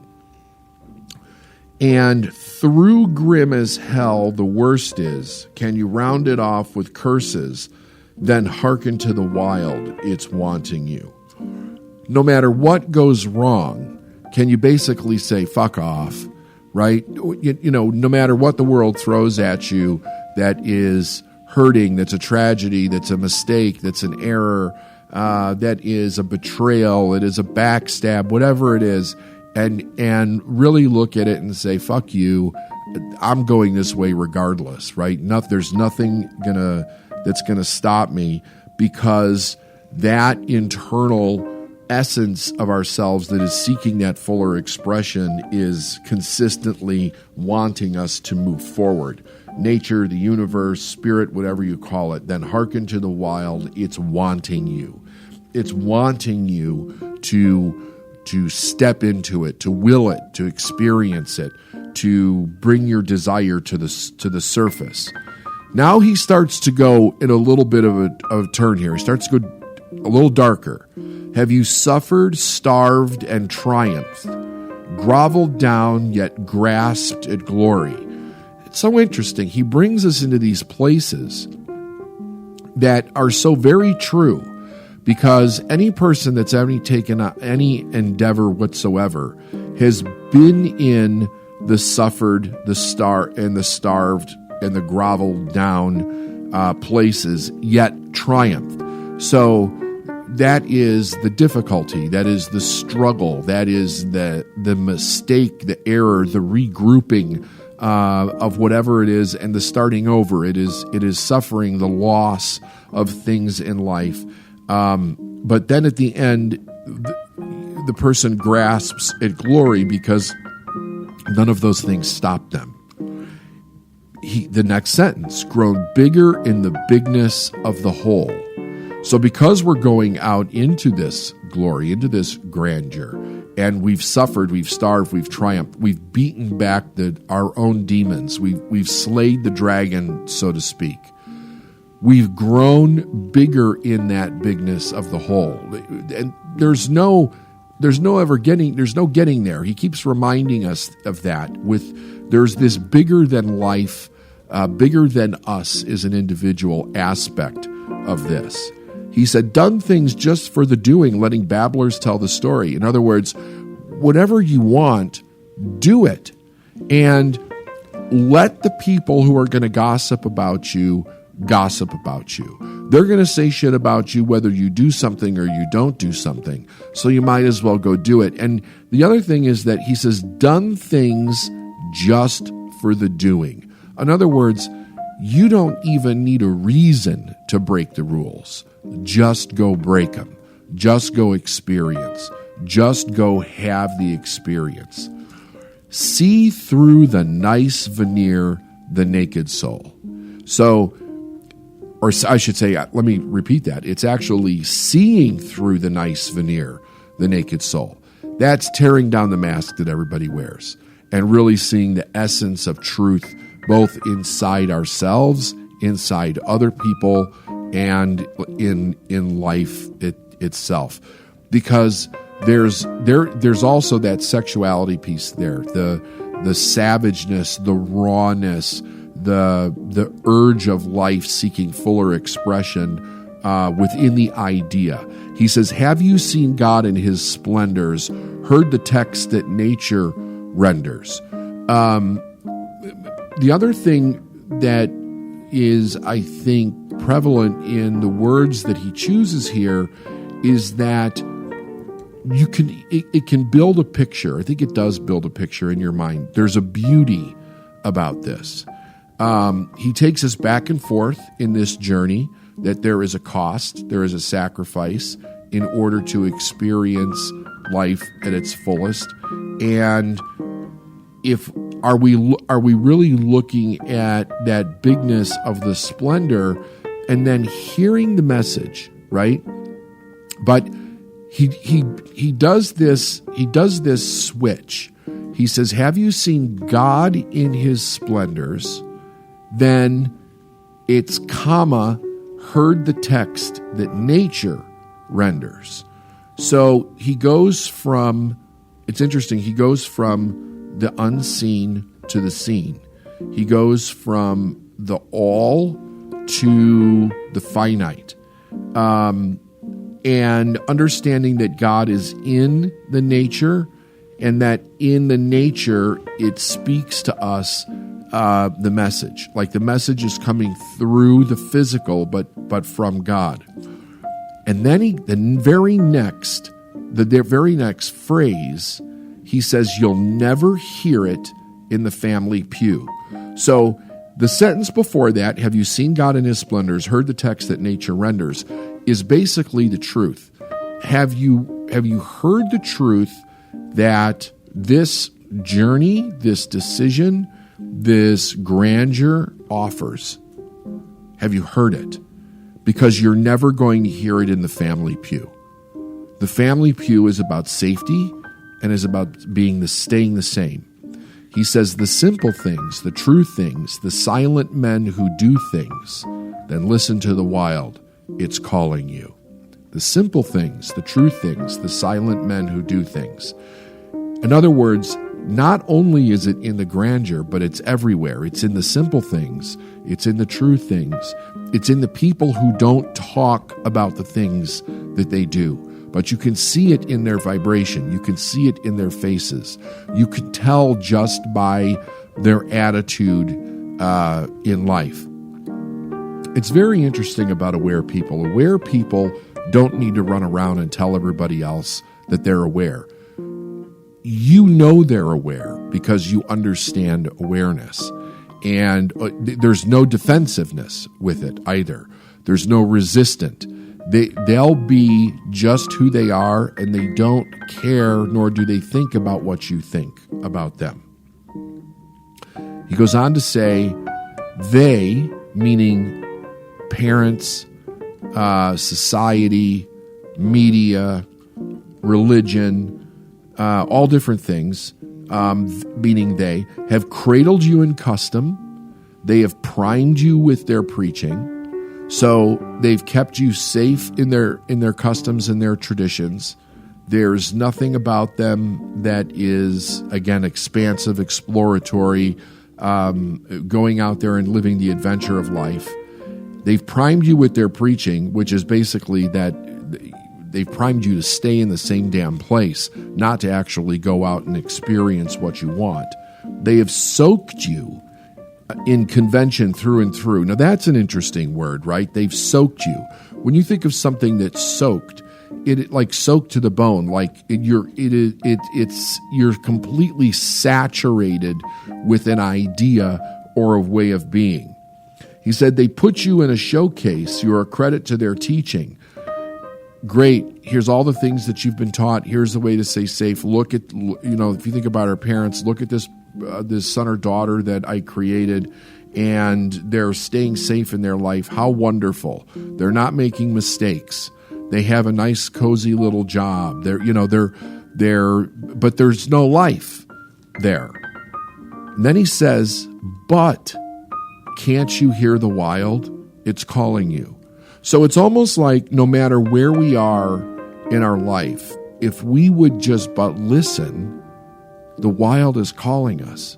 It's calling us to go find and live our purpose, to step out into these things, into these experiences. One of the things that is very evident through this entire poem is that we learn through the experiences, but we have to get out of the known and go have experiences so that we can learn. You're never going to get the understanding that you want till you step out in the experience. And then he closes it this way. Let us probe the silent places. So we're seeking, we're looking, we're searching. Let us seek what luck betides us. Let us journey to a lonely land I know. That's interesting. The I here can represent a lot of things. It could represent the author. It could represent the soul. It could represent the person who has, any person who has gone before us and saying, come this direction. But I think what's very interesting about this poem is that there's a few things in life. You'll see it sometimes in movies. You definitely see it in literature. You very much can see it in certain songs, in music, where there's a conversation that's taking place. And spirit is actually speaking to the soul with and through that thing. So this is a poem. And personally, I think that's what this is. I think that this is basically like a download from Robert Williams Service. And what it really is that it's spirit speaking to the individual soul. the person that is fortunate enough to get a hold of this and read it, because every person that reads it is going to interpret it their own way, and that's perfectly fine. It's written in a way that's designed to speak to the internal fire in your own soul. And then he ends it. There's a whisper on the night wind. So it's quiet. It's not loud, but it's consistently sending you this message. And he talks about the night, right? So what do we know about the night? It's dark, it's unknown, there's a peacefulness about it. It's all supposed to be the time that we're asleep. So that's interesting. Then he says there's a star agleam to guide us. So even in the darkest times of our life, when we're asleep, there is a light somewhere that is shining to guide you.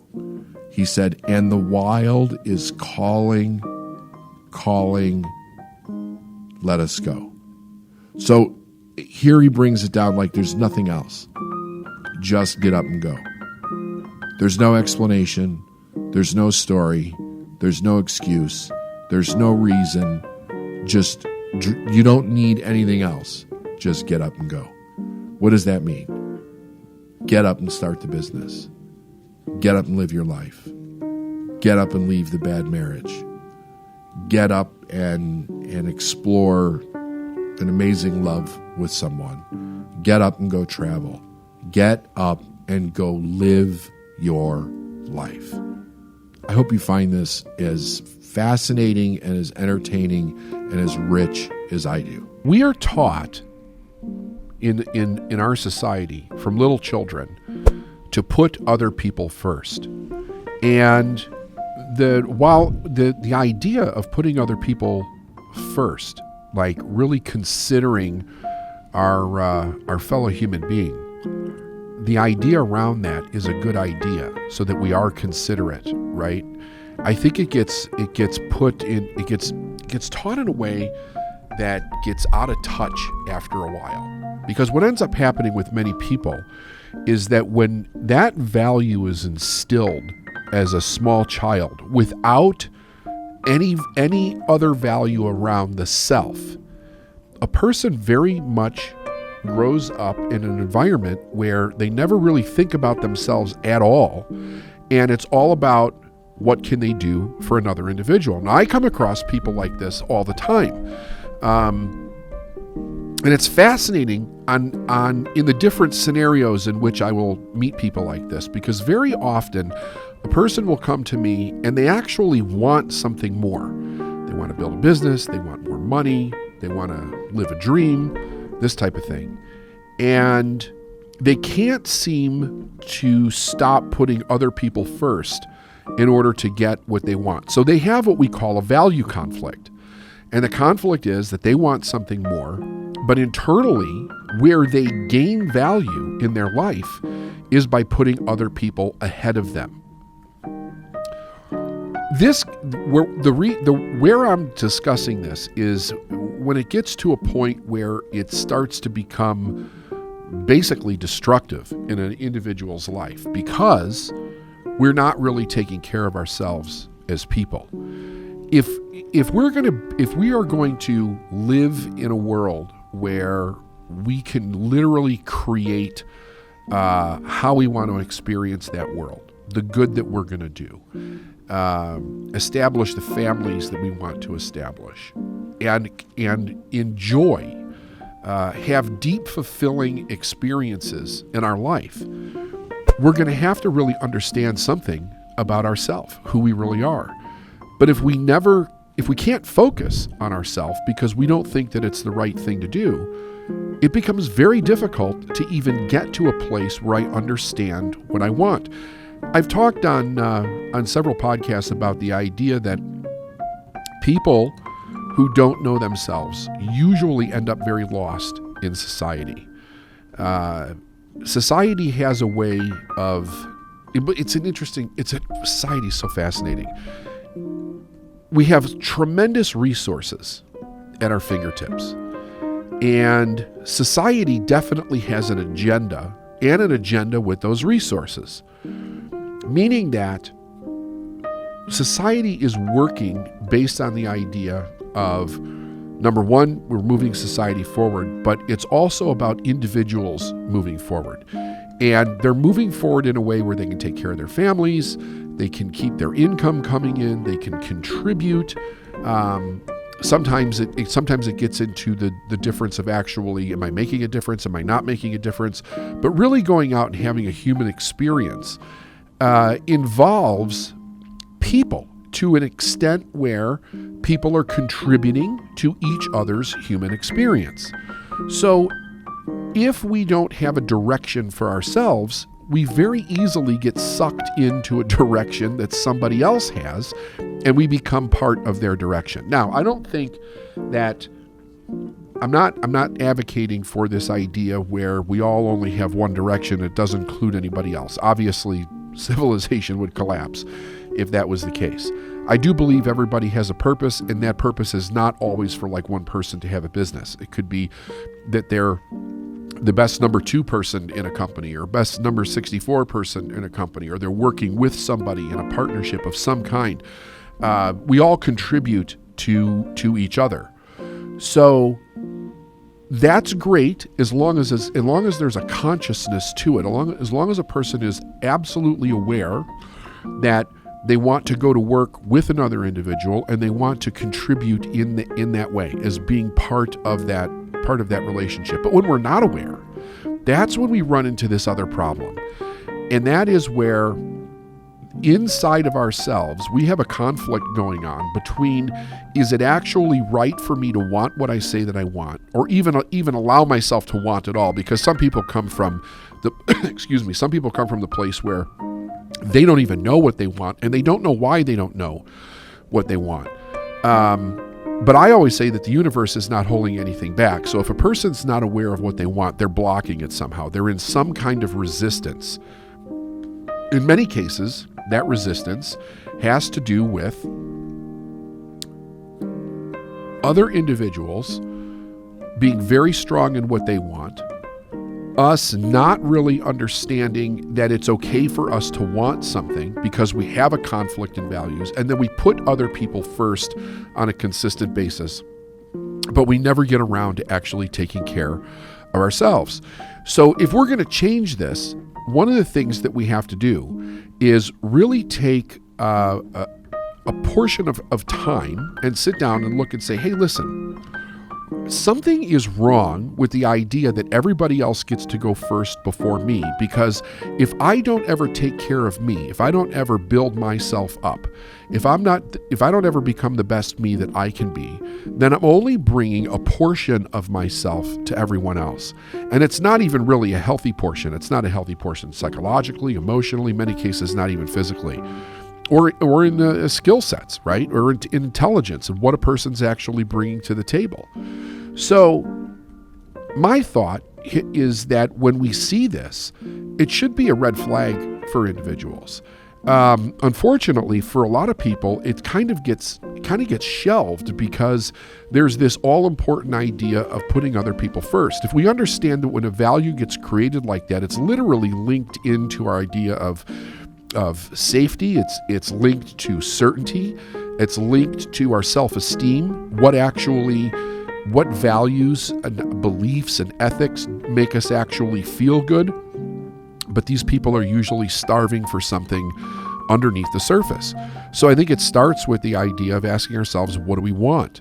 And to get clear on the answers of what we want. I don't think that most people spend enough time really exploring themselves. Like, there's a lot to explore there without getting into a narcissistic mindset or an arrogant mindset or a godlike mindset, but to really just kind of get down into the framework of who I am as a person, and to understand that I have likes, dislikes, I have wants, I have needs, I have desires. And then as I begin to look at them, allow it to be okay to want what it is that I want. Now, here's another problem that individuals have. So when I come across a person who is really struggling with the idea of putting themselves first, you'll generally see that there is, well, not generally, I shouldn't say generally, that's not true. In many cases, I've actually watched it where you'll have somebody who's the owner of a company and they're making the least amount in the company because they're paying everybody else first. Now, I understand the ethical argument against it because the position that people come to me with is, well, I don't have enough money, but I need all these people, so I take the bite. And the fact that they think that they need to take a bite at all is really indicative of this idea that they can't put themselves first, because it's not about taking money away from the people that are working with them or their employees. It's about holding themselves to a higher standard to earn enough money to be able to pay for themselves and everybody else. Like, if they can't do that in their business, there's something seriously wrong with the business, but it's fatal from the design aspect of it. They're the ones that created the business to be the way that it is. And their low self-esteem, their lack of self-worth is really allowing them to cut themselves off at the knees and say, I'm going to take less. Why is that? When they're paying everybody else, they don't ever think like one more salary, right? Why is that? Because they don't think they're worth it. See, that's the part that goes along with not being selfish in a healthy way that causes a big problem, because we end up thinking we're not worth it. We think that there's something better about everybody else that I should give to everybody else, but never to myself. And it's so many times it's to the detriment of who we are as a person. I just want to say it's okay to want what you want, and it's okay to start exploring that. But what I was kind of went around a long circle here, but what I wanted to get back to was the idea that when a person is either has been created this way or they've created themselves this way, whichever way you want to look at it, they often surround themselves with people that support that. And the people that are supporting it in every scenario are manipulating them. They're manipulating them to stay in the position of not getting what they want, because if they were healthy individuals, they would recognize that that person's not getting what they want, and they would actually say something about it and do something about it. I'm talking about the people that a person who has a value conflict of this magnitude is surrounding themselves with. They're surrounding themselves with people that support them staying less than everybody else. Now, this is a big problem, because what do we do with individuals? We attach. We attach because we feel certain, we feel love, we feel safety. We want friends, we want family. But then we end up with friends, family, where we have this certainty or safety, but they're never letting us get what we want. They're participating in putting themselves first and you not getting your needs met. So not only do we have this issue where a person thinks it's wrong to be selfish in the way where they put themselves first, they are in fear that they're going to lose people around them if they actually do so. Because if I'm going to start putting myself first, I have to learn to set a boundary. I have to learn to state what I need. I have to learn to state my opinion. I have to draw a line in the sand. I have to raise my standards of what I want in life, who I want to be, how I want to show up, what I want to do. And I also have to have this one ability that is so difficult for so many people, and that is to tell other people no. I have to have that ability. And it really doesn't matter what the no is about. The idea is this: if it's not working for you, it's not really working for anybody anyway. So you can't do everything yourself. You can't be in every place. You can't give every last ounce of yourself to other individuals. And you don't need to be kind of, in a position where everybody's opinion should just stream over your entire life. I was having a dinner one time, the top of this fantastic hotel in Rome with some friends, and there were some drinks going around. Granted, that was happening, and one person started to become verbally stepping I would say, into a place where they weren't invited. Meaning that all of a sudden this person's opinion became very important, and it was about somebody else's behavior, which there was nothing wrong with this other person's behavior. It was just that one person had some very interesting opinions about it. And I was sitting there as this happened, and you could tell that there was a little alcohol that was probably causing this to break some boundaries. And this person stopped, looked at the person that was breaking the boundaries with them, and said, "Stop saying what you're saying. This will not now, nor will it ever be, up for discussion with me." And this person put their foot down in a very firm way. It wasn't rude, it wasn't arrogant, but it was firm. Like, it was firm. Tone of voice changed, posture changed, eye contact changed, hand gestures changed, firm. And this is the thing that people need to do that they're not taught to do. I come across so many people that have no idea how to set boundaries with other individuals. Just because somebody's in your life does not give them the right to step over and begin to tell you everything that you need to do. Nor does, if you're one of those individuals, it does not give you the right to do it. I see coaches all the time, and I'm always kind of horrified by this. I mean, maybe horrified's a big word. It's very interesting to see people that have staked their claim in the industry of helping others become a bulldozer when it comes to helping others. You know, one of the rules of the ethical rules, so to speak, of being a benefit and helping other people is that you don't inject yourself into someone's life. So there's an argument can be made here. Anytime, or at least when it's not in the attempt to save someone's life, okay? But the idea is that you don't inject yourself into someone's life without being invited, you see? I would say that there are times for intervention when somebody is in a situation where, you know, there's catastrophe about to happen. They're going to hurt themselves or hurt somebody else, and that's totally different. But on just a regular basis, and I see coaches do this. I see therapists do this. I see a lot of people who are doing it from this insatiable need that they have going on inside of themselves to so-called heal others, because really what they're doing is they're building their self-esteem off of their ability to try to change people. And it's kind of like, you know, heal thyself first type of a situation. You just don't do it. People don't change because you want them to change. We should provide opportunities for people to come to us that actually want change.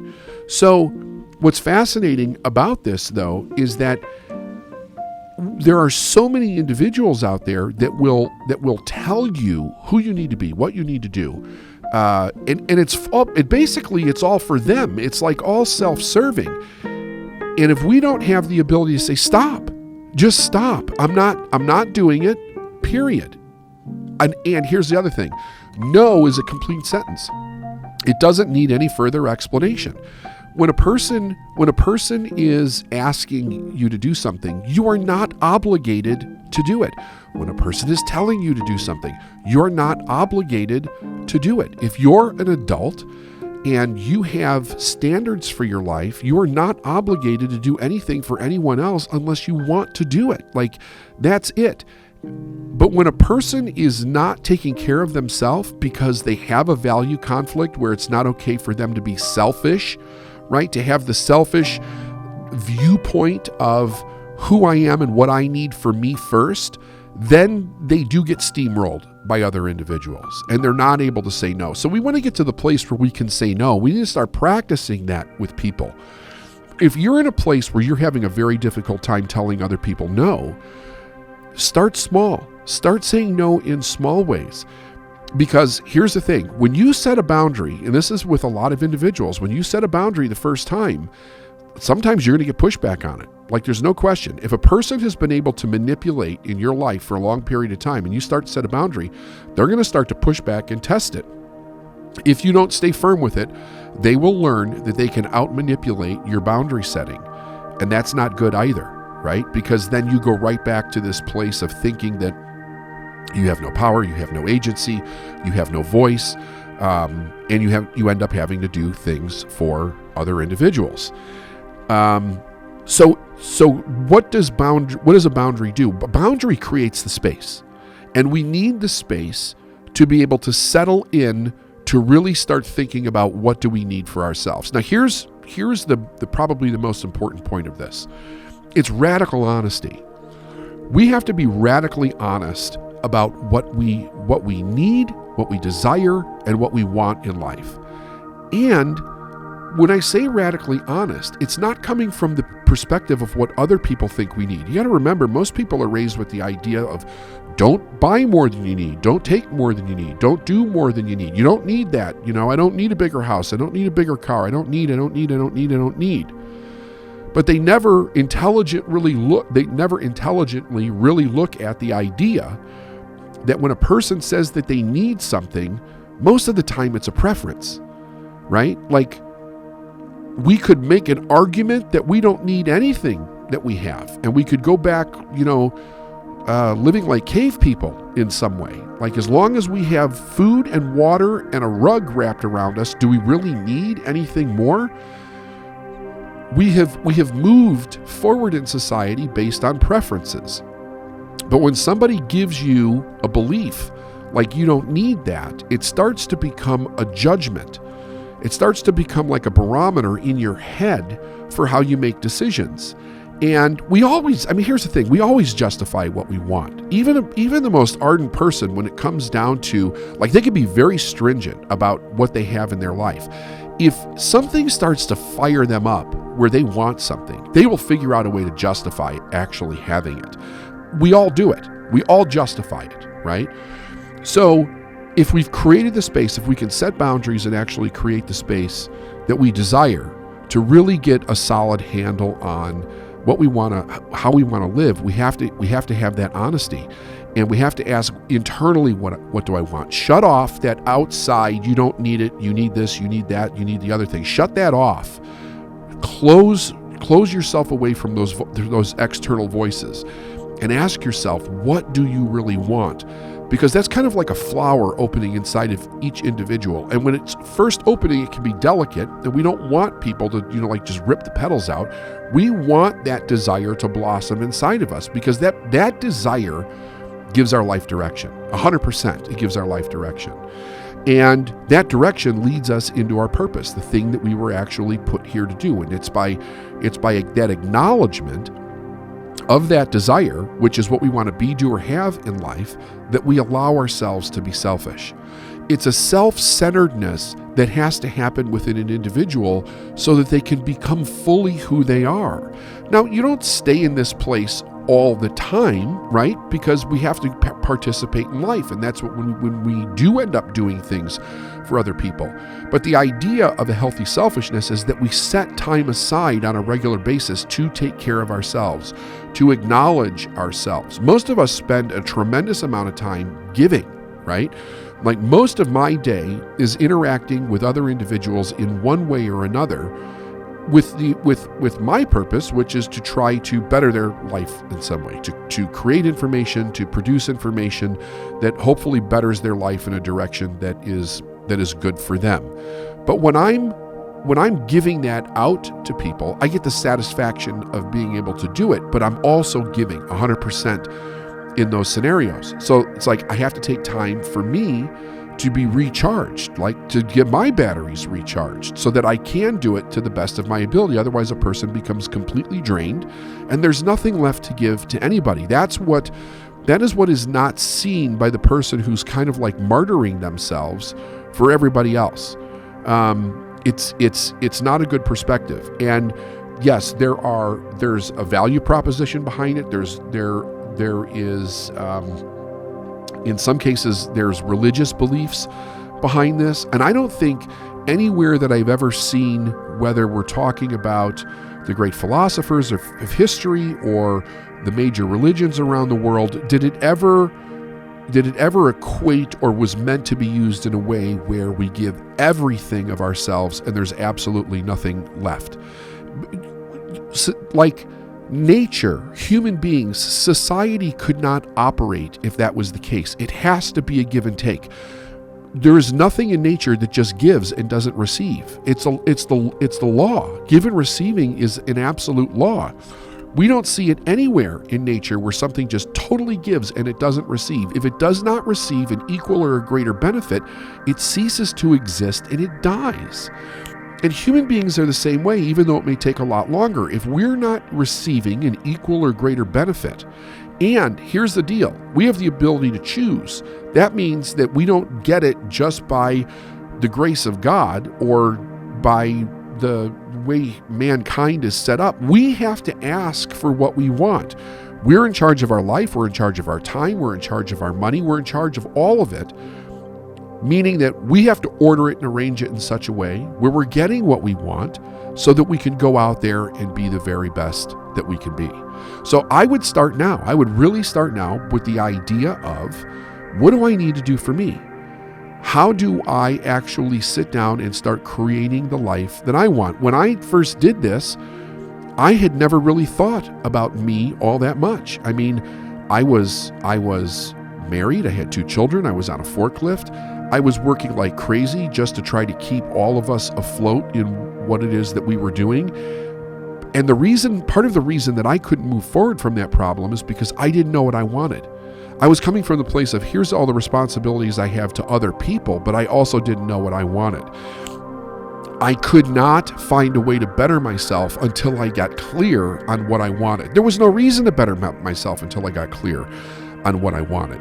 So the ways for us to get better are here, but we have to start to get clear on what we want. So you start where you are. Wherever you are, that's where you start. You start with what you know you want, and then you start creating the environment to create that in your life. That's by drawing boundaries.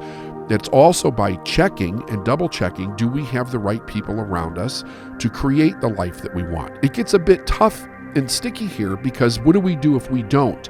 And that's where we have to really learn to draw boundaries. And then if they're toxic people, we have to remove toxic people from our life.